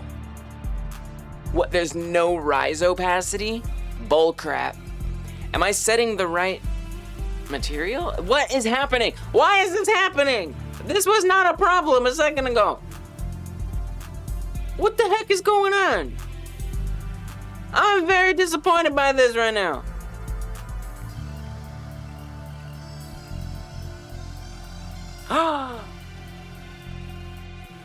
It isn't called rise opacity, it's called body opacity. How did it get refactored? Did I like control F something in a wrong way?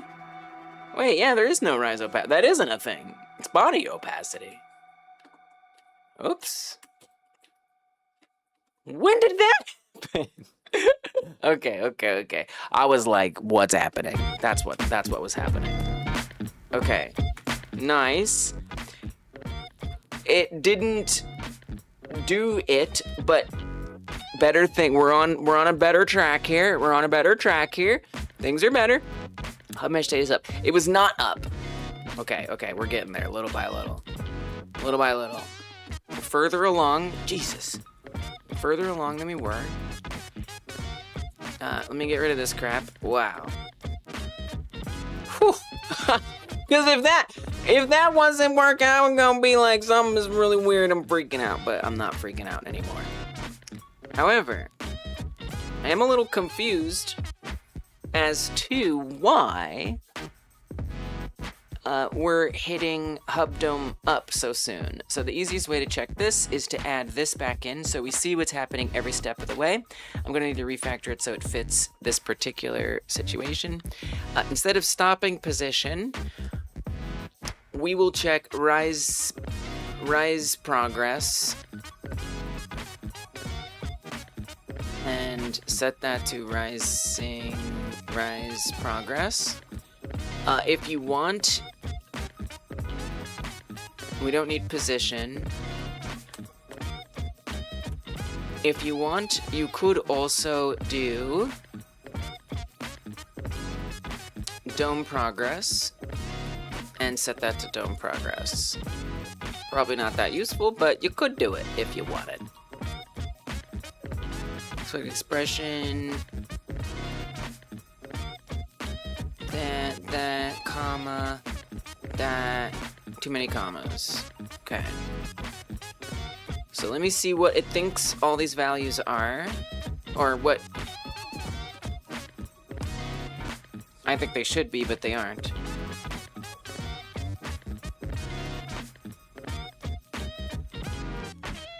So the rise progress is at 1. In fact, that makes sense. The dome progress is at 0.9, that's fine. And then right after that, it shoots to 0. No, it's supposed to gradually go to 0, not instantly get set to 0. That's wrong. Okay, so let's make sure that that's not what happens. That's probably your min-max mix-up.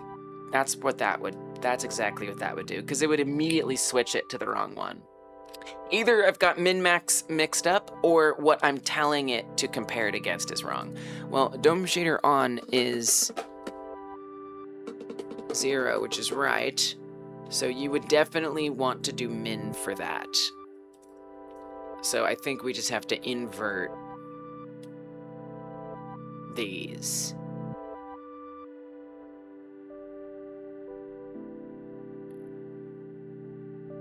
Max dome shader on. Yeah, that should be min. These should be max. Okay. Pretty sure about that. This should be max, and these should be min. Okay. Show me your moves. Show me what you got, baby! Come on. Let me see that dome come up. It came up. It came up a little too fast, but it did come up. That was very quick.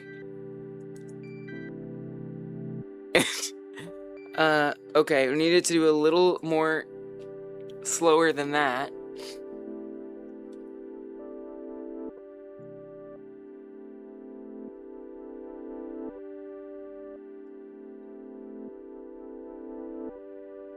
I'm a little confused.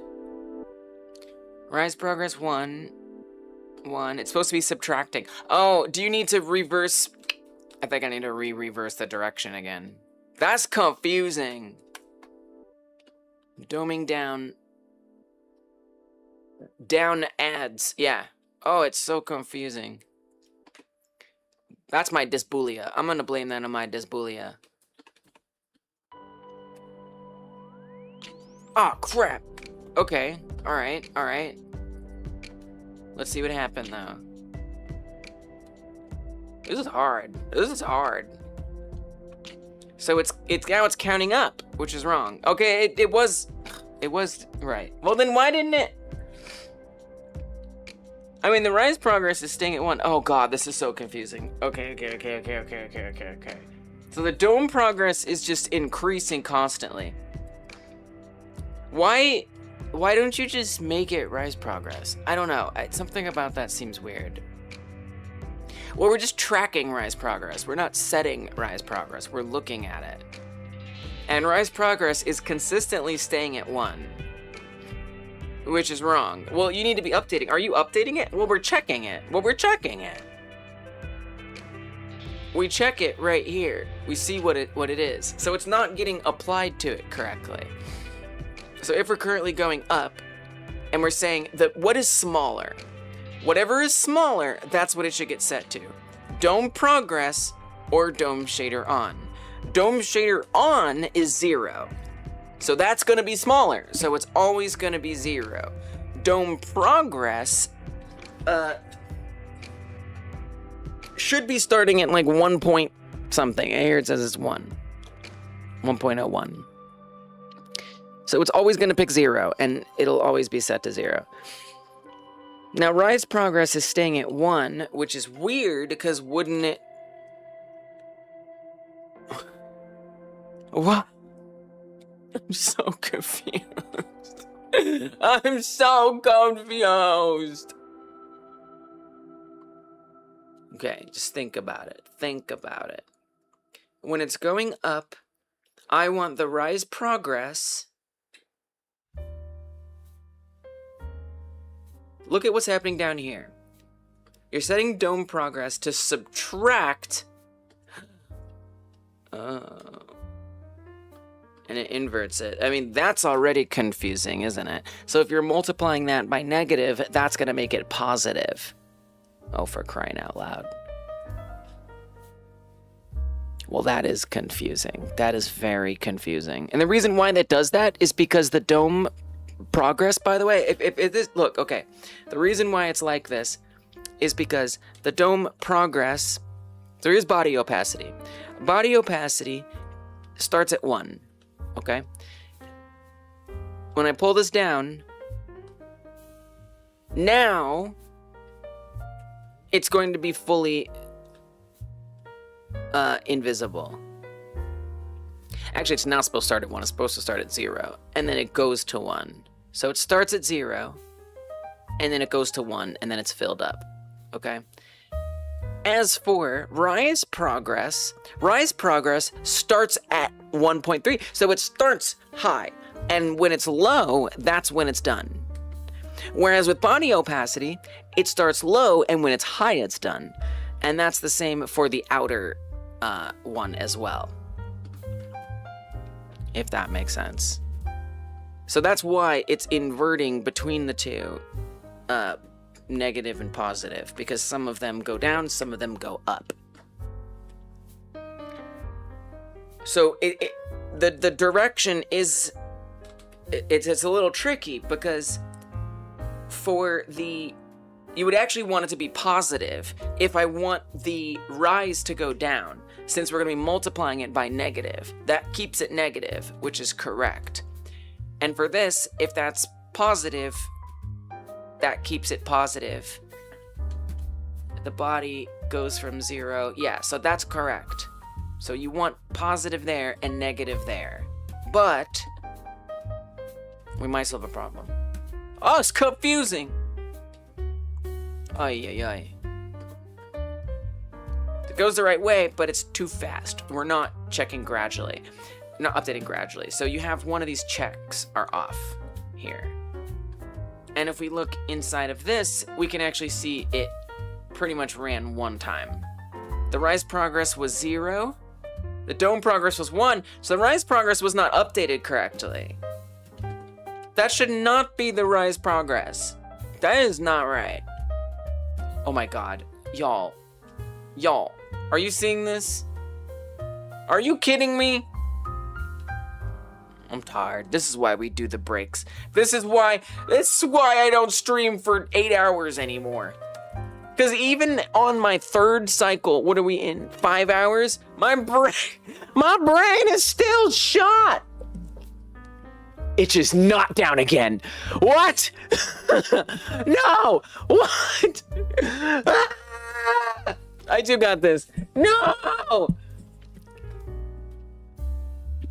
Oh man. What a time for itch to be down in the middle of our jam. I do got this. Yeah, you're right. Okay, Angie. Thanks. Itch is down again. This message applies. Oh my goodness. Wow. That's itch. I just can't believe it's like right when we're ending our jam. They're here to sabotage us! Ay, ay, ay. You know what? Damn it. I should have extended it. I should have just extended the deadline anyway. It's back again? Jesus Christ. Is it really? Are you sure? It's not back for me. I don't see it. No, it is too late, because if it's down, I can't extend it. I can only extend it if itch isn't down. You know? Like, I can extend it in our hearts, sure, but I can't go on to itch and change it. You don't need to submit the front. No! Ay, ay, ay. Is it back? Is it back? No, it's not. Well, Tauf, understand that we will do whatever we have to do to accommodate. All right? I'm here. We're gonna be here. All right, this was supposed to be rise progress. That was definitely a problem. Show me if we're okay or not. Okay, it's still wrong. But at the very least, the rise progress is at the right place. It just snaps down to 0 now.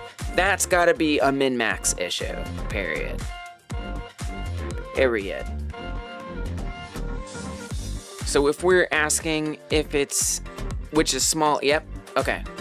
So the min-max wasn't wrong, but this is, remember earlier when I said I'm not gonna use my brain, I'm just gonna switch stuff?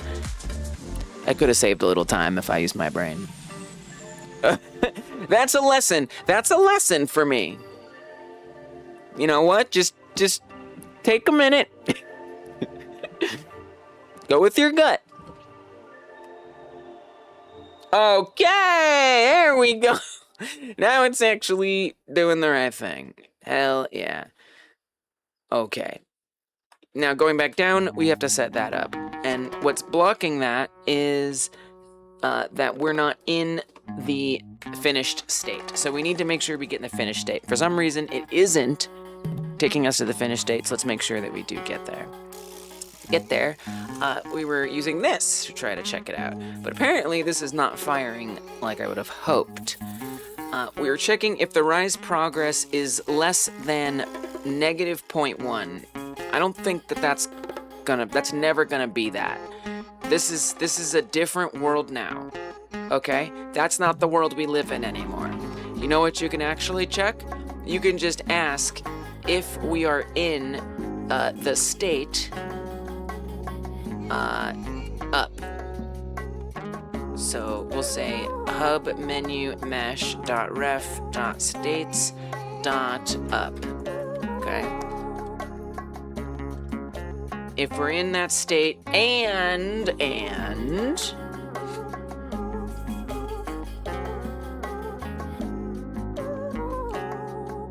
what is this one supposed to be?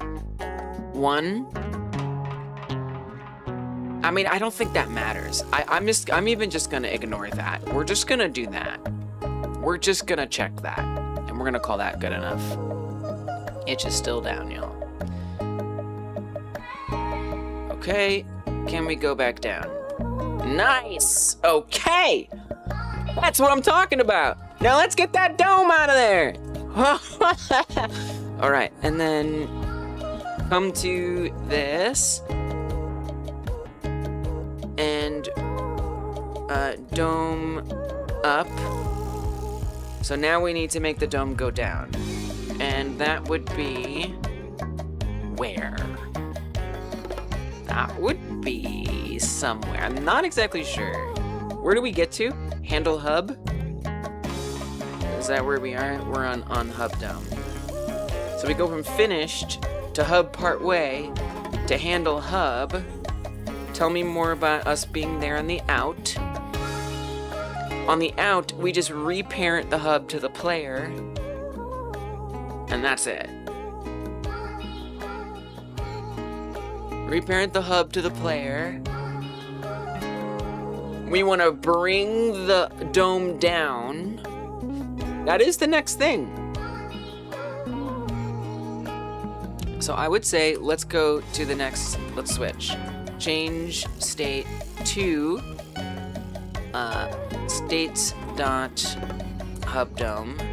And when we're there on the out, you have that reparenting. Well, we're already doing that, aren't we? Reparent to player. Reparent to player. I mean, you could put that there. I guess. At some point, it doesn't really matter. You are handling the hub here, so it gets a little weird. So we're gonna say dome down. And let's see if we can at least get that to occur. Speaking of down, itch is also still down with 30 minutes left to go. Ay, ay, ay. Okay, it goes up. And it comes down, baby! We got a down dome! We also got a down itch, but we have a down dome. Okay, great. So when the dome gets down, I then need to... That's good success. I then need to teleport the player back to the region. That's when we teleport back, is after that. So we have to keep track of if the dome has fully gone down. So how do we do that? Well, before we were doing that in a process check, I don't particularly want... No. Well, yeah, you're probably gonna need to do something in process, right? Something. This is one of those things. You can't fully eliminate it, and that's okay. That's totally okay. Hey, Distron, welcome. That is totally fine. Don't know if you ended up participating in the Minecraft like jam, but itch is down. All forgivenesses will be given wherever possible. Don't worry. But also, wow, that is happening. We still have super here. So we can do a process somewhere else, which I would rather move all of these processes to somewhere else. That would be great. Vanish distance, less than that. No menu state. Yeah, we should still check that. The thing is, I mean, you can check that somewhere else. Here, pass this. Now that's on the in. You sure you want to move that on the in? No. I'm definitely not sure. Hell no. Hell no. Don't do that right now. Not right now. But do put a process in here. And in here is where I'm going to check. We probably need to do... Probably need to say if is state hubdom states hubdom. If that's where we're at...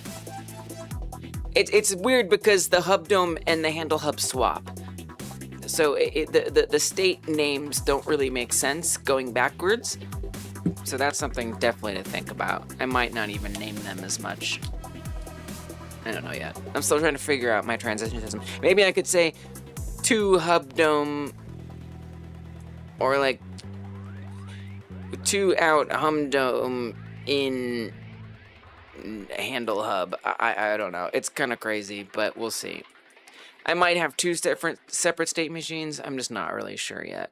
But I feel like that shape will be a little more obvious once I have more, when I have the whole structure figured out. I think I'll add a little extra time because we did have a few distractions there along the way. So let's do 5 extra minutes. Or a few. It's actually like 4 extra minutes. Okay, so if is state hub dome and if hub menu mesh dot states, we need to do something else. We need to say ref is state hub menu mesh dot states dot down. So if the dome is down and we're in the hub dome state, then you are clear to move on to the next thing, which is, again, it's tough. It's tough. Unfortunately, it doesn't make sense because you almost need like another state in there.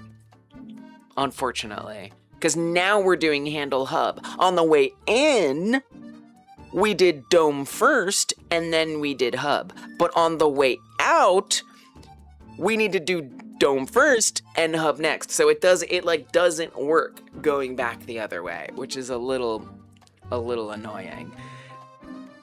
So here's what I'm thinking. I'm thinking that we just honor that, and we just call this handle hub.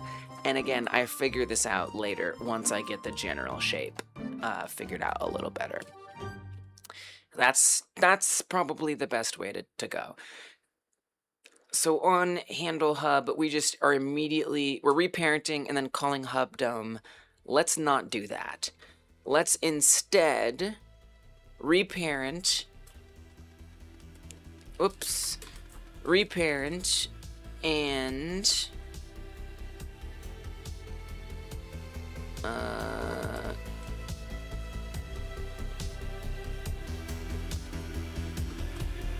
call it down, and we'll wait to go to hub dome. Now there's nothing happening in hub dome yet. Well, that's where we would put, okay. Let's put that there. We change to that state when that happens. And then in there, we're actually technically handling the hub at this point.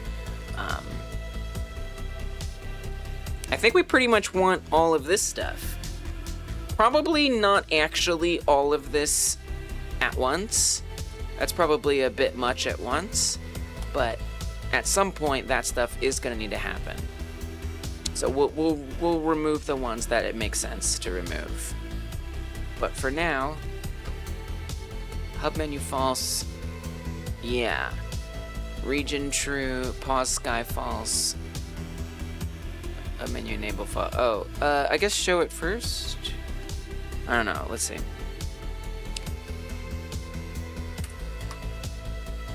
Okay, hub in. The timing is a little off. It's not supposed to grow from there's some, it's supposed to be already partially grown.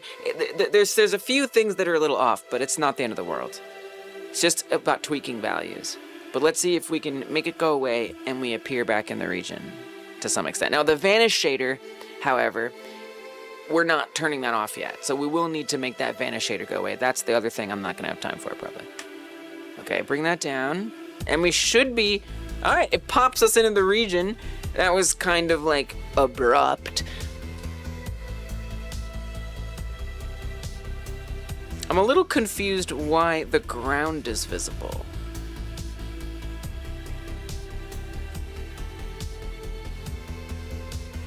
Why is the ground visible? It seems odd.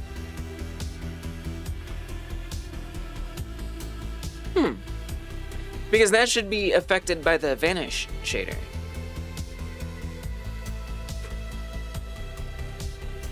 It's quite odd.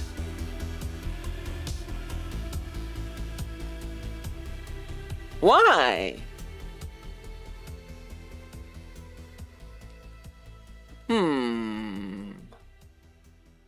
I wonder why the vanishing stopped working. Because that ground is what the vanish shader originally hides.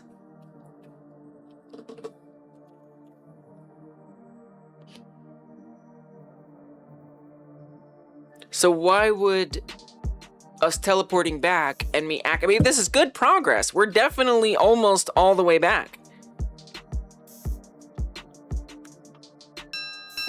But I don't understand why the ground reappears. Because the ground, if you... Oh, dear. Sorry about that. The ground... Sorry about that to myself, I guess. The ground... Very confusing. Right here, we're gonna watch the ground disappear. The ground disappeared! That's the whole idea. And all I did was hide the ground and then bring it back.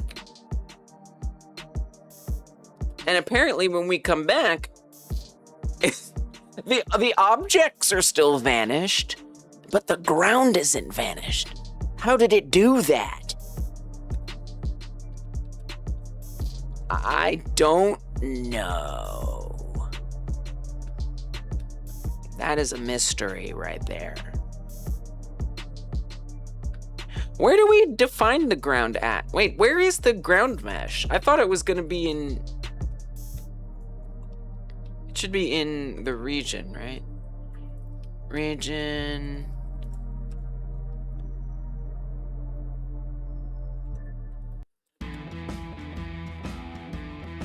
Here. It is a CSG.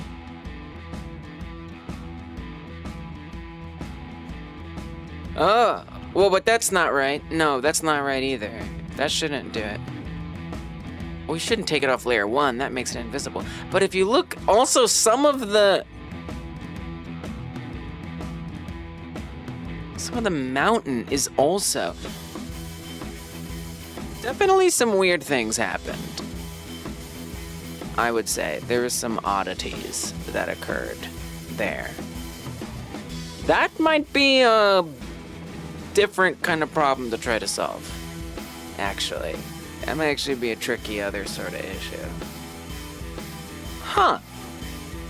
Well, I mean, for the most part, it's pretty good. Other than things that don't make sense.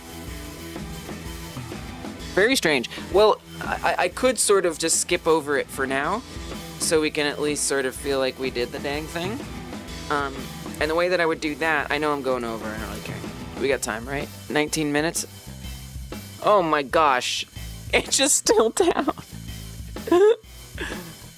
Dang it! How could they do this to us? We love itch. You know, it's a little bit of a ramshackle thing. One thing that I've thought about for a long time is having like, and I've seen other jams do this too, having like a separate hub for the jam. And we do it on itch because itch is where you get the exposure. But we have like a separate place, and you can, it's weird because like you also, like what, we're gonna host everyone's games? Like I'm not gonna do that. So I don't really know what you could do. You could at least like get your foot in the door. Yeah, I submitted, look. I don't know that would really help in this situation. It kind of depend on itch. Like what, I'm gonna have a server where you upload all your games? I can't afford that. But it would be nice. It would be nice to like be hosting the jam off of itch. But then like, how do you simultaneously benefit from itch? It kind of stops making sense at some point. Anyway. So just real quick, so I can just move on and call it a win today. Real quick, what I'm gonna do is put this mess in here, which is actually gonna be useful in this case. We'll move that down. I can't believe that happened. That is so surprising. I do wonder if there's, if I just like don't get rid of like one of, I wonder if like the order here, I don't know. Very strange. Very, very strange. But I'm gonna comment this back in here. So we don't have the sky shader anymore. So odd. So odd. And once this is done, we could just move it to none, because we're kind of skipping the vanish phase. So I'm gonna say change state. Well, you don't have to skip it. Do change state to states. Do the vanish, and then you can put all this in there. And that's your vanish handler. You know what I mean? You know what I mean? Put that in there. Then on handle vanish, we can have the two separate versions. So get the in, get the out. I'm just gonna copy just the in and out. Copy. We're not gonna do, well, you're doing the in right now, see? Paste that, cut. Paste, back, tab that in. Sorry. Expected end of statement, found colon instead. What do you mean? Why would you say that? Oh. Forgot the match. The match part is important. Very important. We vanish. And then we indent all of this. So we're matching if we're hub menuing in or if we're hub menuing out, in which case we do all of this. And then once that vanish is complete, we can switch to none, which is our start point. So I will say change state. It's not going to be the full animation, it's just going to, but for now, you know, it's okay. Switch to none. Okay, let me see if we at least kind of get back to normal. Goes away, that appears. We make it go away, and pop it all comes back, and we're back in the game. And then, if everything is right, I should be able to open it again. That didn't work. Starting on the wrong state? Well, what else would it be if not none? Wouldn't it be none? Wait, it's supposed to start on finished? But that's on out. Oh, we have to switch back to in, I guess.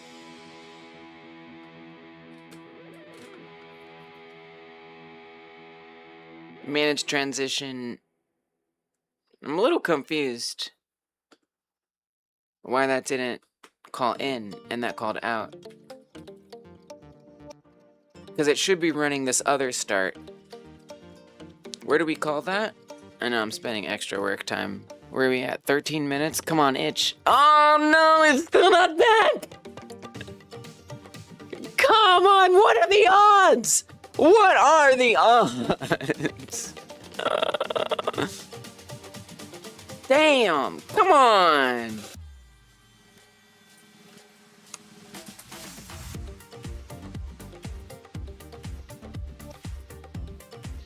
This requires a little more thought to get the states to switch right. I think here, Lise, if you bring, I think it might make more sense because you still have to put the hub menu out. It's because I think you're still in the hub menu. So if I put my debug up here, we do this, it says we're in the hub menu state. And then when I do this, we never go back to gameplay.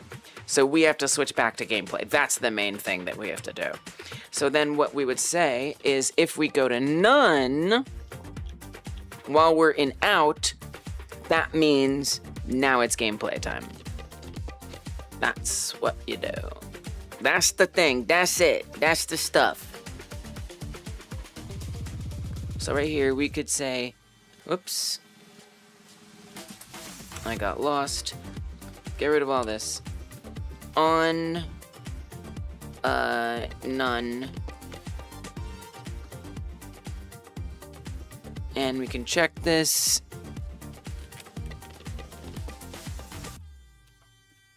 And say func on none. And if we are in manage transitions .ref, let's just do an if for this. If manage transitions is state manage transitions out,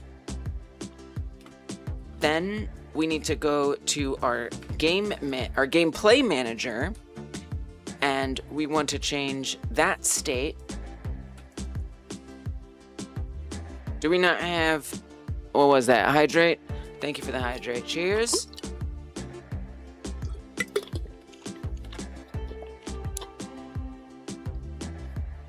Propose. We propose. We don't change. We propose. I mean, that's frightening because that proposal might get denied. Propose gameplay state. Manage gameplay. Gameplay states. And we should be going back. I guess.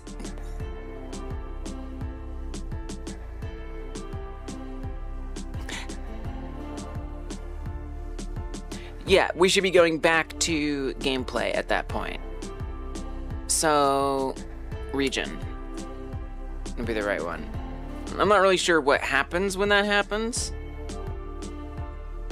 So let's see.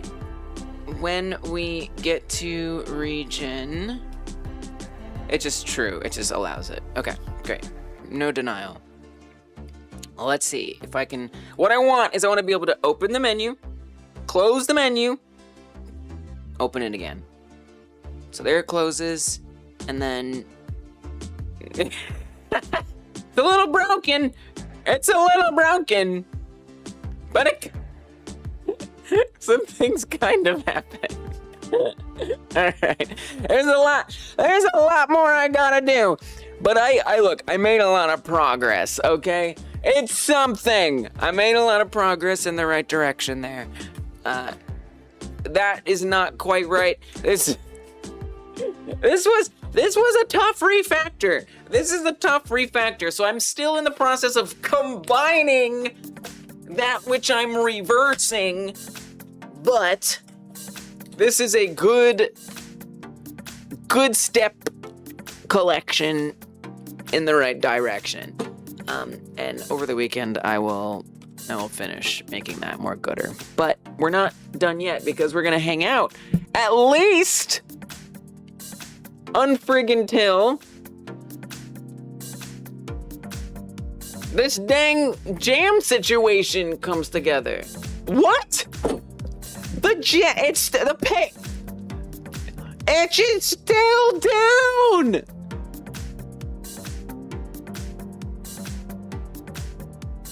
Okay. That is a tragedy. That is a Game like jam tragedy. We've definitely had we bumped into this when we've done like 1 hour jams. Well, this last down, so it was down earlier. It was down earlier. At 12:05 a.m. This is not the right time. This isn't my actual time zone. This is my VPN time zone. So let me look at the real time. Let's look at the actual time. So in my time zone, it went down at 7:05 p.m. and it came back in 10 minutes. It only was down 10 minutes last time, the first time. The second time, it went down at 10:24 p.m. my time, and it is now 10:52. 30 minutes. 30 minutes it's been down this time. So it was 10 minutes the first time, and it's been 30 minutes this time. That sucks. So not even consistent. Come on. I have no idea what we did here. Not that I ever do. A bit more than an hour before? It was 10 minutes before. Oh, but maybe I noticed. Maybe it was down. Are you saying it was down? Maybe when I noticed it was down, it had already been down for a while, you're saying? Might be down for a while then. I hope they're not getting a DDoS. Man. Come on. Now you see it. Now you don't. Dang. Dang, dang, dang, dang, dang. Let's see if they're saying anything on X. They are not. They are saying nothing. And I assume that will be the case on Blue Sky as well. Tragic.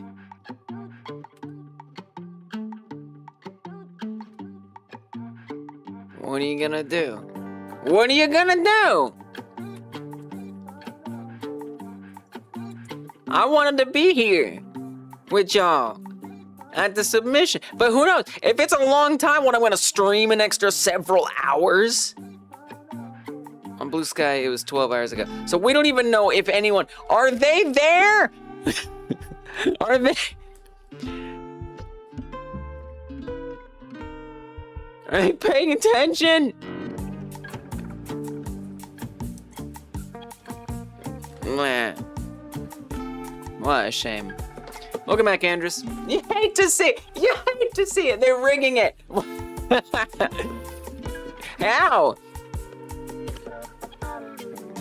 Getting Adidas either. You checked a website that said an hour. Oh, the down detector. Forgot about that. Andrus, we're not doing anything. I just finished my work session for the day. I mean, I guess I could keep working, but I don't necessarily want to. But I guess I could.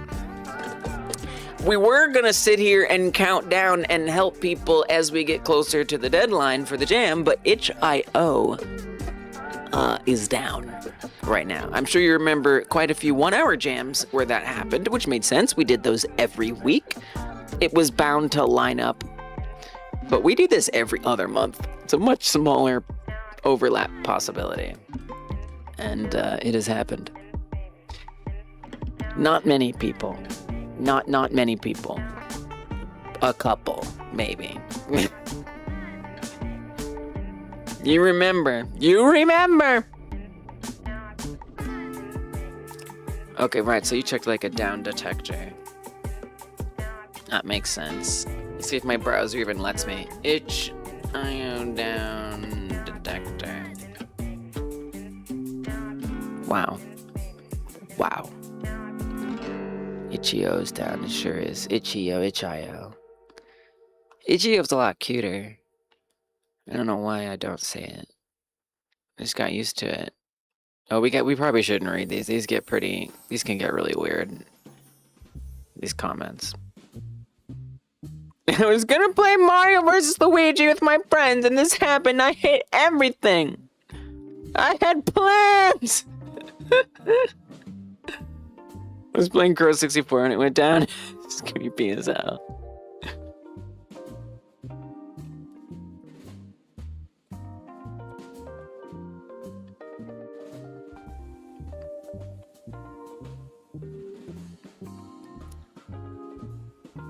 Well, that's, yeah, I mean, it says 11:39 to, yeah, it was about an hour before. Wow. Huh.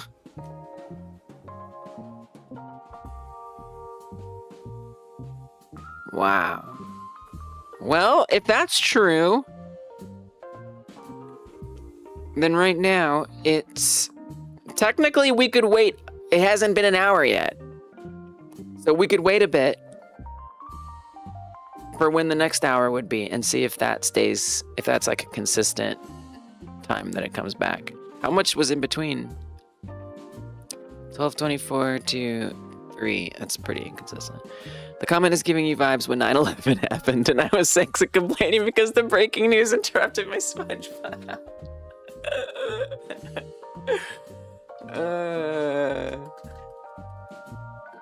Damn, in New Zealand too? In New Zealand too? That took over the news?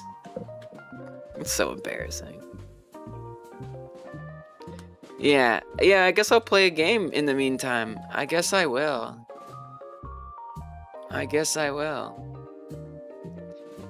We do have Kiwi 64 up. Yeah, oh no, it was a huge event. The only other one I have downloaded on here is the Nightling.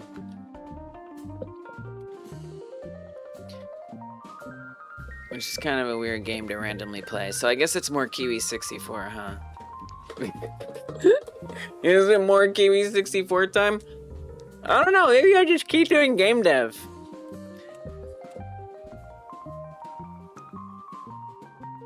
What do we think? Game or game dev?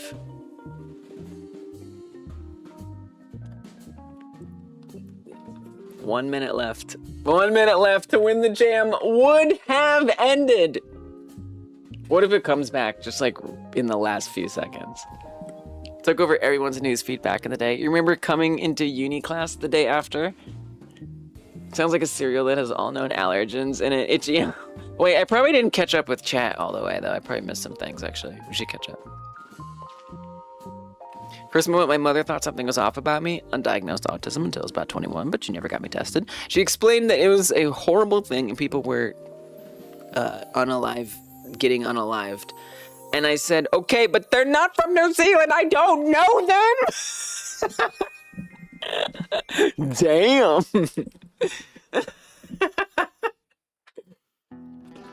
That's funny.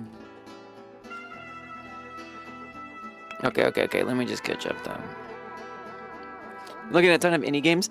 Look more forward to indie games than you do whatever the big corpo people are doing. Same. Hell yeah. Heartless 6-year-old. To be fair, 6-year-olds, that's reasonable for a 6-year-old. Still though. It is kind of trying. Free version of Click Team Fusion try? No way! Try an engine out of nowhere? Absolutely not. This is my break time. No, I shouldn't go do dev anyway. But that is kind of fun. Now that is a fun idea. You should request that for a Monday feedback stream. That would be kind of fun. I would like to do that. I don't know, y'all. It's over. The jam has ended. And Itch is still down. You're intending to go back to game dev soon. Currently planning out a story for an RPG in the background. Pretty ambitious. Nice. Officially out of time. Don't worry. Don't worry. I will extend it. Maybe even another day. Maybe we'll just extend it for the entire day tomorrow. You know why I'd like to give it a try, Distron? because in our jams over the years, a lot of people have submitted games from Click Team Fusion, and I always was charmed by the sort of rough around the edges vibe that it had. Rip Ichio! Rip! A lovely tribute, Fanny. Sluggish are too limited. There's a charm. There's a certain charm, I think.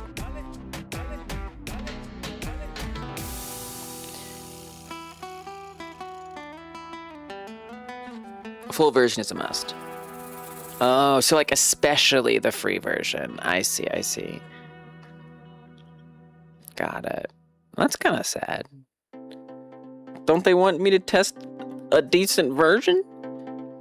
Do they still update that? Is it even like technically even an engine anymore? Or is it just you can use it, but nobody cares that works there?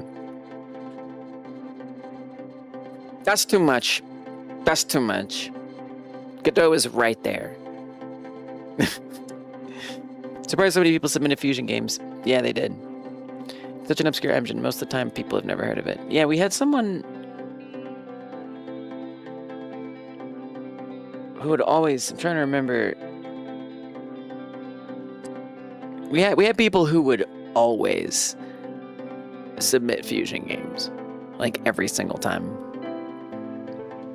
I'm trying to remember who. Oh, I probably you're probably one of those people that I tagged you two in Discord that one time. Click team.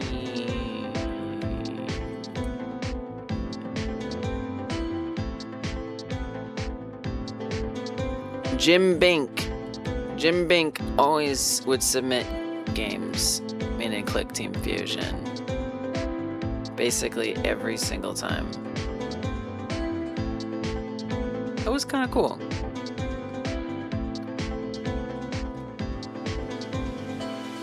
Oh, I was about to go to itch.io and look for him. Right. Forgot about that. Nope, never mind. Yeah, I saw that interest. They do still update it. Wow. There were some, there are like the streams, but yeah, I always liked those games. They just had like a crunchiness. I can't explain it. You know, they looked like they were made in the 1990s. And I just, you know, put in a floppy disk. Lucky Scott got frustrated and made possessed animal robots. What? Huh? What does that mean?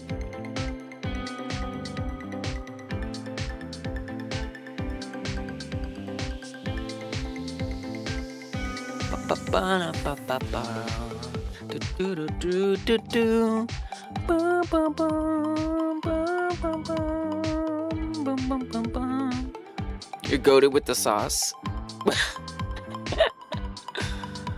Oh, FNAF. Oh, Scott Clausen. Oh, yeah. Right. True. Right, you're right. Totally brought, like, so much attention. Whenever people would describe it, they're always just like, you know, the engine that FNAF was made in. Right. Yeah, it was pretty famous for that, because I think especially the people who are interested in that were young and were interested in making their own games like FNAF. So they would especially ask about it. Wow.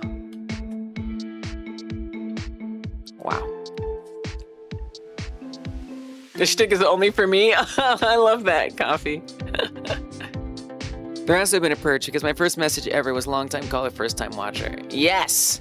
That would have been your first message. How weird.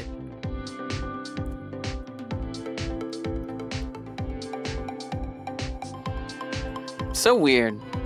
Dysbulia. Yeah, dysbulia.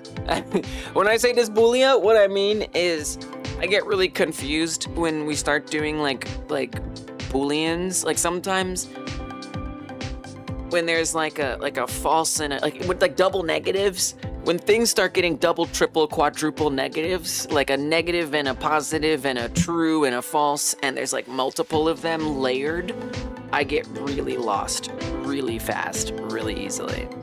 And I call that phenomenon dysboulia.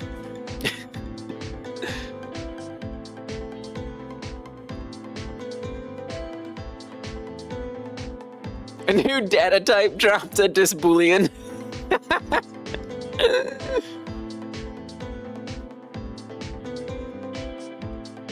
True, false. False, true. That's a dysboulian. It's similar to how Toby Fox made Undertale and then Deltarune in Game Maker. That also probably sent many people to try that engine. Yeah, I suppose. Probably, yeah. Yeah, true. I use it from time to time, and I remember someone else also use it. Not sure if they pop up here. Jim Bink. Jim Bink is that person. I haven't seen them in a minute. Sometimes they look at a game like Jam and they're like, ooh, I want to make one for that. But the only thing I'll say is I imagine Click Team Fusion would have been like largely forgotten except for the people who used it in the 90s and early 2000s if it wasn't for FNAF. But Game Maker, I bet people would still have used it and another famous game would have lifted it. If you extend it through tomorrow, I'll go get some sleep. Yes, I will. 100% I'm extending it. You don't even have to wonder. I will extend it however I have to. Either I will go in there and actually make the time longer, or we'll just make sure everybody gets late entries in. Probably the first thing, though. I promise. Go get some sleep. In fact, yeah, we should just probably say that. Like, don't worry about it. Don't fret. You're good. You might even eke out a little extra time out of this. It was a blessing in disguise, perhaps.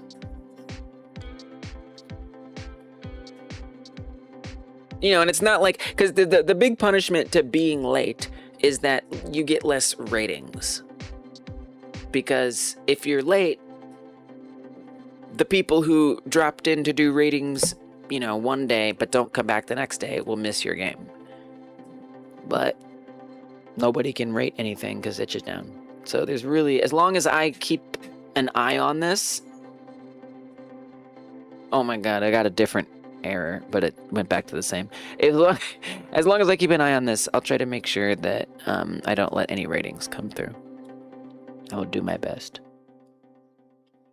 Variable true, Boolean equals false. That's messed up. Variable thing, true, it's false. The true is false. It's true, is true, false. Variable thing, this bool equals false, true.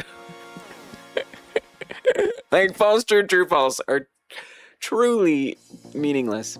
But maybe not. Yeah, see you, Tauf. I can't wait to check out your game. It looks super cool. Tauf's making like a 2D Noida Terraria kind of thing. Looks awesome. Game Maker has been used pretty consistently. I feel like Fusion would be better known and more widely used if they went over to the free model and took royalties like other engines. Yeah. Except for Godot. Godot doesn't do that. Godot doesn't do that!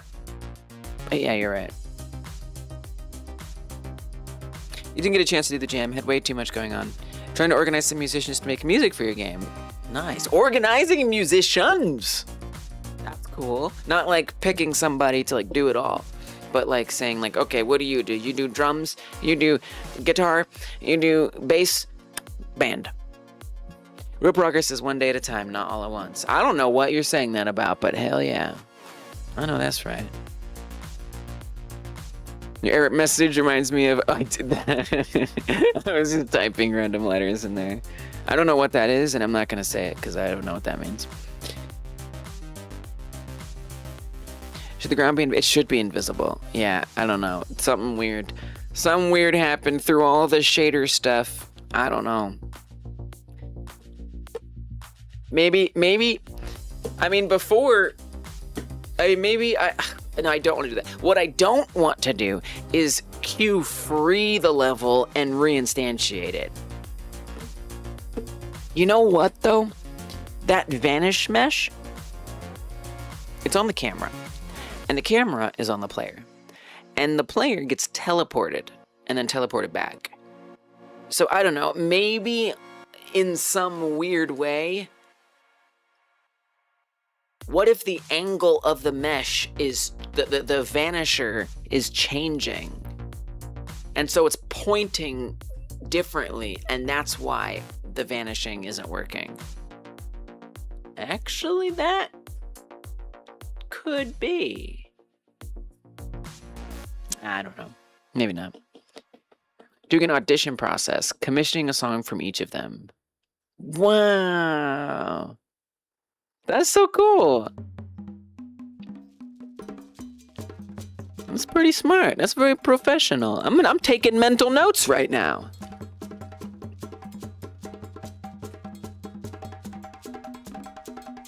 Yeah, rip itch. Submit your games through Google Drive.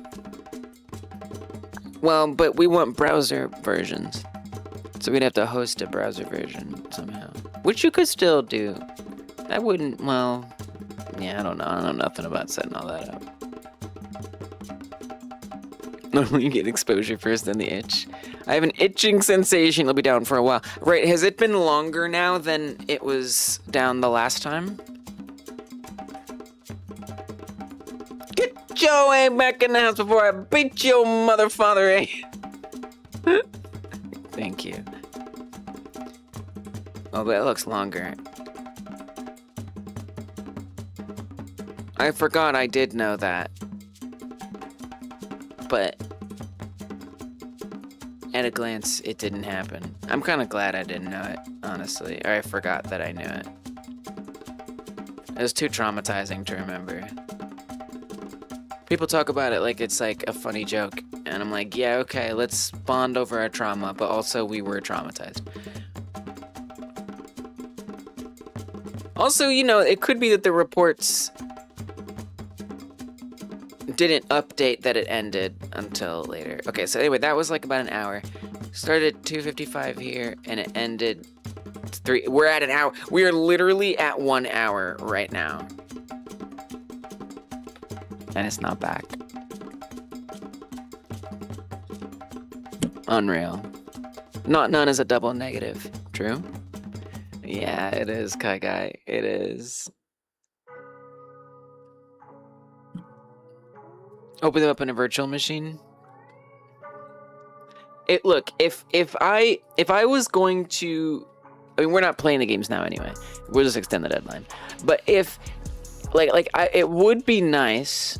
It would be nice to have an external place that isn't itch.io to host everyone's games, like to have our own independent hypergame.dev jam page. But, you know, there's a certain technical know-how and professionalism that I'd want to present that with that I don't have. Yeah, you can do more. It's bonus time. You only have 3, but your game is taking 45 minutes to build that Unity life.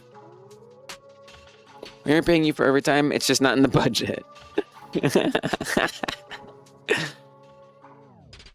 Yeah, we do know how long it's put down for it. Now it's been down an hour. Yeah, we talked about that already. Okay, I think we're caught up though. All right, y'all. Well, look, I mean, we don't know. We could be here a long time.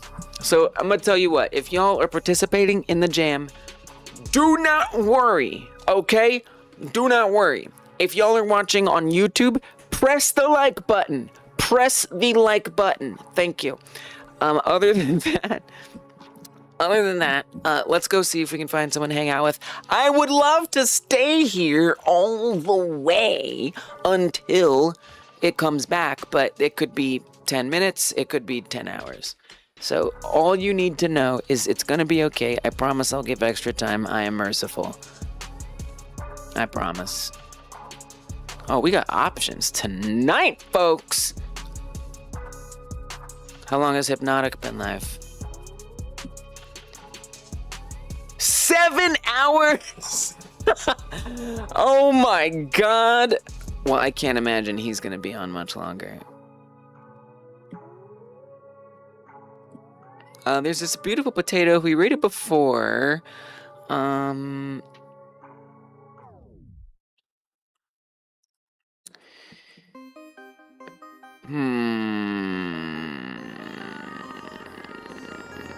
Let's see if we can find somebody new. Let's see if there's somebody else out there. And we can always go different places on each platform as well. It's only 2 p.m. He could be on for hours more. Right. 7 though. I am. I'm fair and generous. Thank you. Thank you for vouching for me, Kai Guy. Don't worry, I got your back, y'all. I do. But let's see if we can raid on YouTube too. If you're watching on YouTube, we do the raids here. It's not just a Twitch thing. Alright? It's not just a Twitch thing. I promise. Because it would be nice to deliver you all somewhere. I guess we could ask Hypnotic. We should ask Hypnotic how long. If someone did that, that would be helpful. But I'll do it too. Oh, there's this other person, Johnny Dev. Who's this? This is a person. Thanks, Rorik. I don't know if they're on Twitch, but I very much love finding new people where possible.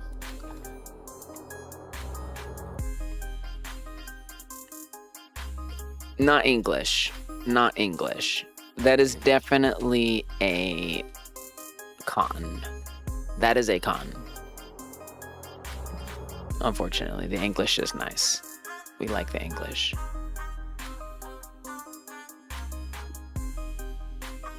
Learning game dev until KCO plays my game. Okay. Who's this? Oh, get out of here. It's not an attack. It's freaking YouTube. Stop lying.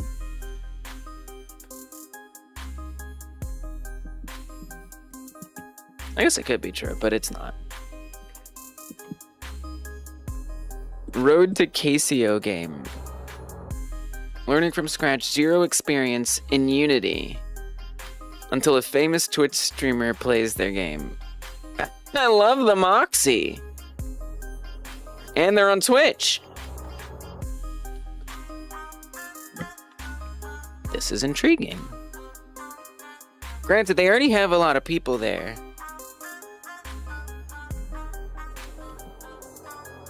Not so much on Twitch, though.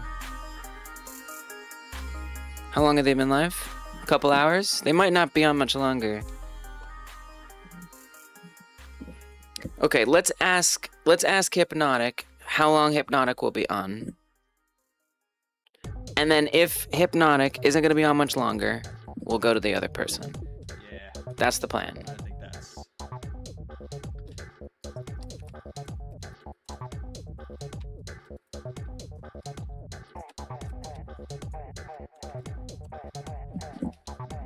Is Itch back? It's back! Itch is back! Oh, crap! Oh, wait, I gotta extend the jam. Oh, wait, hold on. What did he say? What was his answer, Fanny?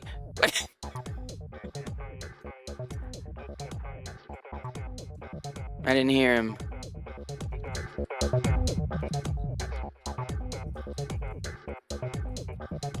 Not long. Not long. Not long. Okay, got it.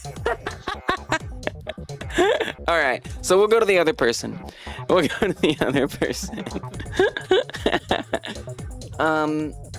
Itch is back. Okay, wait. Let me just extend the deadline.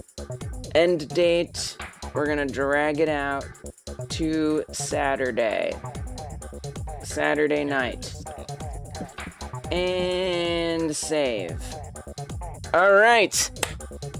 Jam length extended. There's also 19 submissions. 19. Wait, let's have a look at this.